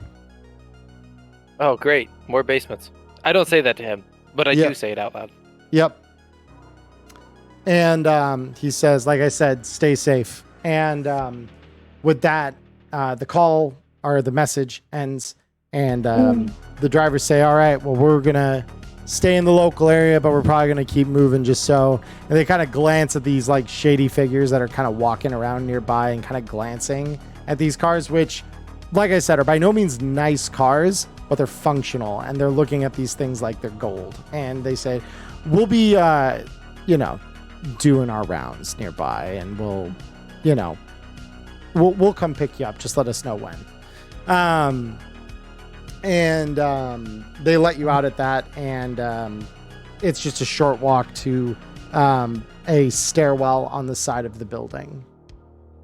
Like, think this building looks largely like one of those apartment complexes where everything is outside facing.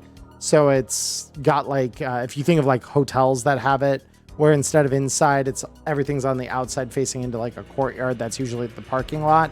Very similar to that, where the stairwells are kind of like lodged in along the side of the building. So you make your way over to this stairwell, and it leads down into a small passageway with a door at the end. As we go like into the stairwell, I would like pat Way on the shoulder and be like, I think you should go first. I don't see why not. And he just kind of merrily trots forward. Okay. Cool. So you open the door, and now I take us to our last little combat map of the night. So allow me to load you all in. A room full of chemicals is the most safe place to have a firefight. Isn't it? It's okay. It's my time to punch somebody. We've got a lot of heavily armed people. Some of us have grenades. It's going to be fine. It's going to be fine. So, okay, so Way is first. Who's going in alongside Way? I'll go alongside him. Okay. Okay, I'll follow behind Electo. I'll follow behind and somewhere within that party. I'm going to try to keep to the back simply because I need the range for my weapon. Very good. Yeah, that works. All right. Cool. So you guys wind up entering into the room here. And I think everyone's loaded for once. That's a miracle. So you all walk down a short hallway after opening the exterior door. And over here, so you can kind of see what you see here. You see someone sitting on this couch over here, and they see you walk in, and they look, what the fuck are you here for? What do you want? Oh, nothing really. Just walking around. How's it going, man? And I'm just going to start walking up to him calmly. Yeah, and so the when I should stop when he reacts. Yeah, so as you kind of take another step out of the doorway here, so like right about where you are now, she draws up a very heavy pistol and you say, stay right the fuck there, not a step further until you tell me what the fuck you're doing here and who the fuck you're here to see. I say, well, that's not very kind, and I'm just going to, can I like initiate with a punch, or does it initiate combat to make the decision to try and strike her? So I will let you take that. It will initiate combat for everyone after that, though. Yeah, we know that these people aren't safe, so why let them have the advantage? Yeah, I was just closing the gap. Yeah, no, absolutely. Everybody, I'm with you on that. Yeah, I'm good with that. Yeah. All right, cool. Yeah, I'm gonna do like a boxing dash step in, and I'm gonna try and punch her. Okay, is it her? Yeah, it's a her. Yep. Yep, So then I'm a puncher. Let me go ahead and switch us to battle music. All I see in this room is a room full of reagents to help make drugs. So you know what? Yeah, all of a sudden you're like, wow, this just got value. So and then I would turn around and like tap Zeke and be like, don't let me shoot your man, because he's the only one here who knows what volatile looks like. Yeah. And Zeke is just gonna draw his pistol. He's like, don't worry, I'll point him out. Yeah, and so so you move in, go ahead and make your martial arts attack their way. Wapa! Oh my fucking God. Holy shit, dude. And so she is going to be caught completely off guard by this and ducks, like tries to dip back, but it's way too late. So you just dig in and just whop her in the face with a fist. Go ahead and roll me that damage. Yeah, let me roll myself into combat so I can have the damage applicable for you. Yeah, fair. Yep. Everyone else, feel free to roll me initiative. Oh, Jesus Christ! Yeah. So, do you get my second punch too, or am I only getting one? Oh no, kind of an attack of you get 2. Yeah, it's double rate of fire, man. You get 2. God damn, my initiative. Oh, your initiative's popping off. Let's go. I am apparently new actor 41. That's fun. It's still okay. Yeah, I need to adjust. Yeah, I'm pixelating. I don't know why it decided to do that, because I definitely updated all your tokens and stuff. So let me. When you get that updated, you have a 22 to dodge. Yeah, no, I'm gonna get to it in about 2 seconds here. I just don't know why it's deciding to make these. Doctor. What kind of juice does he drink? I need it. Yeah, right. Orange juice. And it's a 22. I'll end up dodging here, so give me 2 seconds. I'm just rolling initiative for the rest of the crew here. You're good. Just making sure it didn't get buried in all the initiative rolls. Nah. All right, and then a 22 to evade. She rolls nowhere near enough. Go ahead and roll me more damage.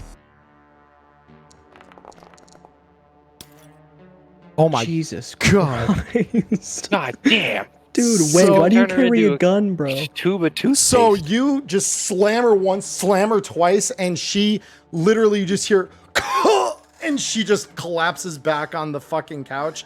Blood just spraying from her mouth as you ruptured something inside her. And like she's sitting there gasping for air like she's on death's door after 2 hits. I want to point at her and be like, be nice to people when they walk in. This is not how you treat guests. And Electo, that brings us up to you after Way's initial volley here. All right, so let's see. What's my move? We're at 5, so I want to go 1. Interesting. Oh, did it stop you? 2. Okay. No, I am just looking at what I can see before I commit to moving more. That's fair. Oops, I forgot to set. I wish I would remember that I have a pistol DV, but that's okay. That is a DV I can probably 20. fix that for you. I have an idea. Because I don't have any other weapons yet. Yeah, let me. There you go. You should be good now. Thank you. So 20. Yep. So actually, yeah, let's do 3.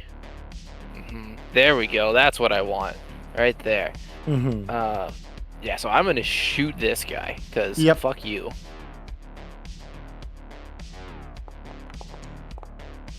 All right. Yeah, and yeah, this guy cannot dodge, so go ahead and roll me the damage on that. Oh, Not baby. terrible. Not terrible. And it is going to deal him some damage. And so your shot rings out, and you just hear, God, we've got attackers! We got fucking intruders! And go ahead and roll me your second shot that I know is coming. I'm never going to shoot just once. I know. That hits. Go ahead and roll me the damage. Ooh! And yeah, that's a lot of fucking damage. Jeez. Yeah, so this guy, you just slam him twice, and you could already see like blood pooling on the ground as you've probably hit something vital in his center of mass. And this guy's not wearing heavy armor. I do want to point that out. He's wearing like an old biker jacket that looks like it might have been partially reinforced. But it's like very, very weak. It's not looking like Kevlar armor jack or anything. So my armor piercing rounds are overkill at this point. So you slam him twice and he is hurting very badly. But yeah, Persephone, we're on to you.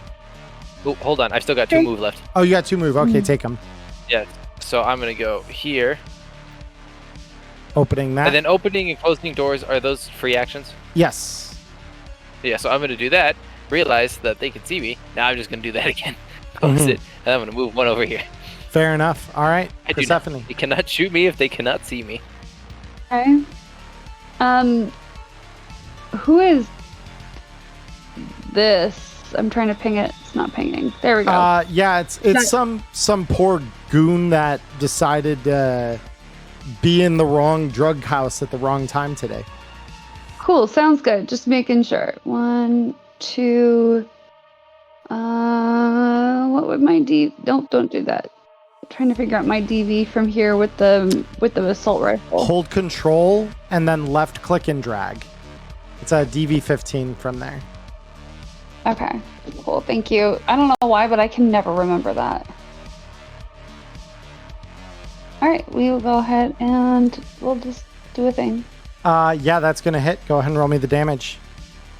Cool. Oh my god, see the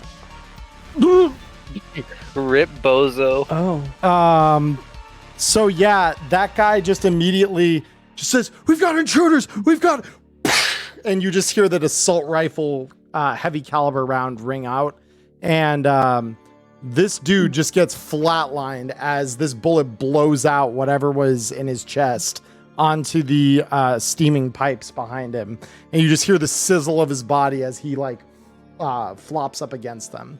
And so we now go down to Widowmaker, who is not visible to you guys yet, but hearing the commotion, he is going to... I just want to note from the sizzle, Way's nose perks up and says, "Is someone cooking beef?" 3, 4, 5, 6. So you see this dude in a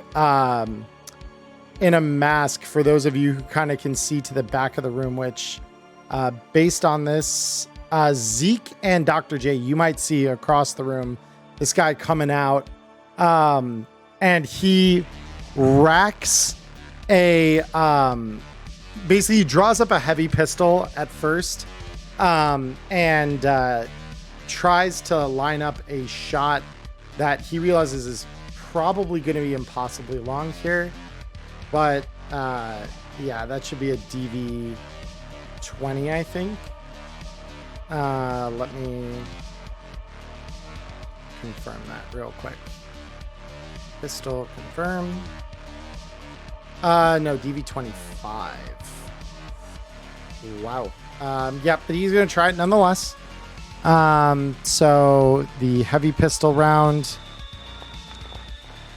and that's a 18, which is not going to be enough to hit. And then, yep, that is not going to be enough to hit either. So he fires 2 rounds downrange at you, Zeke, but misses both of them. Zeke, it's on to you now, actually.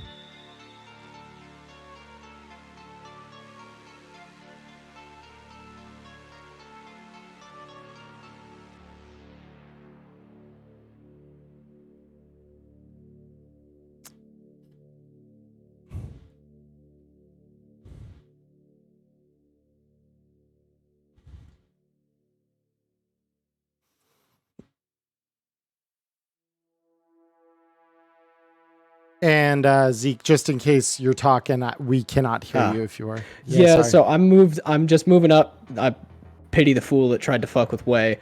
And just out of spite, I'm just going to take a pot shot out at the Widowmaker. And I'm dumping 1 luck into it. Sure. Okay. That is, I believe, still going to be... Yeah, that's not going to be a hit still. Damn. And that's about as good of a roll as you can expect.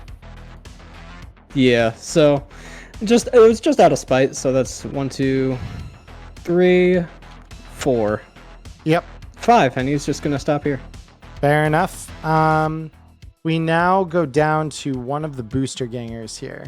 So they are going to be moving 1, 2. Yes, they got 6. So 3, 4, 5, 6. And they are going to line up a shot on Persephone. So they fire at you, Persephone, for 15. So if you would like to try and evade that, you may. Yeah, I am. I was just busy yawning to death. You're good. Yeah, so she takes the one shot and misses. That's all she gets to do during her turn. Way, we're back to you. Okay, so I'm gonna peek my head out and see who everybody's shooting at first. And where is Widow? Oh, all the way in the back. I got a lot of move, but I ain't got that much move. So he's gonna step back and go to finish off the one that he already set up. But he's gonna try and be colorful about it because it is almost a setup coup de grace. Let's see if it's just I'll give her a chance. As she sees you come back over, she says, "Please, you don't have to do this. Fuck." Oh, you just made it so much worse because you know that critical strike that I like to use that stuns people? Yep. So it has a special ability where I can aim it, and if it hits a head instead of a critical spine injury, it's a critical brain injury. Oh my god. So let's see if I can pop her brain. Oh my god. Okay, and she's gonna try to evade it. Yeah, see, she has a chance to evade. Nope. Well, she did have a chance. Yeah, so you literally just pancake her, because I'm not even going to need to make you roll for it. You pancake her brain against the wall, essentially, and she just becomes a stain on the drywall here.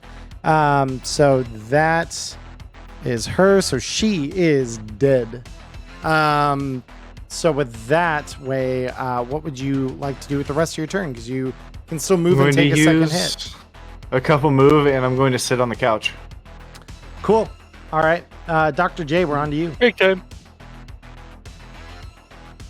All right, let's get in as far as I can go here. I think that is 5 squares. Oh. Yeah. It lets 1, me. 2, 3, 4, 5. Yeah, so that should be fine. Cool.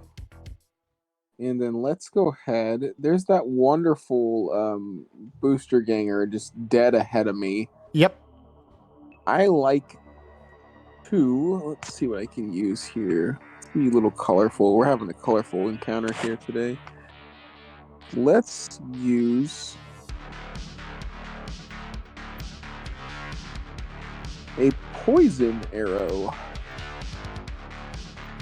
First red, now green. We are getting colorful. Mm-hmm. Yeah. No, if I can remember how to actually get this to load a poison arrow. You just have to click the little arrows that are swapping. It's the ones pointing next to each other. Where it says, if you mouse over it, it's change ammo. And then you can swap to whatever ammo you want. Awesome. Okay.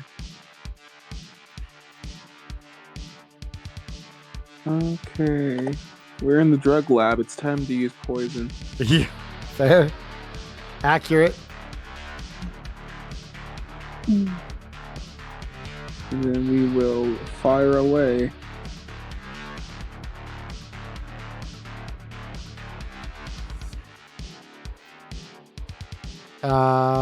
Where is the shot?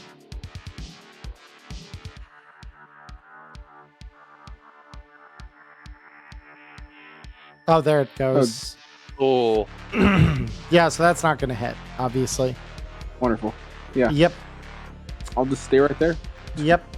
Cool. So now we go to another booster ganger here, who is the one back here. So she is going to move forward 1, 2, 3, 4, 5, 6. And she's going to line up a shot on you with her pistol. So this is a DV20. So this is going to be shot. That is a 21. It's a lucky shot. Alright, let's try to dodge.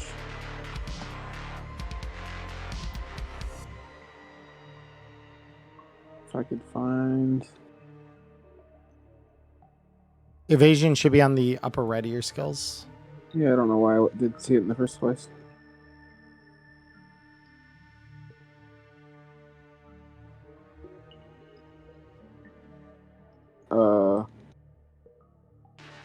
What? Hold on a second here. I scrolled up to the top and it did not scroll. There it is.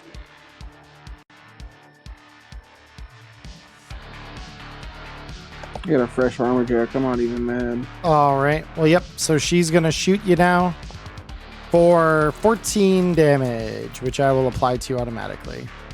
Cool. So yeah, that's her shot. The next one that was in the order is dead. Then there's this one up here. So they're going to move one. Let me see here, actually. So it's going to be 1, 2, 3, 4, 5, 6. And they are going to hold their action.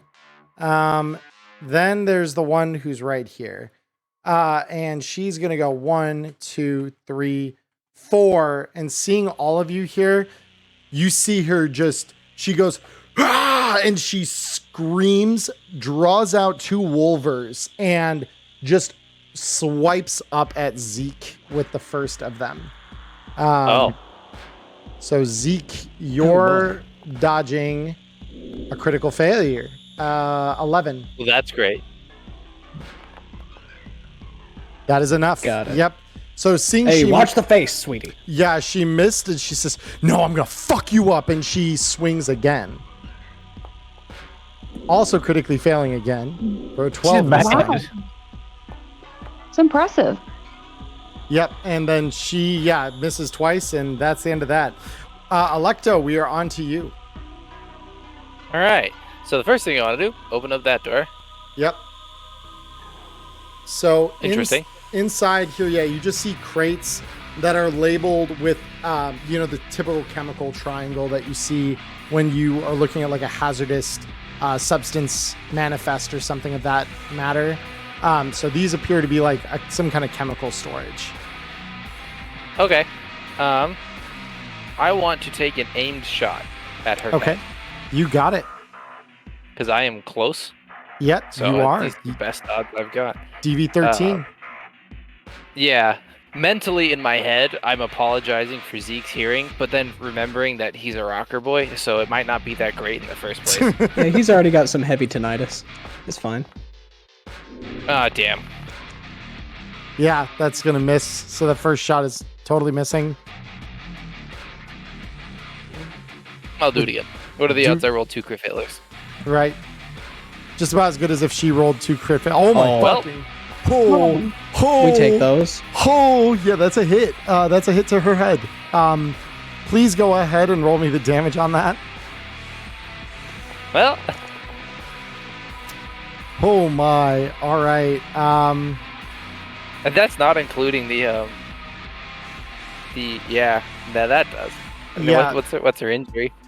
Her critical injury this time for a head critical injury is a foreign object in her head. A fucking bullet in her brain. Yeah, so that, because you rolled a 12, so that doubles, and then it adds another 5. The critical injury wasn't accounted for in that. So the game was rigged from the start. Yeah, so that's exactly what I was thinking of. Yeah, so you just see this massive fucking hole appear just on the side of her head as like it explodes. It exposes bone and just a little bit of brain underneath. And you just hear go, oh, fuck, oh, God. And we go to Persephone. Well, I'm going to take 1 step, 2, 3.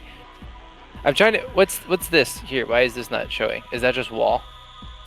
Be a wall. Oh, okay. Then I don't want to go that far. I'll just take 1 step in. Okay. It looked like it was going to be a doorway into here. And so I was trying to get it to reveal that. Yeah, no, it's just wall. switch my weapon? It can be a door. So to switch your weapon, if you drop your current weapon on the ground, you can just draw a weapon as a free action, basically. So yeah. Nat Wallerspan, thanks for coming by. Have a safe night. Have a safe night, man. Thanks for hanging out with us. She doesn't want to drop hide on the ground. That's not right. That's so fair. We did it. That is a miss, unfortunately. Oh, I thought it was a beat 17. It has to beat 17, so it has to be at least an 18. Oh, my bad. Yep. Well. Yep, so that'll just miss. I'm still like reading the Vanguard rules where attacker wins. Yeah, it's all good. So do you want to move it all before you end your turn, Erica? Yeah, let's see.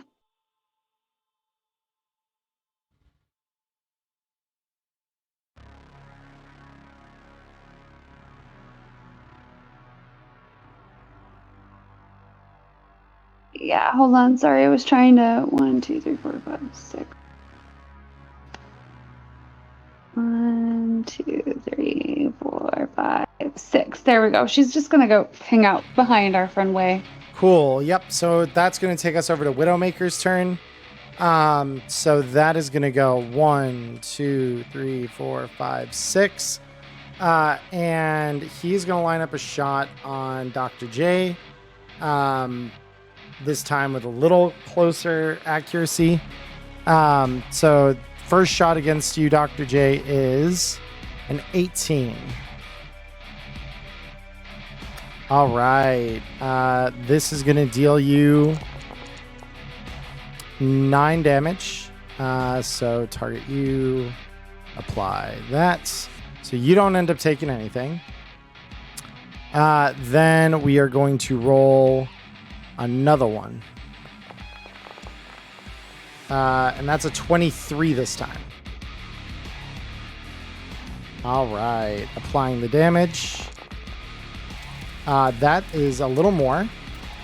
So that's going to be 5 damage to you, net. And yep, that'll end Widowmaker's turn. Zeke, we're on to you.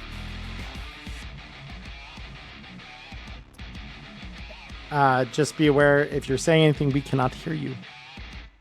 So I'm just going to open this little door, and Yep. I see that it's a DV-15 to lob a grenade out here in front of our good friend Widowmaker. Okay, yes. this is a chemicals lab. This is a lab full of chemicals.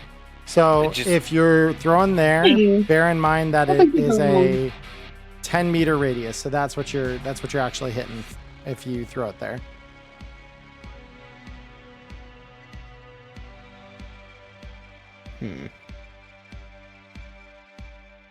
I'll hold for now. Okay. So what?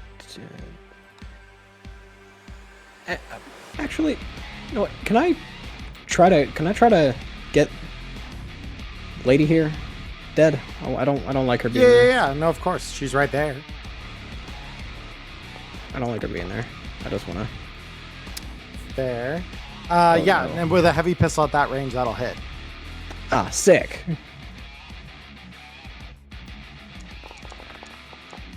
Oh, baby, triple fours. That's pretty good. So that is gonna deal some damage. She's barely hanging on, so you land 1 center mass. Go ahead and take that second shot that I know you're itching to take. Yeah. There is a person here, and I wish them to no longer be there. Yeah, Finish that's her. a hit. Finish. Yeah, that is the end of that right there. So you just drop 2 rounds into her center mass, and she just grabs onto the parts of her body that have just been, made slightly more aerated, and she collapses onto her back, just bleeding out on the tile floor. So she is dead. Goodbye. Next, do you want to move at all, Zeke, or are you good there? Nope. Okay. Next, we move to this booster ganger, who is going to run in after seeing her friend get utterly mauled to death. and she is going to draw her Wolvers and attempt to do the same thing her friend just died doing to you, Zeke. Shit. Oh my god, what the fuck are up with these Wolvers? It's your lucky day. You know, I'm not going to complain. This is a nice change of pace from last session. Yeah, okay. Second Wolver attack. That one's a little better. That's a 20. That's a little tougher. You got this. Yep, he does. That's enough. Oh, you literally do. You literally do got it. Yeah, you literally do got it. So yeah, she runs up, misses twice, and then we go away.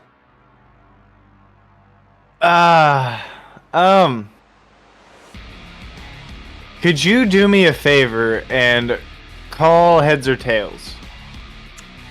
Sure. One is heads, two is tails. Let me. So I'll. Oh, and I didn't call it. I'm so sorry. Let me try. Yeah, here. Full D2 set up. Just call heads or tails. Yeah, you got it. Tails. Yep. All right. Cool. So I'm going to do the fun thing. So I'm going to turn to Pixel and say, "Hey, you want to see something cool?" Because I'm hearing all the shooting from like deep in the other room. Yeah. And just seeing all this hell happening in this fatal funnel. I'm not going to step that way, so I'm going to make a new doorway for myself. May I ask you what these walls are made of? They are what I would consider to be probably thick wood. Okay, yeah. That's So I'm going to move down to Consistency. probably about here because I want it to be nice and separated from that, and just punch the wall directly to my left. Okie dokie. Let me just double check. Wood, thick wood. Okay. Yep. Go ahead and roll me the damage. Damn. Cool. So yeah, you leave a sizable dent in the wall. It's not enough to break through it. But yeah, go ahead and roll me another set of damage if you'd like to continue trying. I kind of give an awkward chuckle and go, I guess it needs one more. Boom. And then yeah, and you bust through the wall and you just see the boards just kind of shatter in front of you, rendering the wall totally useless.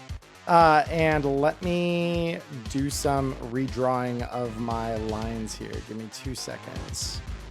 So the new line will end here. And that means the old line needs to go up here. And then Because the one she was still in my kill zone and she was low, and it was kind of like I had to go finish her off. But no, you guys cleaned that up, and I was like, oh, cool, I can go through the wall. And then the other one ran up that I couldn't see because she was out of my line of sight, and I was like, well, now what should I do? So we're going through the wall. yeah, that's fair. So yeah, you open up this way in front of you. It is kind of blocked by barrels on the other end here, as you can clearly see. But yeah, that's what we're contending with there. So you open that up, and you still have your movement, if any, left. Yeah, I'm kind of going to poke my head through, because he is an idiot. He's not going to think, even though he knows, like, he went that way because of all the shooting, he's proud that he just made the hole, so he's poking his head through to see what's on the other side. Yep. Yeah, absolutely. As So you he's should be. stopping right there. And you can see what you can see. Yep. So with that, we go to Dr. J. All right. Well, since my computer is a potato, do you mind checking the DV to that same ganger I shot at straight ahead of me? Yeah, so that'd be with your bow, right? Yeah. There we go, bows and crossbows. DV is 15. Oh, okay, that's great. I'm just rolling like trash. Okay. Let's just I'll pop a shot real quick here. Plain old armor-piercing arrow coming in. Let's see. That'll hit. You are her eyes. Go ahead and roll me the damage.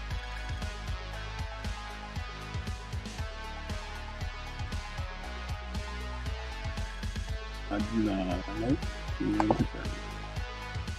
Oh, crit! Let's go. Let's go. Let's fucking go. All right. The critical injury this time. is a broken arm. So you just land an arrow just spot on right where her elbow bends, and you literally just see the forearm on that just hang limp as your arrow just like shatters the joint essentially there. And she just goes, "Oh, fuck! God damn it!" And it is, she's in a lot of pain. A lot of pain. I'm gonna dip out of the way of the vision. I don't want to be near any more people. That makes sense. I can confirm having a broken arm sucks. Yeah. So this booster ganger is going to see way down here looking at the room. And they're going to go 1, 2, 3, 4, 5, 6. There we go. Yes, he is moving to my range, you foolish fool. And they are going to fire a very heavy pistol. Foolish fool. So that is an 18.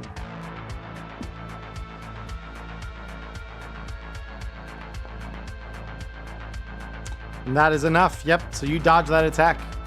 Good job. Next we go to the booster ganger up here. 1, 2, 3, 4, 5, 6.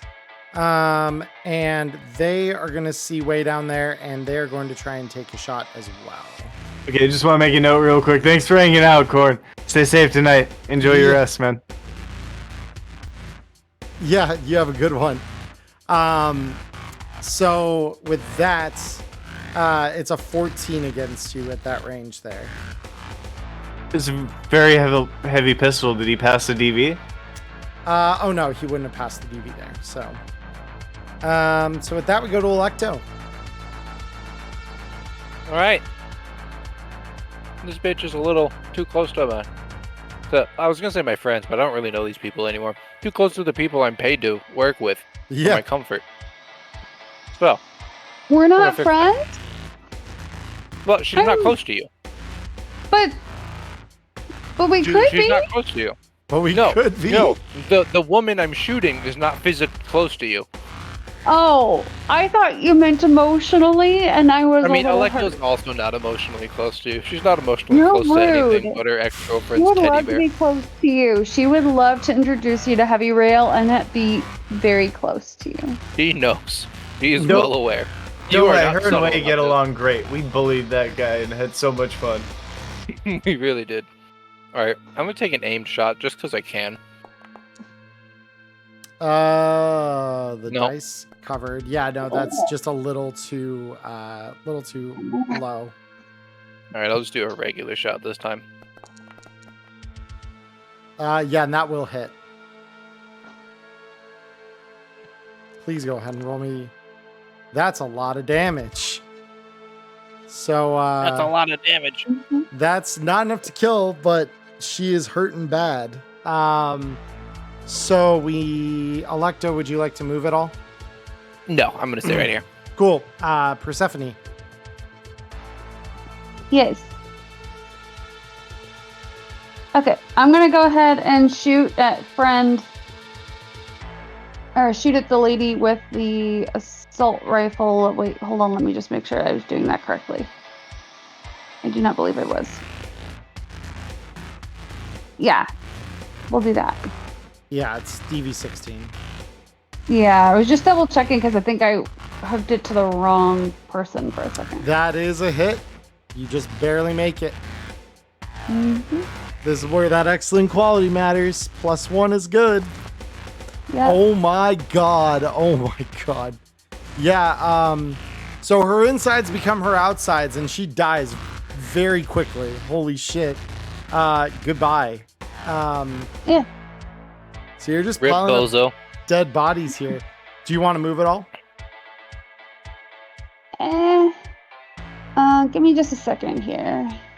Where's the hole that our friend poked? I'm standing on it. Okay.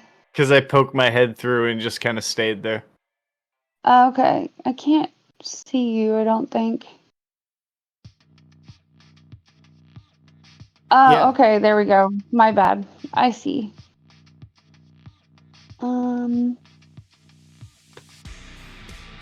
Yeah, nah, she gonna hang right here. Okay. Which brings us to Widowmaker's turn. So I scare even my teammates.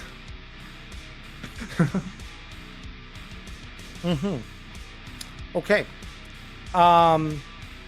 So Widowmaker is gonna grab a grenade off his belt and God damn. chuck it right into the middle of you there with an athletics check here. So this is gonna be just to confirm distance on this. Am I line of sighted by this wall that I'm kind of standing in the middle of? I don't know exactly where it's landing. No, you are not, because it's going to land right about there. So the DV on this one is going to be, let's see, thrown weapon, confirm. Yeah, so that'll be a DV 15 to land it where he wants to land it. So I need to add this to his sheet just so that it works the way that it should. And then add to this an incendiary grenade and chuck it. And that's a 21. So anyone wanting to dodge that, you have a chance to roll evasion. It is a 21 you are rolling against. I'll just... Nope. Okay, yeah, I'll go ahead and add a couple of... I'm gonna throw all three of my luck into this roll. Persephone does dodge it. Dr. J does dodge it. Let's see, evade, and I'll add the last of my luck. Electo does dodge it. Holy shit! I would have dodged that if I didn't throw my luck into it, but I'd rather be safe with a grenade. Yeah, the only one who doesn't dodge it is Way. So everyone who is not Way, move your tokens out of the blast radius one way or another. We're dancing. Just it's like one of those things where like radius, though, crossing so, someone in the hallway and you're like here. stepping the same direction. Yeah, so you all kind of get out of Way. So Way, you are going to take some damage here. So this is gonna be Oh, Way burned. Way angry now. 18 damage against Way, and you're on fire. Does armor gonna blade that cool? Yep, Yeah. and then I'm adding a burning effect. This is the second time Electo's dodged a grenade. Yeah, so he just hooks the grenade in there. Persephone has. Zeke, we're on to you. Yeah, because we both dodged that last one too. With the So this area is Cyberpsycho. safe to go in, right? Or is it still on fire? No, so after the grenade goes off, it largely just like flashes fire out, and then it just, that's the end of that for the most part. It's not like a Molotov with the ground. Yeah. Okay. All right, cool. All right, so then. So yeah, hold on. I'll clear it two, just so there's no confusion. 3, 4. And you can step over these dead bodies if you want. There does exist that option. Then. Oh, geez. I forgot about the Cyberpsycho. I think this is the And then we'll fifth shoot grenade. at this lady down here. That's wild. We'll shoot at this lady down here. Whoa. Shot 1. All right. And that was lined up on Widowmaker? No, that was lined up on lady down here. On the DV15, so that should fail. Yeah, that's a failure. Yep. All right. And then we try it again, crazy as it is. Oh yeah, better. that's a hit. Yep. Go ahead and roll me the damage. That's better. That is good. We like those kinds of hits. Yep. Wow. Holy crap. Yeah. So she does take some damage. She's not too happy about it. But yeah, she's otherwise still mostly okay. Would you like to do any more moving, Zeke? No, I'm good here. Cool. Wait, we're on to you. You're on fire. Yeah, but I just measured something, and I'm real angry at the one that just threw that grenade. Yeah, because I'm he's sure you are. the one who threw it into that bubble. And I think the math checks out. Correct me if I'm wrong here. The flying kick for Taekwondo, I can activate that at the end of my movement. So like I can move my full movement and then use the extra 4 with the kick. Yes, as long as you moved at least the distance you have to. Let me actually just make sure real quick before you move too far. Okay. Because I don't want to get that totally wrong. So let me just go Inferno Firefight, melee combat. You want to control F Taekwondo, there's only 3 uses of it in the You must have entire core moved. book. Instead of making 2 attack through martial arts, you make a flying kick. Use your action all remaining movement this turn to fling forward in a straight line. So you have to have moved at least 4 meters, but you use your remaining movement in a straight line to hit him. Yeah, but the kick minimum is the 4, which is 2 squares. So like if I move 7, I still have 1 remaining to burn. Do I still do my 2 square kick? Yes, yeah, you would still cover 1 extra square at that point. All right, that's what I wanted to hear. So we go 1, Yep. 2, 3, 4, Yep. 5, 6, 7. Yep, And then we activate our flying kick on Yep. Widowmaker. You got it. So I'm going to throw out, where is my martial arts here? There it is. Bam. Oh, Oh Not my bad. god.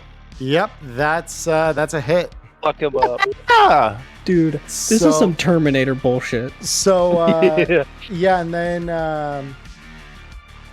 And yes, I am still on fire, so I will take my 2 so damage. additionally, if you hit your toes now prone, removed from any motorcycle. Yeah. So roll me martial arts damage. Oh yeah, that's right. I forgot to roll the damage. I was so excited about knocking them to the ground, so they have to waste their next turn. Yep. Well, they just have to waste their movement because to get up from prone is a movement. So, yep, that'll take damage against him, and so that will then take it to Dr. J. Cool. I like shooting at things that are on the ground. So let's do this. 1, 2, 3, 4. I'm gonna hit right back where I was. Basically, I think that's 5. Yeah, and I'll let me see. I'll get the body moved over just so we can see you better. Yeah, you're good. This is round 3, so this has been 9 seconds. Yep. Oh, That's do I have just to manually burn myself, or did that auto apply after it rotated off my round? How many hit points were you at before? I didn't slot it in, and I haven't been watching it. Wouldn't the damage still show in the chat log if it did it automatically? It would, yeah. So, well, no, actually, I don't know that it would. So let me double check because the grenade hit you for 18. I dealt 7 damage to you. Yeah, so it didn't tick over because you took 5 before that. So Okay, so take 2 off. I've already done that for you there. I just took care of it. So you're good. Cool. How many hit points do you have, Way? Do you really want to know? Yes, I really do. Okay, so right now I'm at 46. I have a maximum of 60. Yeah, you're not going anywhere for a while. Don't jinx me. I did just run into the middle of this because I got lit on fire and Bruce Lee kicked the main bad guy. Yes, but after Okay, all the true. punishment you've taken, you have 1 more health than my maximum. This is also true. Yeah, you're still 6 above my maximum. This is what way it was built to be. Charlie, this guy's taking a neg for being on the ground, right? So he would take well, no, he doesn't take negs to his evasion because he could still roll. Like it's not more effort to roll than it is to like dodge with your legs. I would say if anything, you would take a -2 to this because he is on the ground, so he's a smaller target. So that is still going to be a hit even with that accounted for though. So go ahead and roll me the damage. Sweet. Just a note for everybody, I'm off to the side just so everybody can see tokens, but I am essentially standing directly on top, I'm assuming, because that's where my kick lands. So you don't land on top of him. You basically kick him back. So think of it like you are right in front of him, then he just flies back onto the ground prone. Checks out. Yep. I'm picturing you do like the wrestling kick, you know? Where it's like and that was against the like that was against Widowmaker, right, Cody? That was against Widowmaker, correct? Yeah, that's 2 damage, and that was armor piercing. Okay, very cool. So with that, we now go down to the Booster Kinger down here, who's seeing the boss up here getting attacked, is going to go. So she's deciding between 2 things. So she's going to go, seeing the crazy man go in flying kicks on her boss. Go 1, 2, 3, 4, and is going to launch a Wolver attack against Persephone. So Persephone, you are getting attacked for a crit. 25 with Wolvers. Please go ahead and roll me some evasion. Real quick, Charlie, I have a quick question. Yeah. So when I installed the frame, should my health have gone up any? It should Since my body is 12. Back to your health. Yeah, let me recalculate. Yeah, there it goes. So I recalculated. Okay, yeah. So you're at 50. Yep. Thank you. Yeah, welcome to Sigma Frame Gang. Oh, yeah, because I just noticed that and like, that doesn't look right. Yeah, you're right. It wasn't. So, yeah, but you are still rolling dodge against these Wolvers. I gotcha. I'll use my last 2 luck on that.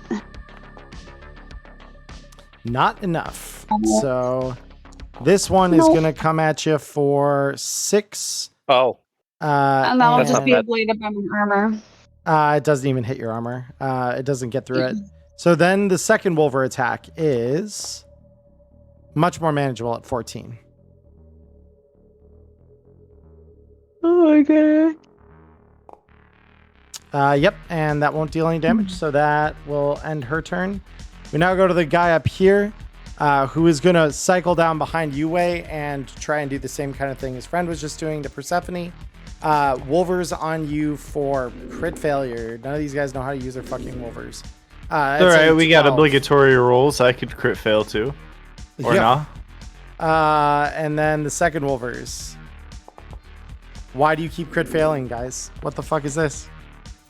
Because the dice are against you now. They played with you the other time so that we could all get fresh characters, and now they're with us for our fresh characters. So last week they were like, "We're going to murder the entire party." Last week. Electo, you're up. All I can say is that drugs are bad, okay? Drugs are bad, okay? I'm gonna go 1, 2, 3. Oh, I can see her. I can see her from here. I think we know what that means. That's my DV from here. 20? Yeah, it's still doable. I'm not aiming the shot though. Oh no. That will hit. Yep.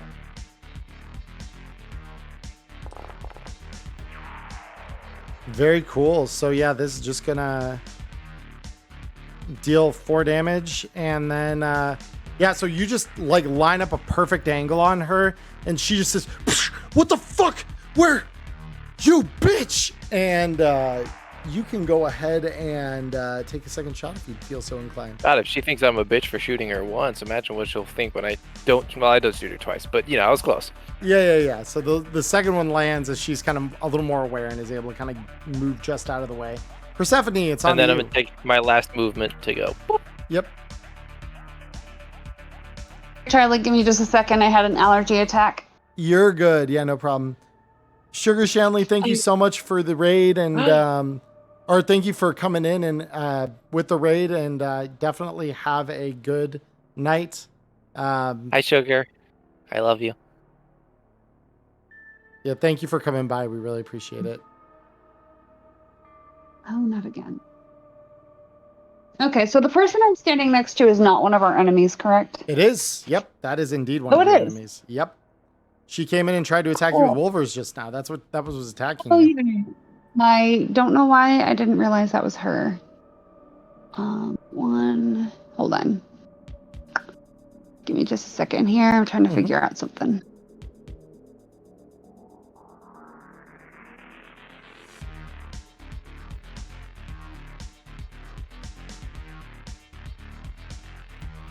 So 1, 2, 3, 4, 5, 6. Okay. Give me just a sec. I'm trying to decide if I want to do this.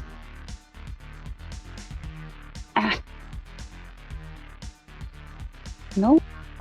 10. There you go. Yeah. All right. I believe DV's what, 16? Yeah, 16. It's 16. That's a hit. Yep. Cool. See what the damage dice say. Oh, wow. No. Dice say that's a little low, but she took a ton of damage off of that still. All right, so now we go on to Widowmaker. So Widowmaker is predictably going to take his action to stand up, or his move action to stand up, and then he says, "All right, you gunk ass fuck," and he drops the pistol to the ground, pulls off of a sling at his side a small pipe, and racks it back, and you hear fuel inside this thing aerosolize.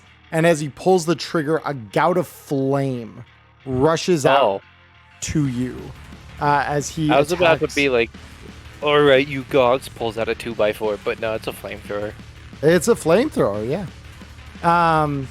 So And a chemical clap. the Flammenwerfer is about to go werf some Flammen. So this is going to be an 18 against Wei here. Evasion? Go ahead. Evasion. It's just Defender wins. Evasion. Yeah, that worked. And this is a Flammenwerfer. What about his friend behind me? I don't think they accounted for the AoE when he started spraying. Yeah, I mean, he doesn't really give a shit about his friend, to be honest. So his friend cannot dodge and is going to be hit by this. So let me double check the rules on this Flammenwerfer really quick. Just because I know it operates like a shotgun shell, but I need to make sure that it works the same way. Mechanically, it's a shotgun, can only fire incendiary, except while targets are ignited. Okay. So it still deals like a shotgun shell would. Oh, so it's more like a Dragon's Breath shotgun round. Pretty much, yeah. It used the same kind of thing. Which fire mode, suppressive fire, auto fire, aim shots. Why is the shotgun shell not listed here as one of the alternate firing modes? That's annoying. Hold on, I need to actually look at the book for this one. Sorry, guys. Let me do range combat. There it is. Imagine needing to look up rules in your tabletop game. Right. This is brought to you by the Make Everything Up As You Go gang. Yeah. Imagine needing to look up rules for your tabletop game.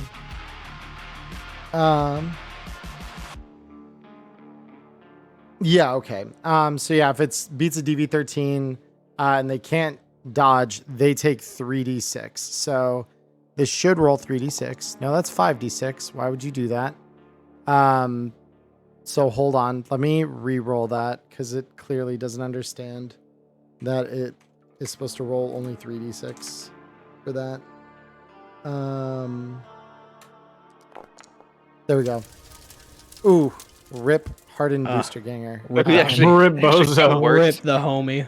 Yep. So yeah, so that's gonna be 13 damage. It does interact with armor as normal, but that still means this guy's gonna take some pain here. And he is also lit on strong on fire, which means he's taking 4 damage until he puts himself out at the end. I just want to take a note as Wei sidesteps that and sees it hit him. He looks back at Widowmaker. Really? More fire? He says, "I will barbecue your fucking corpse." So edgy, it's funny. I'm gonna have a kebab with you. Like, all right, bud, calm down. All right, yeah. Zeke, we're on to you. All right, so we're gonna go 1, 2. I'm just gonna go. This has been 12 seconds. Yep. Yeah, we're gonna take a pot shot at lady down here because she's still standing and I don't want her to be standing anymore. Fair, yeah, that makes sense. Go ahead and roll me the it's DV15. Yep, that hits. That's not what I like to see, but we'll take it. But she takes it full on because her armor's completely ablated. I see. So she is, as they say colloquially, le fucked. Yeah, pretty much. So yeah, go ahead and roll me the second shot that I know you're dying to take here. All right. Oop. We don't like to see that so much. Yeah, no, that misses. So that's 1, 2, and then we'll just go 3 and 4, and we'll just chill here. Cool. Way. All right. So, in response to the "I'm gonna barbecue you" and all those types of comments, you're just gonna say, "Let's see you burn anything with a broken spine." Oh. And I'm going to go for a pressure point spinal thing. You got it. And we are going to see. I need to remember to not tick aim this time. Okay, you got a chance. He does dodge it. Ooh, just barely. And then I'm going to take my movement because I am still on fire. 1, 2, 3, 4, 5, 6, 7 to my dock. Be like, everybody calls you Doc. Burning, please help. Yeah, and you do take 2 damage as you scream that to him. Yep, I know I'm going to take 2 more, but I needed to solve that, but I wanted to get the stun off first. Fair, yeah. So we go down to Dr. J then. Well, I'm not able to put you out and take a shot, so... Nope. Where are you? Are you on top of the corpse? Yeah, right next to you there.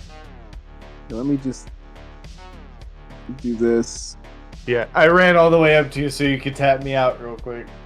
Yeah, I'm just going to get out of the way of Widowmaker. I don't like him very much, and I'll just go, hey, bud, here. And I'm just going to pat you out. Yeah, so you are no longer on fire. Yay! Yay! I already took the 2 from last turn, by the way. Yeah, I appreciate that. So then, Dr. J, that's into your turn. That's my turn. Cool. We go to the booster ganger. I appreciate you, Doc. So we go 1, 2. Rex would kill me if I didn't do my job. So. Yeah, that's also true. So she's going to launch a very heavy pistol shot in the direction of Persephone. And that will miss because that does not clear the DV.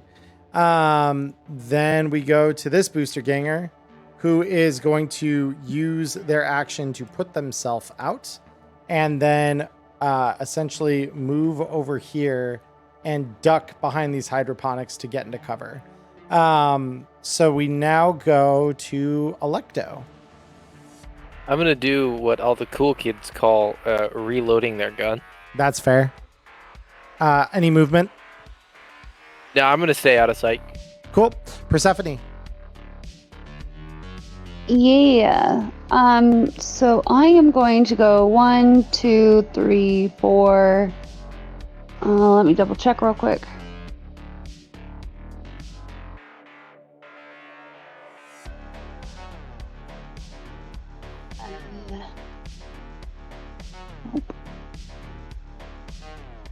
Nope.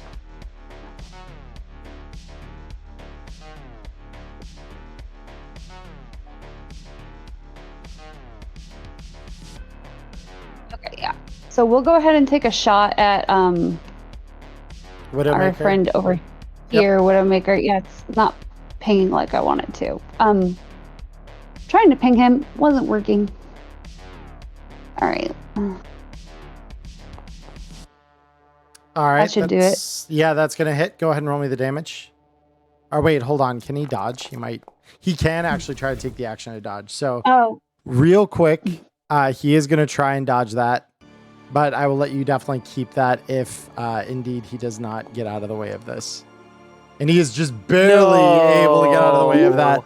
I knew when the music kicked on. The timing. Yep. All right. So now it's Widowmaker's turn. Hello. And Widowmaker's got 6 move. All right. So that's 1, 2, 6. Okay, cool. So he's going to literally move to here. Oh, wait. Hold on. Before he does that, she still has 2 move left. So I'm going to duck her behind this wall. Cool. So Widowmaker is going to spray everyone right in a cone that goes 1, 2, this. So everything that is conical right here is going to get sprayed with this lovely shotgun shell-like blast. So you guys are... Would it not be funneled by the doorway? I feel like this is a me tank moment. It is able to get through to hit Dr. J just barely. So it is a 17 to roll against for anyone trying to evade this. Okay, I tried to tank for the homies. We shall see. It's a bout of flame that wraps Dr. around J. you. All right, didn't even matter. Yeah, it didn't matter. Yep, the fire's not going to do anything. Zeke. I am going to try and take an aim shot at Widowmaker's head. Okay, yeah, let's see it. So, let's see. Wait, so aim. There we go, yep. And yeah, I'm out of luck, but we can pray. That does not hit. Damn. Well, and then in that case, I'll go 1, 2, 3, 4, and 5. Cool. Wait. Okay, plan time. Can I attempt to wrestle this flamethrower shotgun thing away from Widowmaker? Like, just disarm them and take it. So you could take an aim shot with an attack to try and aim for the gun and knock it away. Oh, I meant for like a grapple struggle. Like, I want to have control of the weapon after. You want to grab the gun? Yeah, I want to take that and rip it out of their hands. Contested brawling would be what I'd have you roll for that. I know who my money's on. I'm down for it. Yeah. So I'm gonna step up, say, so you're gonna burn me, huh? And start grabbing at the flamethrower and just start trying to tear it away from Widowmaker's hands. Mm-hmm. Yep, so he's gonna roll terribly on it, of course. All right. Yeah, baby. Nope. I did even worse. Yep, so he says, yeah, fuck off, and he just grabs it back. So that would be your action. Yep, and then I still have a little bit of move, so I'm going to kind of assume that I stumble back after losing the contested grapple and stop there. Fair, okay. With that, we go to Dr. J. Right. Well, let's see what I can do here. Widowmaker's too close for my liking. Let's see. Oh, baby. Laptop's finally sort of kicking and letting me do things the way I want to do them, so I can actually check my own DVs. The fun part is I wasn't planning on actually burning Widowmaker with the flamethrower. I was going to beat them to death with it, but I guess the hands will work too. Just like people say that everything is a percussion instrument, everything is a melee weapon. Everything is a percussion instrument. I can confirm this. Everything's a percussion instrument. My ADD confirms this. I have a drum solo that I've been playing since I was like 10, and it doesn't matter what it's on. Well, I thought I measured that DV, and apparently... oh, never mind, 15. Okay, I'm good. Let's just go ahead and pop a shot at our friend deeper into the room here.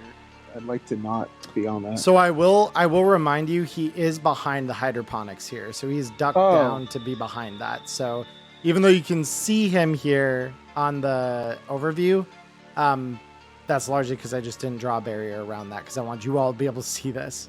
So yeah, he's unable to be... Widowmaker is where exactly? Right here.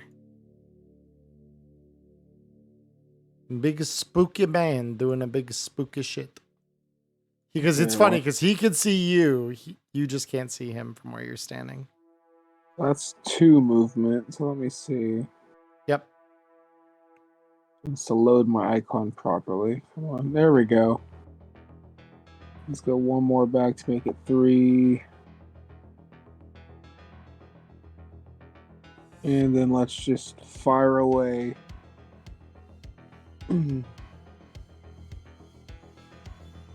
Let's load up. He likes fire. I like fire. I see where this is going. Culture, I see. He is going to take an action to try and dodge this attack, FYI. That's totally fine. I'm just gotta get this arrow loaded.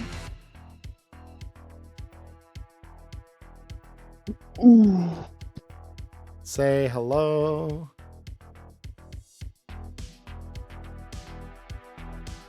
So many clicks and so much lag. There we go. All right, he's going to make an attempt to evade that. And will succeed. Wonderful. I have 2 movement left, and I'm gonna take him to get the hell out of the way. If I can get back to my screen, please.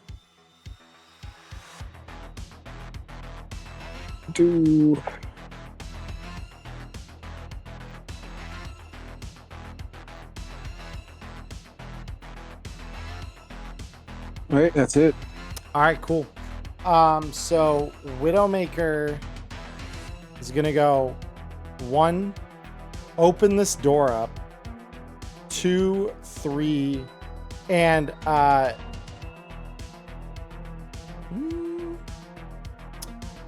yeah. So he's gonna go here, and he looks back at you, Electro. He says, "You've got a pretty face." And he levels the flamethrower at you. That's creepy. Bad touch. Bad touch. Yeah, 20 against Electo and Dr. J. And you may both try and make the attempt to dodge that. That's not happening. Oh, baby.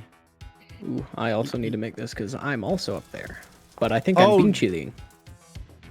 Yeah. So Dr. J, Electo fail. Zeke, you're good. So this guy then will deal here. Let me modify his flamethrower really quick for damage, just so that this isn't rolling the wrong thing. And it is gonna need to roll. Enough color. I think it's time I punch this guy. Fair enough. I will join you there. So this will now roll damage off of the flamethrower. So this is 6 damage to both Dr. J and to Electo.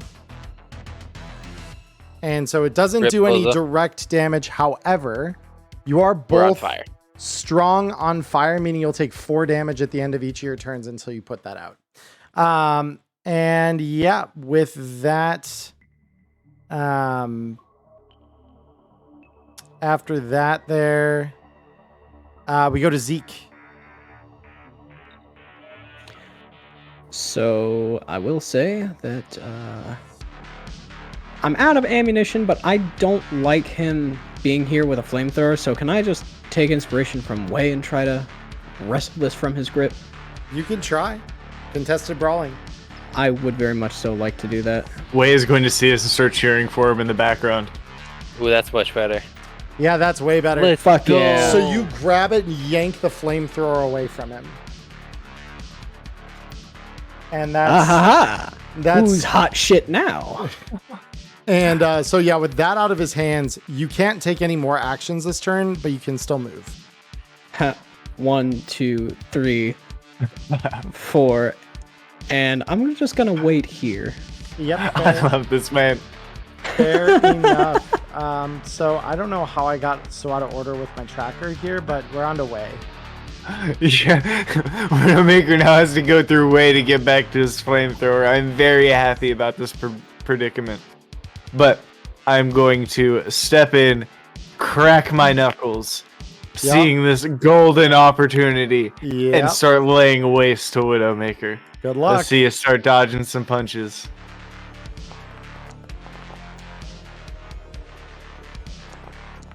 Ooh. Nope. Damn. Ducking that first one. Too bad. He's going to duck under a hook straight into an uppercut. Here we go. Ooh. Oh, let's go. Man. Dude, he really is. The story foretold. Yep. No, that's Wei's. Go ahead. The prophecy has come true. The prophecy is true. Oh, Just beginning to believe. So he suffers some damage on that. He's not too happy about it, but he's still alive. So that's all that really matters. Dr. J, we're on to you. You are strong on fire. I sure am. I'm going to put myself out and get the hell out of the way because I don't want to be near this guy. Fair enough. I will mark that off on you. Yep. You're good. Get out. Oh, it's my dream. He's been disarmed and everybody else is running away. I'm getting my boxing match with the boss. Yeah, and Cody's like, fuck this. I'm out. All right, now we're on this shit. I'm out. Now we're on or well, unless you were taking a shot there, Cody. I can, and I will. Okay. Oh wait, no, you can't. You put yourself out. I'm sorry. Oh yeah. I was like, wait a minute. There was a reason. Sorry about that. So we're gonna go 1, 2, 3, and then this booster gang is gonna line up a shot on Zeke, and they actually no, they can get close enough to use their Wolvers, so they're gonna do that instead. Wolver number 1 is a 12 to evade. This dance again? Yes. Oh boy. That's a 14. Second evasion is way bigger. Okay, God you're good. Damn. Now we got our friend over here who is also not great, but 1, 2, 3, 4, 5. And they are going to attack you with their Wolvers now. So you're just getting... Oh my god. Why are these guys so bad with their fails have we had? Uh-oh. They've nearly always been with these Wolvers. Okay, we good. Oh my god. Here's the next Wolver strike. 15. Okay, we're big chilling. Yep, you're good. Okay. Being That's it. chilling. That's good. That's good. Chilling. Electo, we're up to you. I don't know how I've managed to tiptoe around taking damage for this long. I'm scared. Yeah, I'm scared. At some point, I'm just gonna get nuked. I see it. So the basic attack on Widowmaker. Yes. Okay, cool. Roll me the damage on. Or well, no, hold on. He can roll evasion, so he will, because he's not going to take the shot that you're going to hit him right there. But it's going to hit. Go ahead and roll me damage.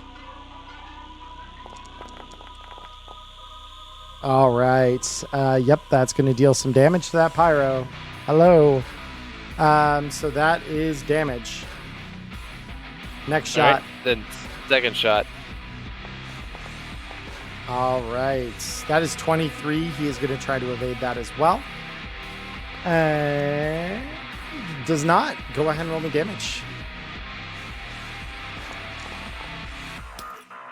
Oh my. Okay. Well, that is damage. He is. So she would fire those 2 shots, and as she was doing it, she'd probably just be screaming like a harpy. Yeah. Because you're on fire still. So at the end of your turn, I would like you to go ahead and subtract 4 health from your character. Yes. 1, 2, 3. Yep. And then I'll take 4 health off. Yep. It is much more important that she shoot him while she's on fire, because that is very thematic. That's fair. So we now go to Persephone. Okay. That is 6.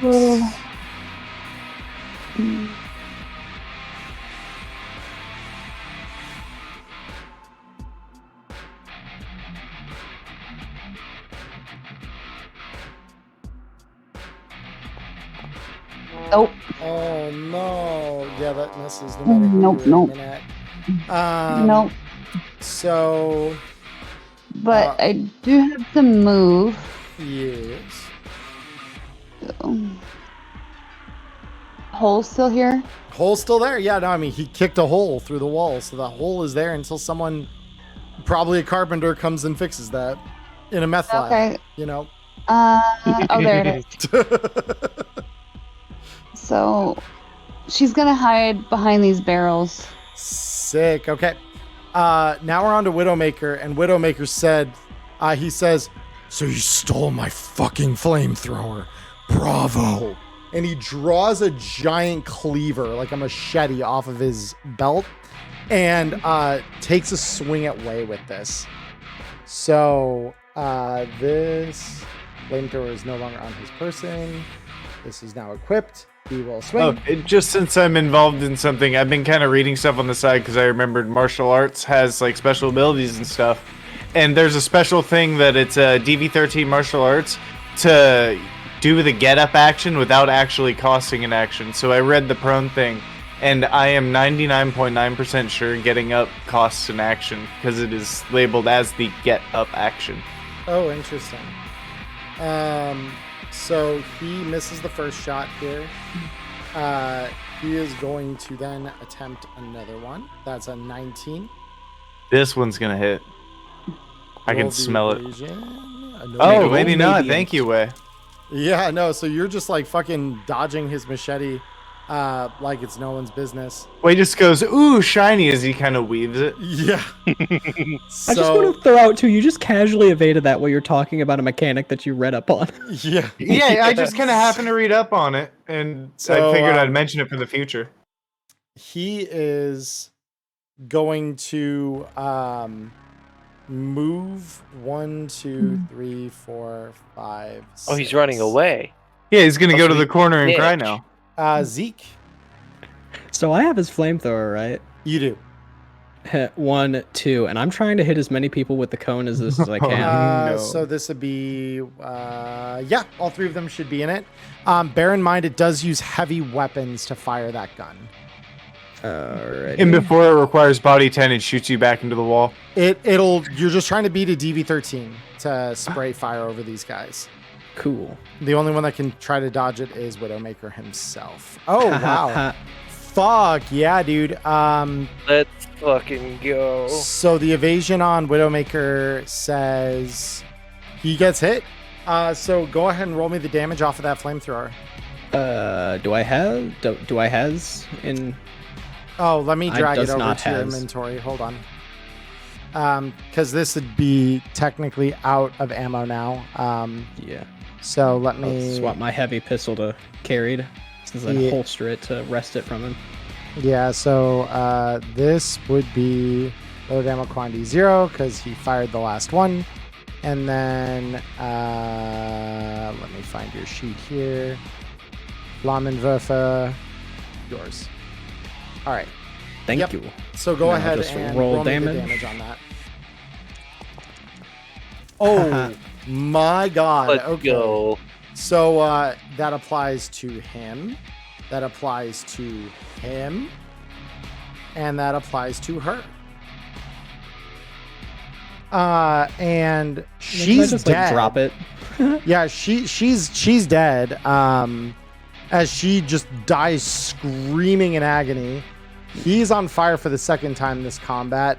And he just says, "Please, not again! Fuck!" And his clothes start melting to his skin, polyester as they are. And yeah, both of these are strong on fire. So I'm just gonna, even though it's out, I actually don't want to drop it. It just giddy, just with the biggest smile. He just looks like a little kid playing a game of keep away with like a squirt gun or some shit. He's just 1, 2, 3, 4, 5. That's the most fucking rocker boy shit. Oh my god. Rocker boy gets pyrotechnics. Pyrotechnics cause problems for everything else. All right. News article is local rocker boy goes ham with a flamethrower. Amen. Yep. Wait, we're on to you. Wait, kind of pissed off that this dude is running from him now. Is gonna start chasing with 1, 2, 3, 4, and then I'm going to initiate another kick. Yep. Flying kick. And yep. Roll it up. We'll see.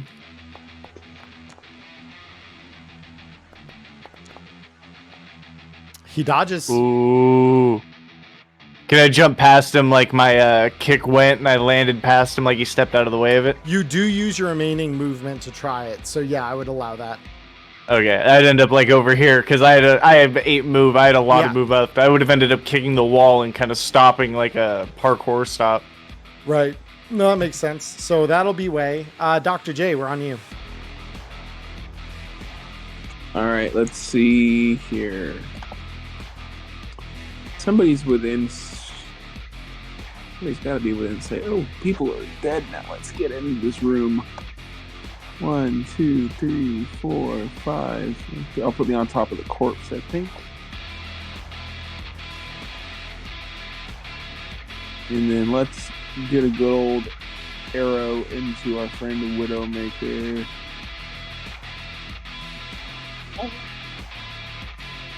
Ah, crud.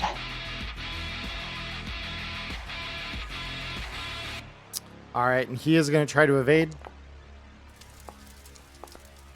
And succeeds. Ah, damn. Did this dude die already? Jesus Christ. It's the boss fight. What do you expect? Him to die? That's a great joke. I'm sorry, it's my fault. I ended up ticking literally every box for hardened mooks.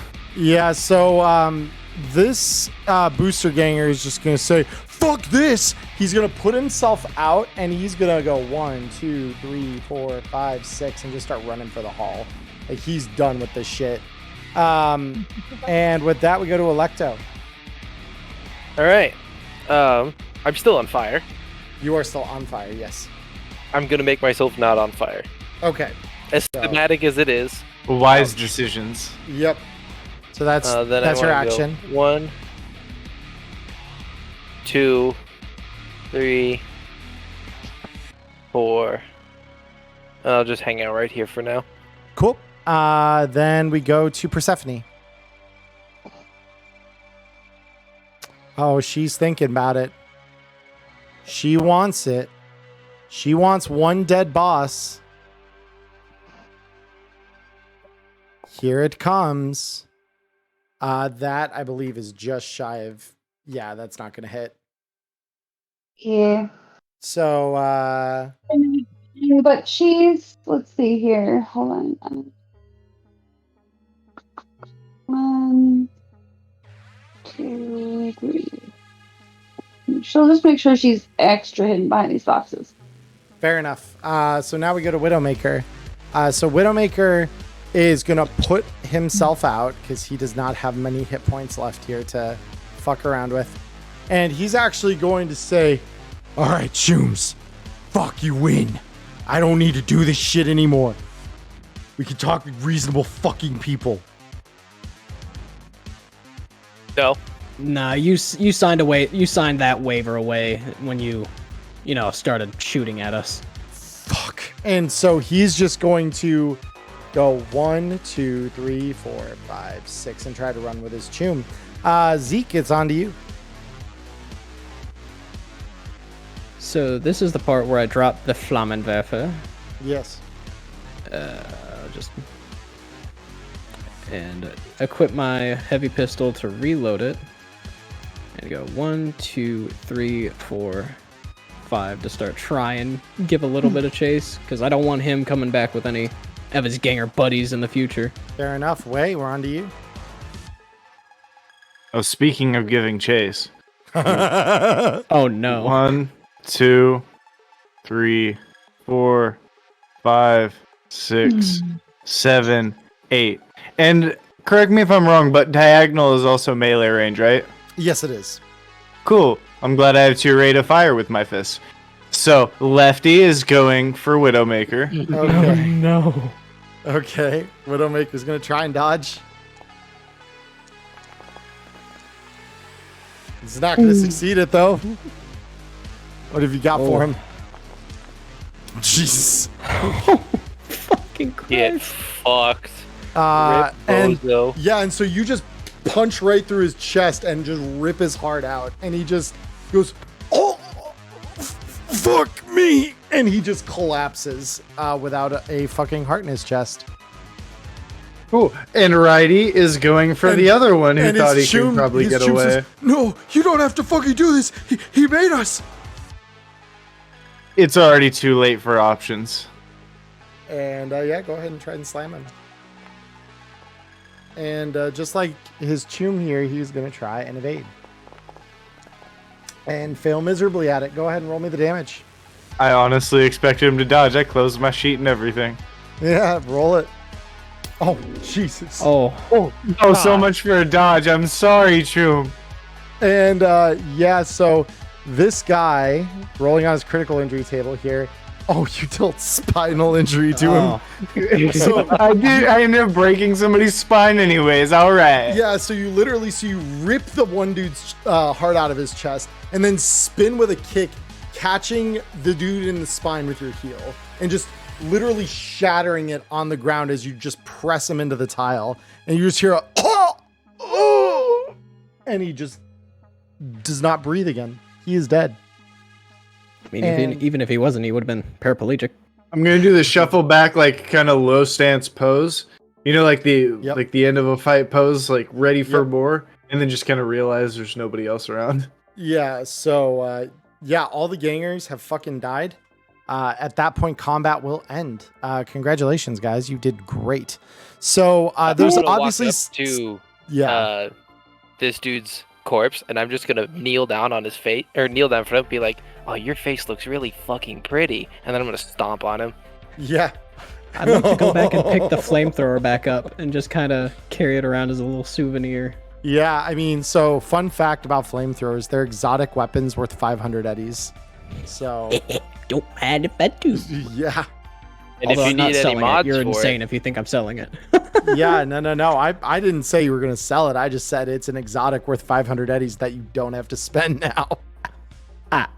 He, like, literally, it looks like every Christmas in his life has come early. Yeah. So guys, I didn't say anything during combat because I didn't want to actually influence things because Wei didn't remember, and I figured I would be the one to get the coup de grace. But we still needed information about Volatile. Well, I found this door back here. Yeah, and it's not locked as you try the knob on it. And would you look at that? Yeah. Okay. So, I'm gonna run in. I'm assuming this guy's volatile. So this dude, whoever he is, you don't know yet, but he's suspended in a cryo tank. So what you see here is a cryo tank suspending him in animation, essentially. And you see a biomon affixed to the side of this tank, and it's reading out stable vital signs for this guy. But yeah, he is in the cryo tank here. I would yell for Dr. J. Seems Magical like his hack, thank you for the raid. Because I'm assuming this is more med tech than regular tech. Yeah, I mean, yeah, it'd be a medical tech thing, but yeah. So you hear Dr. J, you would hear Electra say, "Hey, we got a body on ice." Yeah. Yeah. If you could get me in there, that'd be fantastic. I try to absolutely can. I'm gonna move you here first. I don't know why I can't like WASD or the arrow keys to actually work to move my character. It's funky. Make sure that you've clicked your token and it's highlighted orange. Yep, that is true as well. So yeah, so you all enter the room here, and yeah, you see this guy suspended in a cryo tank in front of you with stable vital signs read out. Would I be able to recognize him as Volatile? Yes, so because you've seen Volatile before, you look at it and you're like, yeah, that's the guy right there. Yeah. This is where Wei perks up. So this is what we were here for? This was the job? Yeah. And I would just look at you and be like, "Oh yeah, nobody told you." No, I just kind of had to be here. Yeah, you ripped a dude's fucking heart out of his chest, still beating, and for fun.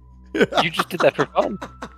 Yeah, it wasn't exactly for fun. I kind of owed it to you guys. It's not your fault. It's not your fault. The last guy was a gonk. Yeah, that's fair. It's gonna look at him and be like, like, I've worked really hard to perfect this persona, like, for years, decades. And, like, I don't think I can ever get as perfect at this as you are. But you're not pretending. Well, he just kind of looks around confused. He doesn't understand how to take a compliment. What does that mean? I'm just going to pat him on the shoulder to take the compliment, buddy. He's like, "I am a persona." He does this classic, just like when he got taken away from the laser lights at the stage. They're just gonna smell. Thanks.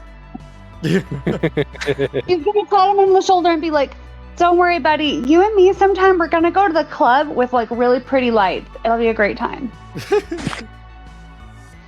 So we gotta get this guy Yeah, you gotta get this guy unproven. out of ice. Yep, that is a fact statement. So, How heavy is this pod? it's big. Like you can see it here. It looks like the size of probably an industrial size like boiler distillery rig. Like it is big. It's floor to I had to ceiling, check. probably about 8 feet, 9 feet tall. Look, I just had to have to check. ask, was your first instinct to try and carry it out? Yeah, don't worry about it. It's not really a problem now. That's a yes. We call that a yes in these Yes. Don't worry parts. about it. That's a yes. That's fantastic. That's I so appreciate the spirit.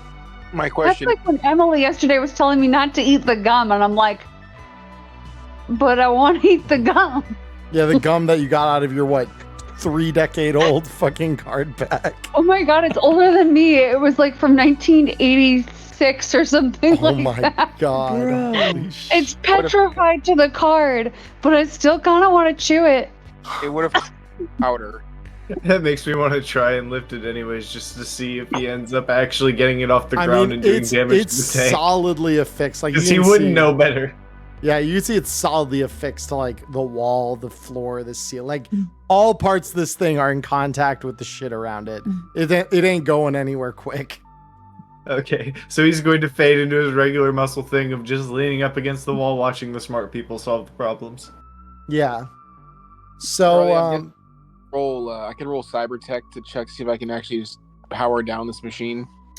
it'd be medical tech, but yeah, I mean it's something that like you would have probably seen plenty in the clinic at Synapse, because it's pretty standard issue for like if you need someone to get some extra time to convalesce, but they need to be knocked out for a while.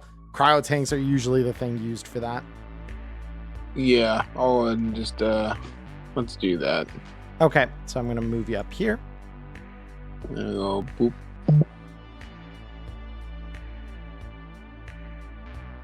Yep, and that's more than enough. So you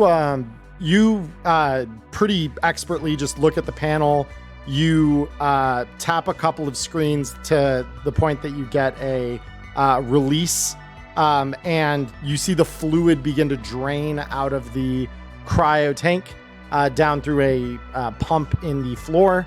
And once the fluid has drained, the glass in front of you slides open, and the limply suspended body of Volatile kind of slumps toward you. Cool. I'll just sort of set him up against the remaining part of the tube that's not open. Cool. Yeah, and so it does take a minute or two, but like after a little bit, you get a and he coughs up what you can tell is like cryo fluid onto the floor. And he looks at the group here and immediately kind of like recoils, like trying to put his fists weakly into like a defensive posture, like he's expecting some kind of violence towards himself.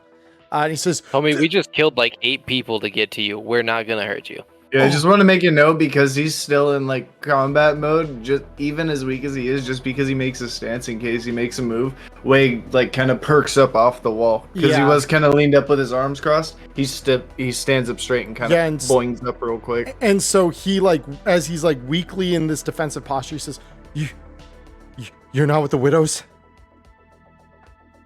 Well, if we would be terrible widows if we were, to be honest with you. Oh, fuck. And like with that, I've like always, I just don't think I'll ever get married. I don't think that's possible.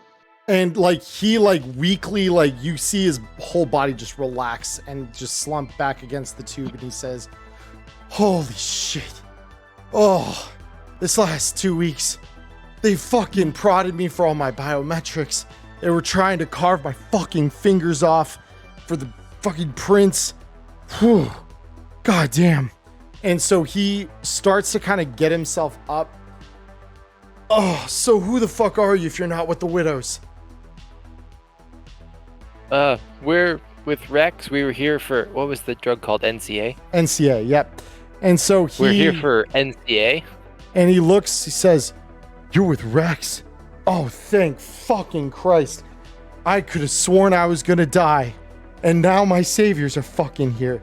all right, cool. I don't know about any NCA order that he put in, but fuck, he sent you to me. He wants NCA. He's going to get some fucking NCA. And so with that, he kind of starts stumbling toward the door here. Before he like gets too far, I would be like, just be careful. NCPD is all over this. They're not going to fucking poke into the combat zone. They're not that dumb. And can you group me with them? I want to assist Swak. I just want to kind of give him a shoulder to lean on. Totally. So yeah, so you want me to just move your tokens together? Yeah, just like link me with them. I can try. Hold on. Give me 2 seconds. There we go. Yep. So yeah, he's going to move over to these, to basically like these workstations here. And you're just going to see him start plucking reagents up like it's second nature to him. And it's going to take a little while. But you can take like a second to rest. You just got unfrozen. Oh, Chum, I've slept more in the last fucking 48 hours than I think I have in, I don't know, about 4 years. So I'm good. And he just starts mixing reagents together like it's second nature. Like, despite his weakened state, he's very quickly like regaining his vitality. You just see him mixing things in flasks, and like within about 10 minutes, he's got a concoction. He's like, all right, like I need to let this steep for a little bit, and he moves it over. And I'm if you continue to help him, he kind of moves. There we go. So he moves it over to these like boilers here and shoves it inside. He then moves back to the workshop that you just kind of helped him out of. I'm gonna just open this. And once he's in here, he starts. He takes like a small silvered vial, and pours it over what looks like a PCB board. And then he taps at a terminal on the desk, and you could see it read out nanomachine programming in progress, and it just starts writing some kind of code into the silver puddle essentially that he's poured out over this little PCB mesh board. Nanomachines. Yes, nanomachines. That's what the N stands for in NCA. Way goes into his classic trance. For Night City assholes. Way goes into his classic trance, watching the kind of silver nanites just spread across the board and do their thing. Because I'm assuming they're all shiny and sparkly, and they look kind of alive, but like liquid. Yeah, that would just break his brain. Yeah, so it looks kind of like ferrofluid as it's kind of programmed. It's kind of roiling in like this really gentle manner. And so once the progress bar fills up, he says, all right, now we just need to go get that solution. And he walks back out with you all the way over to the, and I need to move my view, moves over here back to the boilers here, with a set of tongs next to them. He pulls out this beaker of solution that he's mixed, and he essentially pours the nanites he's programmed into the solution. And after letting that, like, he moves it back. I'm going to move him independently just briefly. He gets like a bath of ice from one of these little boxes in front of him here. Let's get some dry ice, puts it in. And as soon as it stopped kind of steaming, he bottles it in a small plastic bottle, and he offers it up to you, Wei, and he says, "Is what Rex wants." Okay, somebody who knows what this is want this, and I just kind of look around with it in my hand, just doing the Pulp Fiction meme. Yeah, like, I'll come and grab it. Yeah. So you grab it, and yeah, and you see this like shimmering, like if you've ever seen like luster dust in solution where it's kind of glimmering and glowing when it's moved. That's almost like it's like a silver luster dust almost that you're looking at in this solution. As like the nanites you can see is like clearly swimming around in whatever this fluid is. Oh wait, I've got a base 14 in pick lock. Would that mean I would have heard of this at some point? Let's go ahead and have you test.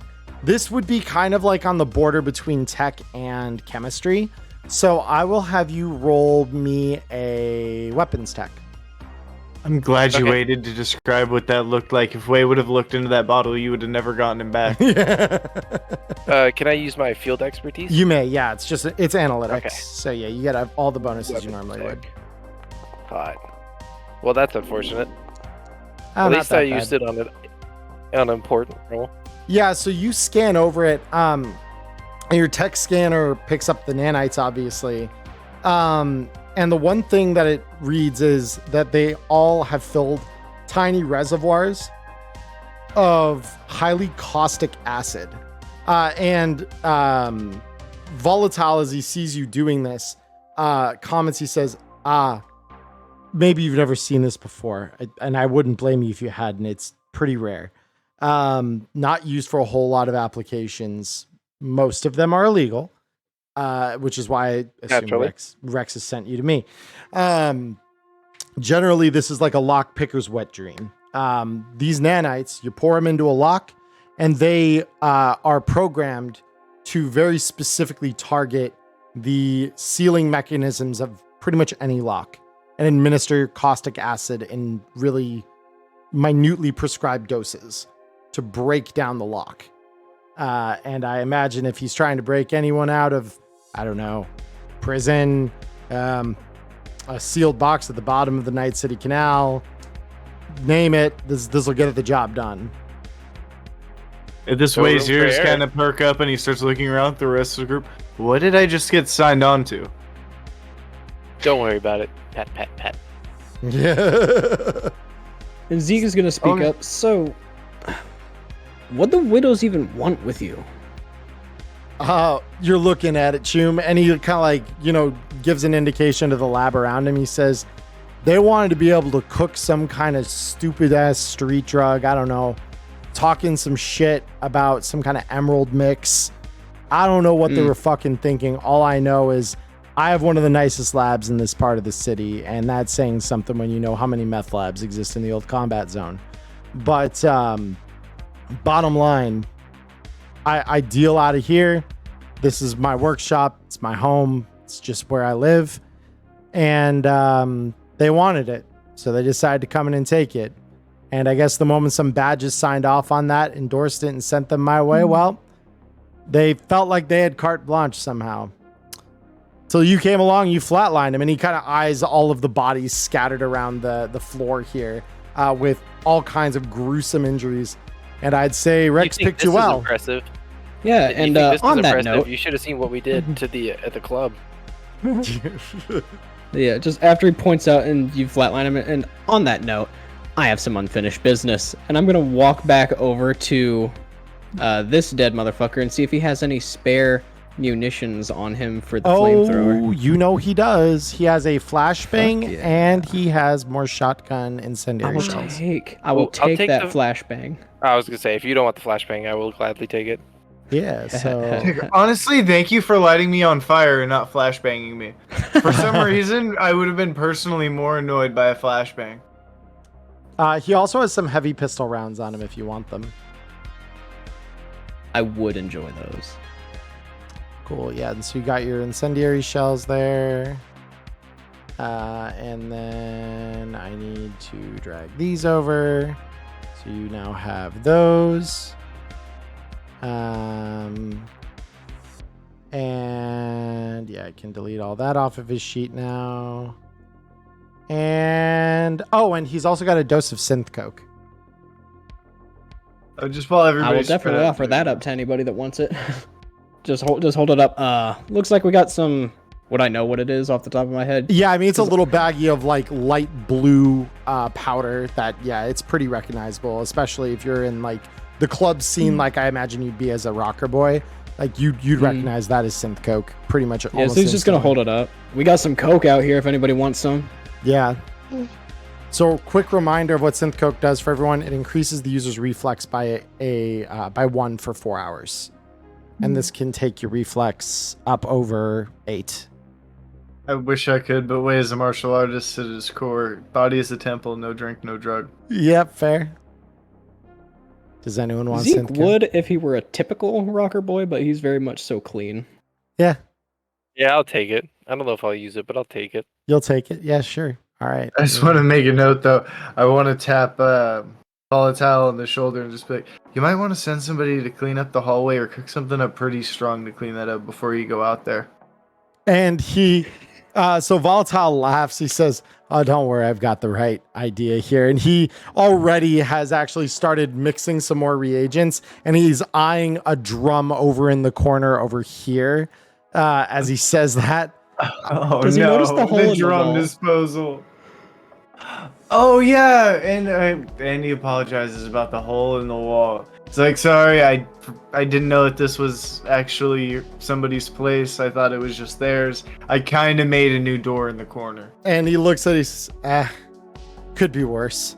And he, doesn't really mind it all that much. He's not really mad about it. He says, bottom line, I'd be flatlined if you hadn't done it. So, I assume you had your reasons. It's fine. Oh, cool. Yeah. So with that all said, he says, so I'm going to get to clean up around here. But you all, I'm sure, got to get back to Rex. I'm sure he's looking for that. So you chooms, if you need, drugs, anything mixed, you come find me and I will hook you up. Hell yeah. Oh, before we go, I would like to play my favorite game, Run Dem Pockets. And let's see how many eddies we rake up. Run Dem Pockets. Go ahead and roll me a conceal reveal object check. Oh, the one thing I did not think about that. I have a 2. I have a 2, friends. Account for this possibility. Wait a minute. It's fine. He's just flipping open jackets, just kind of checking loose. Yeah, pockets, no, seeing if it's there's very anything lightly. loose. Yeah, you're checking for any jingling ennies or any spare bills that might be flapping near the edge. So you run your hands over things and you successfully gather collectively about 50 eddies between everything. It's not 0. I'll take it. Thank you. Yeah. Thank you. Yep. So that said, is anyone else looking to do anything in this area before we head back to Synapse? No, Dr. J is sort of pissed off because he's gonna go tell Rex that he owes him a whole new goddamn closet full of lab coats. Yeah, fair enough. So with that, so we're gonna go ahead back to the splash screen then. So there is that teleport. You all get outside, calling the drivers as you do. They are, within just a minute or two, they pull around the block and you can all file into the cars. And to Zeke, the one driver, as you're kind of, going in, says the boss wants to meet you to New Blood. And he just shrugs it off. All right. Yeah. And so you pop in. So Zeke, what part of the city do you live in? He actually lives in Little China and operates out of it as well. He wants to try and build his reputation as a rocker boy up there. And then before he starts, so that there, because there's a lot of commerce that goes through there, I assume. Yeah. Oh, and so he wants to get a reputation there. So if people go through there, you lived in like in Kieran. Yeah, and you lived in megastructures. Okay, cool. Yeah. So, the drivers take you all back to the rest of the party. You would immediately know they're taking you back to the Glen, to Club Synapse. The club doesn't mean anything to you immediately, Zeke. Like Club Synapse, like maybe Volatile's mentioned it on his runs before. If you ever had anything that like was ordered by Rex, but he probably didn't ever have you run things to Rex. Rex is pretty picky about the people that work for him. So you all make it back pretty easily into the Glen. And you pull up to this 4-story club where it says Club Synapse at the top, and it's like a whole building, right? So Zeke, like for you, this is probably one of the nicest clubs you've ever seen if you've lived most of your life in the poorer parts of the city. Like, yeah, he's like starry-eyed looking at all this. He's like, the shows that we could put on in a place like this. Yeah, and you're just you are thinking about that. So the crew, all kind of now familiar with the procedure here, unload. And Zeke, you just kind of follow them into the elevator here out of habit, essentially. Wade still has no idea what's going on. Yeah. He is dressed like a homeless man except for his leather jacket, so he is also very starry-eyed and just kind of following the group like a lost puppy dog the whole time. Well, and Wei, you have worked in this building, so like for you, it's a little bit less impressive because this. Oh is yeah, like, that's right. The bodyguard this is the place where we had the surgery done. My bad. I forgot this was where we had our installations done. Like, it still does impress you that you're like, man, like I'm still doing pretty fucking good for myself working in a place like this. But yeah, it's definitely not like Zeke's like, I've never seen something like this beautiful before. And as you hit the top level, you're welcomed by the cyan lights, and the like grizzled, hardened edge runners of the club. And the crew and these drivers follow you as well as escorts, up to the VIP room where Rex is, sitting, reviewing something on his holo projector, when, as he sees you come in, he, without any real urgency, but he just kind of shuts the holo projector off, so as to not be distracted by it. You don't get like the sense he's trying to hide anything. It's just, I don't need this right now. Sees you walk in, he says, good, the crew returns and all in one piece. That's great. For once. And you even gained a member this time. I'm very interested to meet you. What is your name? Call me Zeke. And he holds his hand out for a handshake. He's not a total ruffian. Yeah, I know. And I mean, he shakes your hand firmly. He says, it's good to meet you, Zeke. If you ran with this crew, and well, you've run with Volatile before, as I understand it, so I'm sure it'll be a fine addition to the crew here.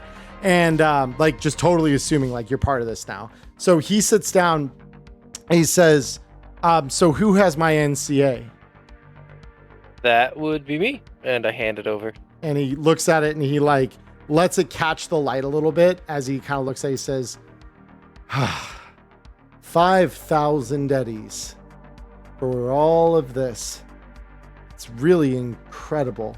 And he stuffs it in a small, like, hidden compartment in his chair. Says, you all did so well. Thank you for bringing this back to me. So as agreed, I paid you, most of you, 500 eddies up at the start of the job, except for Wei and Zeke. And Wei, I am familiar with you. Obviously, you help in the clinic, I know. I've seen you here before. So to Zeke and Wei, he hands 2,000 eddies to give them their fair share of things, and the rest of the crew, you get your remaining 1,500 eddies, with the exception of Dr. J, who gets 1,000 eddies and a small box, and you can already see it's been tried to be concealed to be a little bit subtle, but it's like paper, right? It's kind of like when you see that badly wrapped gift at Christmas and you can see just under the wrapping paper and see a logo underneath. And you could already see the word Segatari, and your mind just like reels like a little child. Like, you're super happy about this. So with that, he hands you out all your payment. He says, take the time you need tonight to party, rest, convalesce. There'll be plenty of work to do in the next day or two here. Once I just get a couple things in motion, now that I have this, most of the tools are in place. Now we just got to do a little prep work. And with that, he opens the holo projector again, and you could see like he's browsing some stuff on like a private data pool connection to try and like, you could see he's working through schematics and things that like don't have any obvious rhyme or rhythm yet, but you kind of get the sense it's probably for the gig that's coming up for you all. And so he looks it all over and he's like, all right, well, has anyone got any questions, or would you all like to go and have a wonderful evening in the club and enjoy a restful night of sleep? See you this time next week. Oh, you'll be hearing from me long before next week. Believe me, we're going to move quick on this. Royal's not going to spend any more days in there than he absolutely has to. That is a promise. Persephone's already spotted someone that she thinks is super hot and disappeared. Yeah, and that's understandable. And like you probably don't even pay it any attention, but you just hear like a slight chuckle from Rex as he sees you wander off, like eyes fully transfixed on someone with like LED skin weave on their cybernetics, and he says, that is what an edge runner's reward should be. And with that he says, well, if there's no further questions, I have some planning to do, but all of you have a restful sleep, take good care, and until we see each other again here, I wish you all safe travel and happy hunting for whatever it is you seek. And yeah, and Zeke will hang back for a second and just flash his deets to his agent so he can keep in touch with him. Yeah, and he happily takes like the business card onto his agent. Essentially, as you flick it over, it's like a hollow card. So he grabs it in one hand and then lays it down onto his agent to let it transpose. He says, that's right, I nearly forgot. Way, Zeke. And he pulls out 2 cards identical to the ones that Ghost and Red Eye would have had.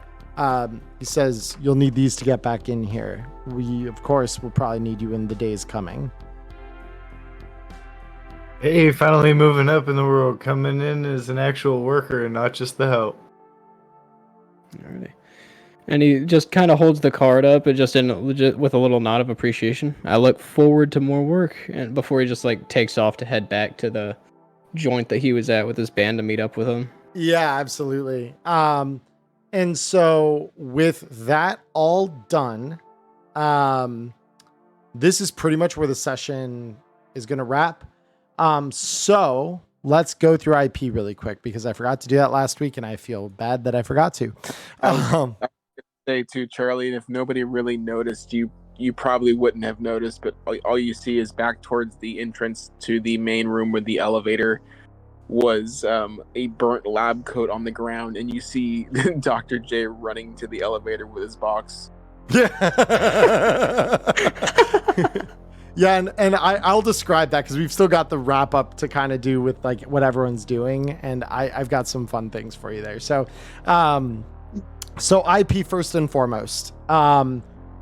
This was pretty much exactly perfect. You guys actually went above and beyond what I thought you would, and you actually avoided a combat in here. So, very well done. Very, very impressed. When did that happen? In my nuts, yeah, there was supposed to be like a combat in there, and you absolutely shut that shit off before it even started. Like that was like all I started fucking shit up, and everybody was like, you know what? Nah, I'm not back up for this. Between Way and Electo, that was like fucking on. So you guys, to each of you, I want to award 30 IP for that alone.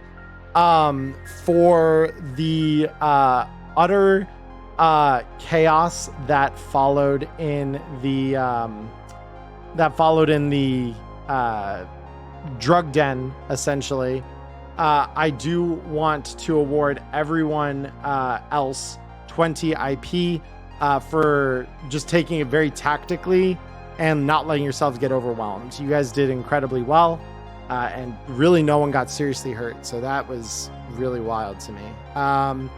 So that's individual IP. So 30 IP to both Way and Electo for that incredible mind nuts stuff that you did. Everyone else 20 for the spectacular job on all of the other fronts that we've had here tonight. And then for the job IP, I award everybody 80 IP because you went above and beyond and just absolutely knocked this one out of the park. Good job, guys. Thank you. Hell yeah. So that will be your IP reward.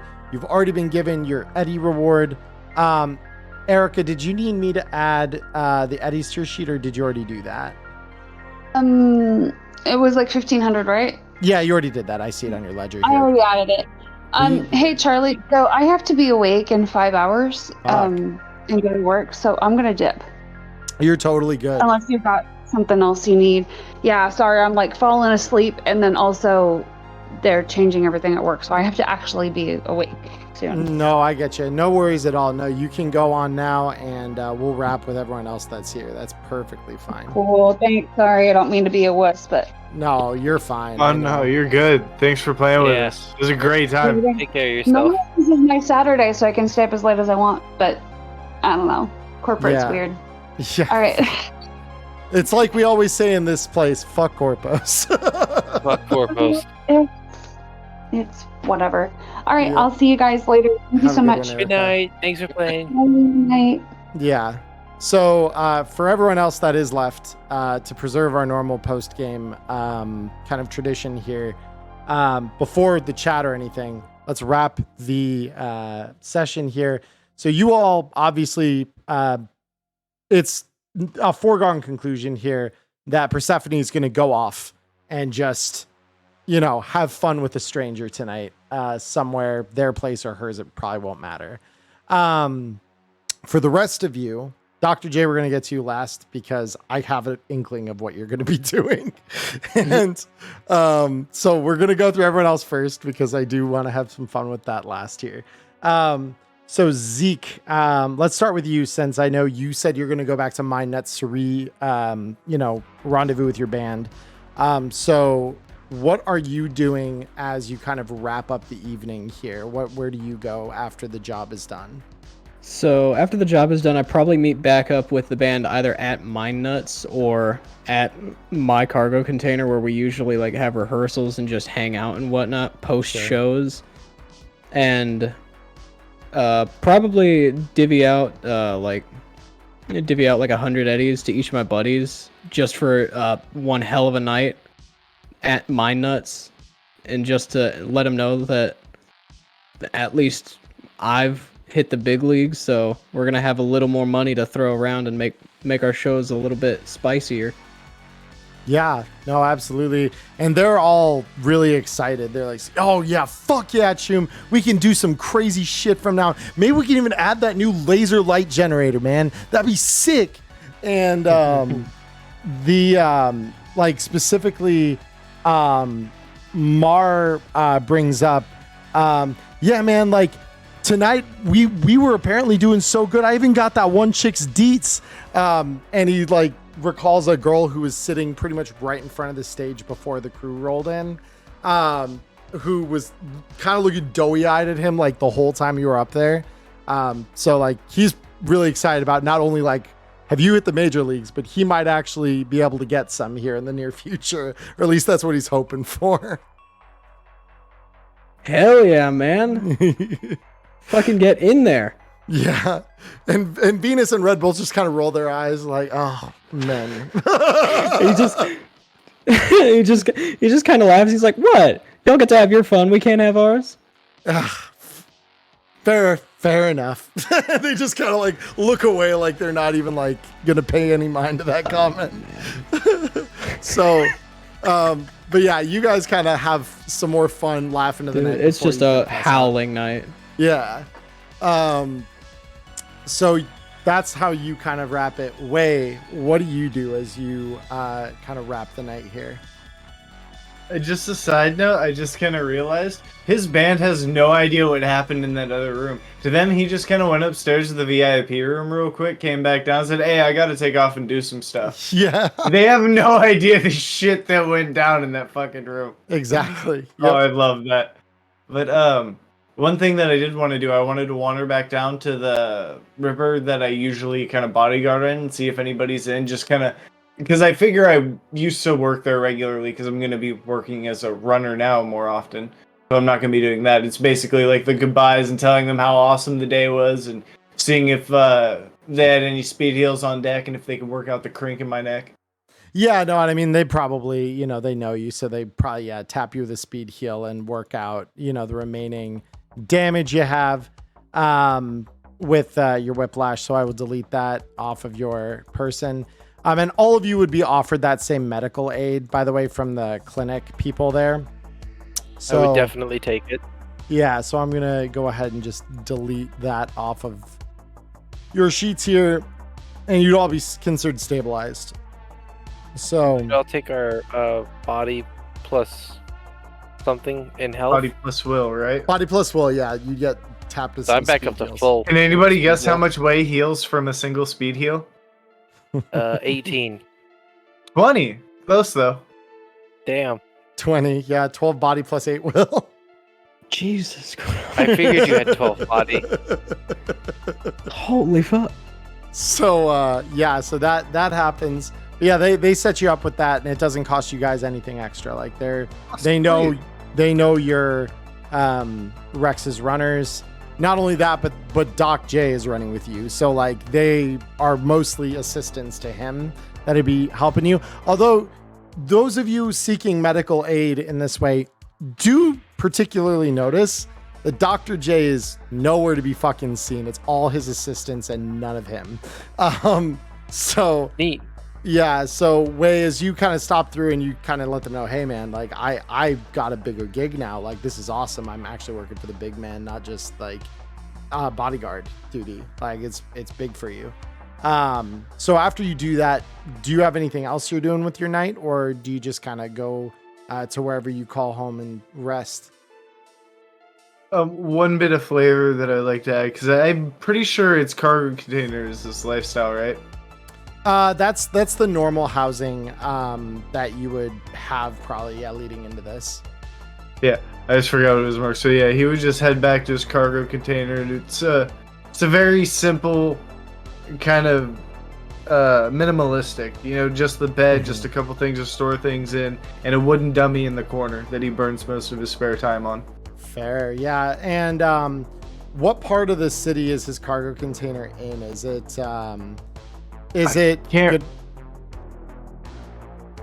I can't remember if we actually rolled for that. I would have to double check.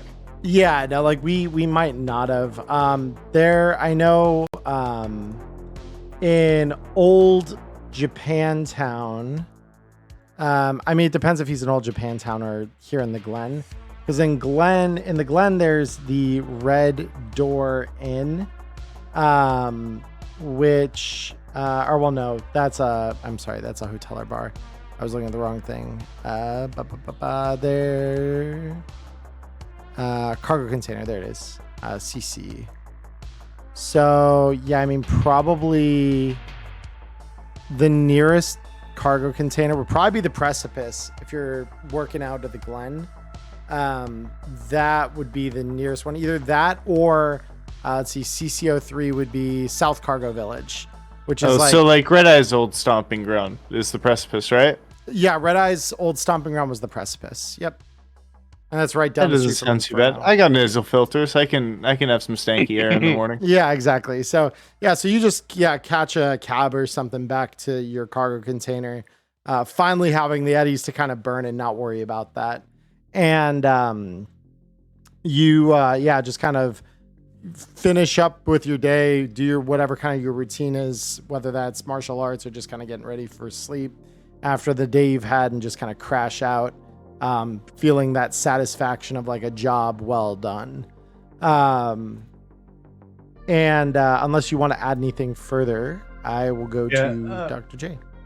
This is a quick description of the actual end routine walking into the door. I just wanted to give the first time description because that was kind of the first time we've seen inside of his dwellings. Oh, totally, yeah.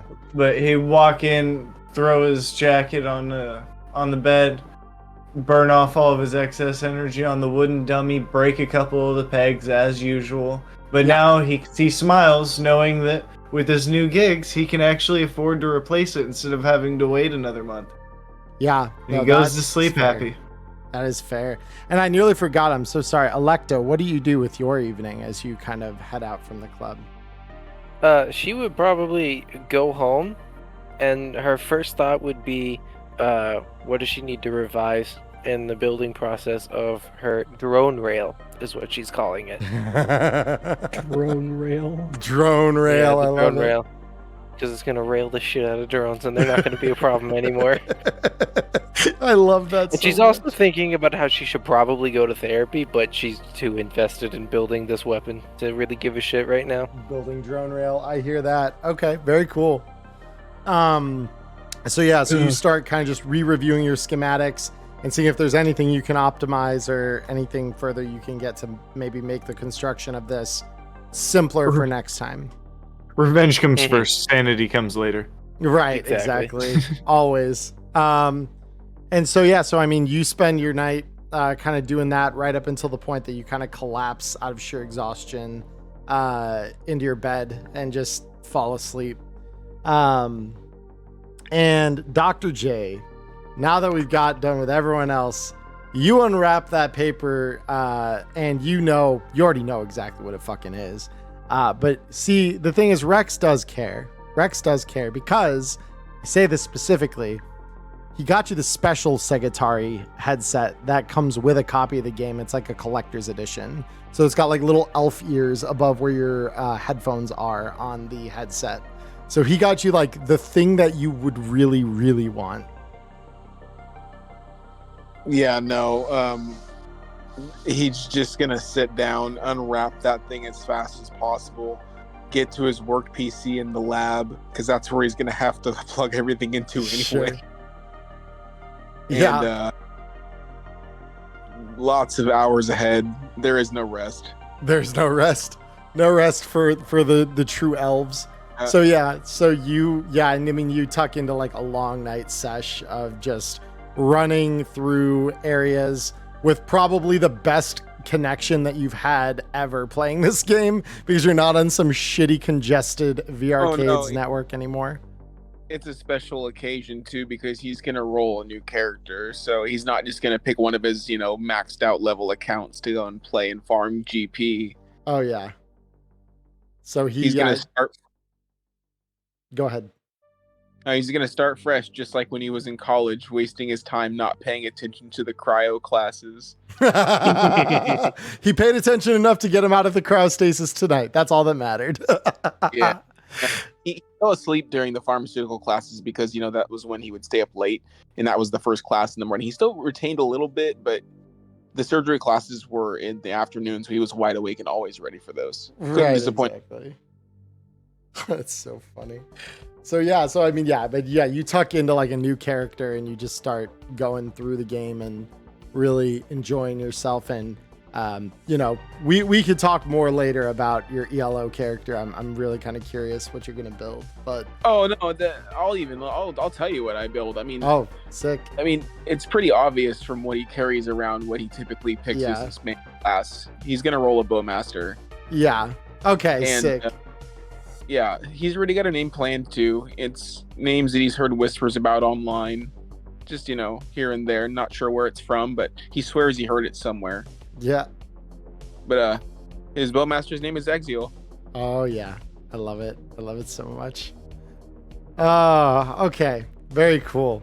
Yeah, and then you spend the rest of the night trying to grind and just enjoy the game again for the first time. Like, really, it feels like again that first time, because you're playing on your own hardware again for probably the first time, if not ever, in what feels like forever.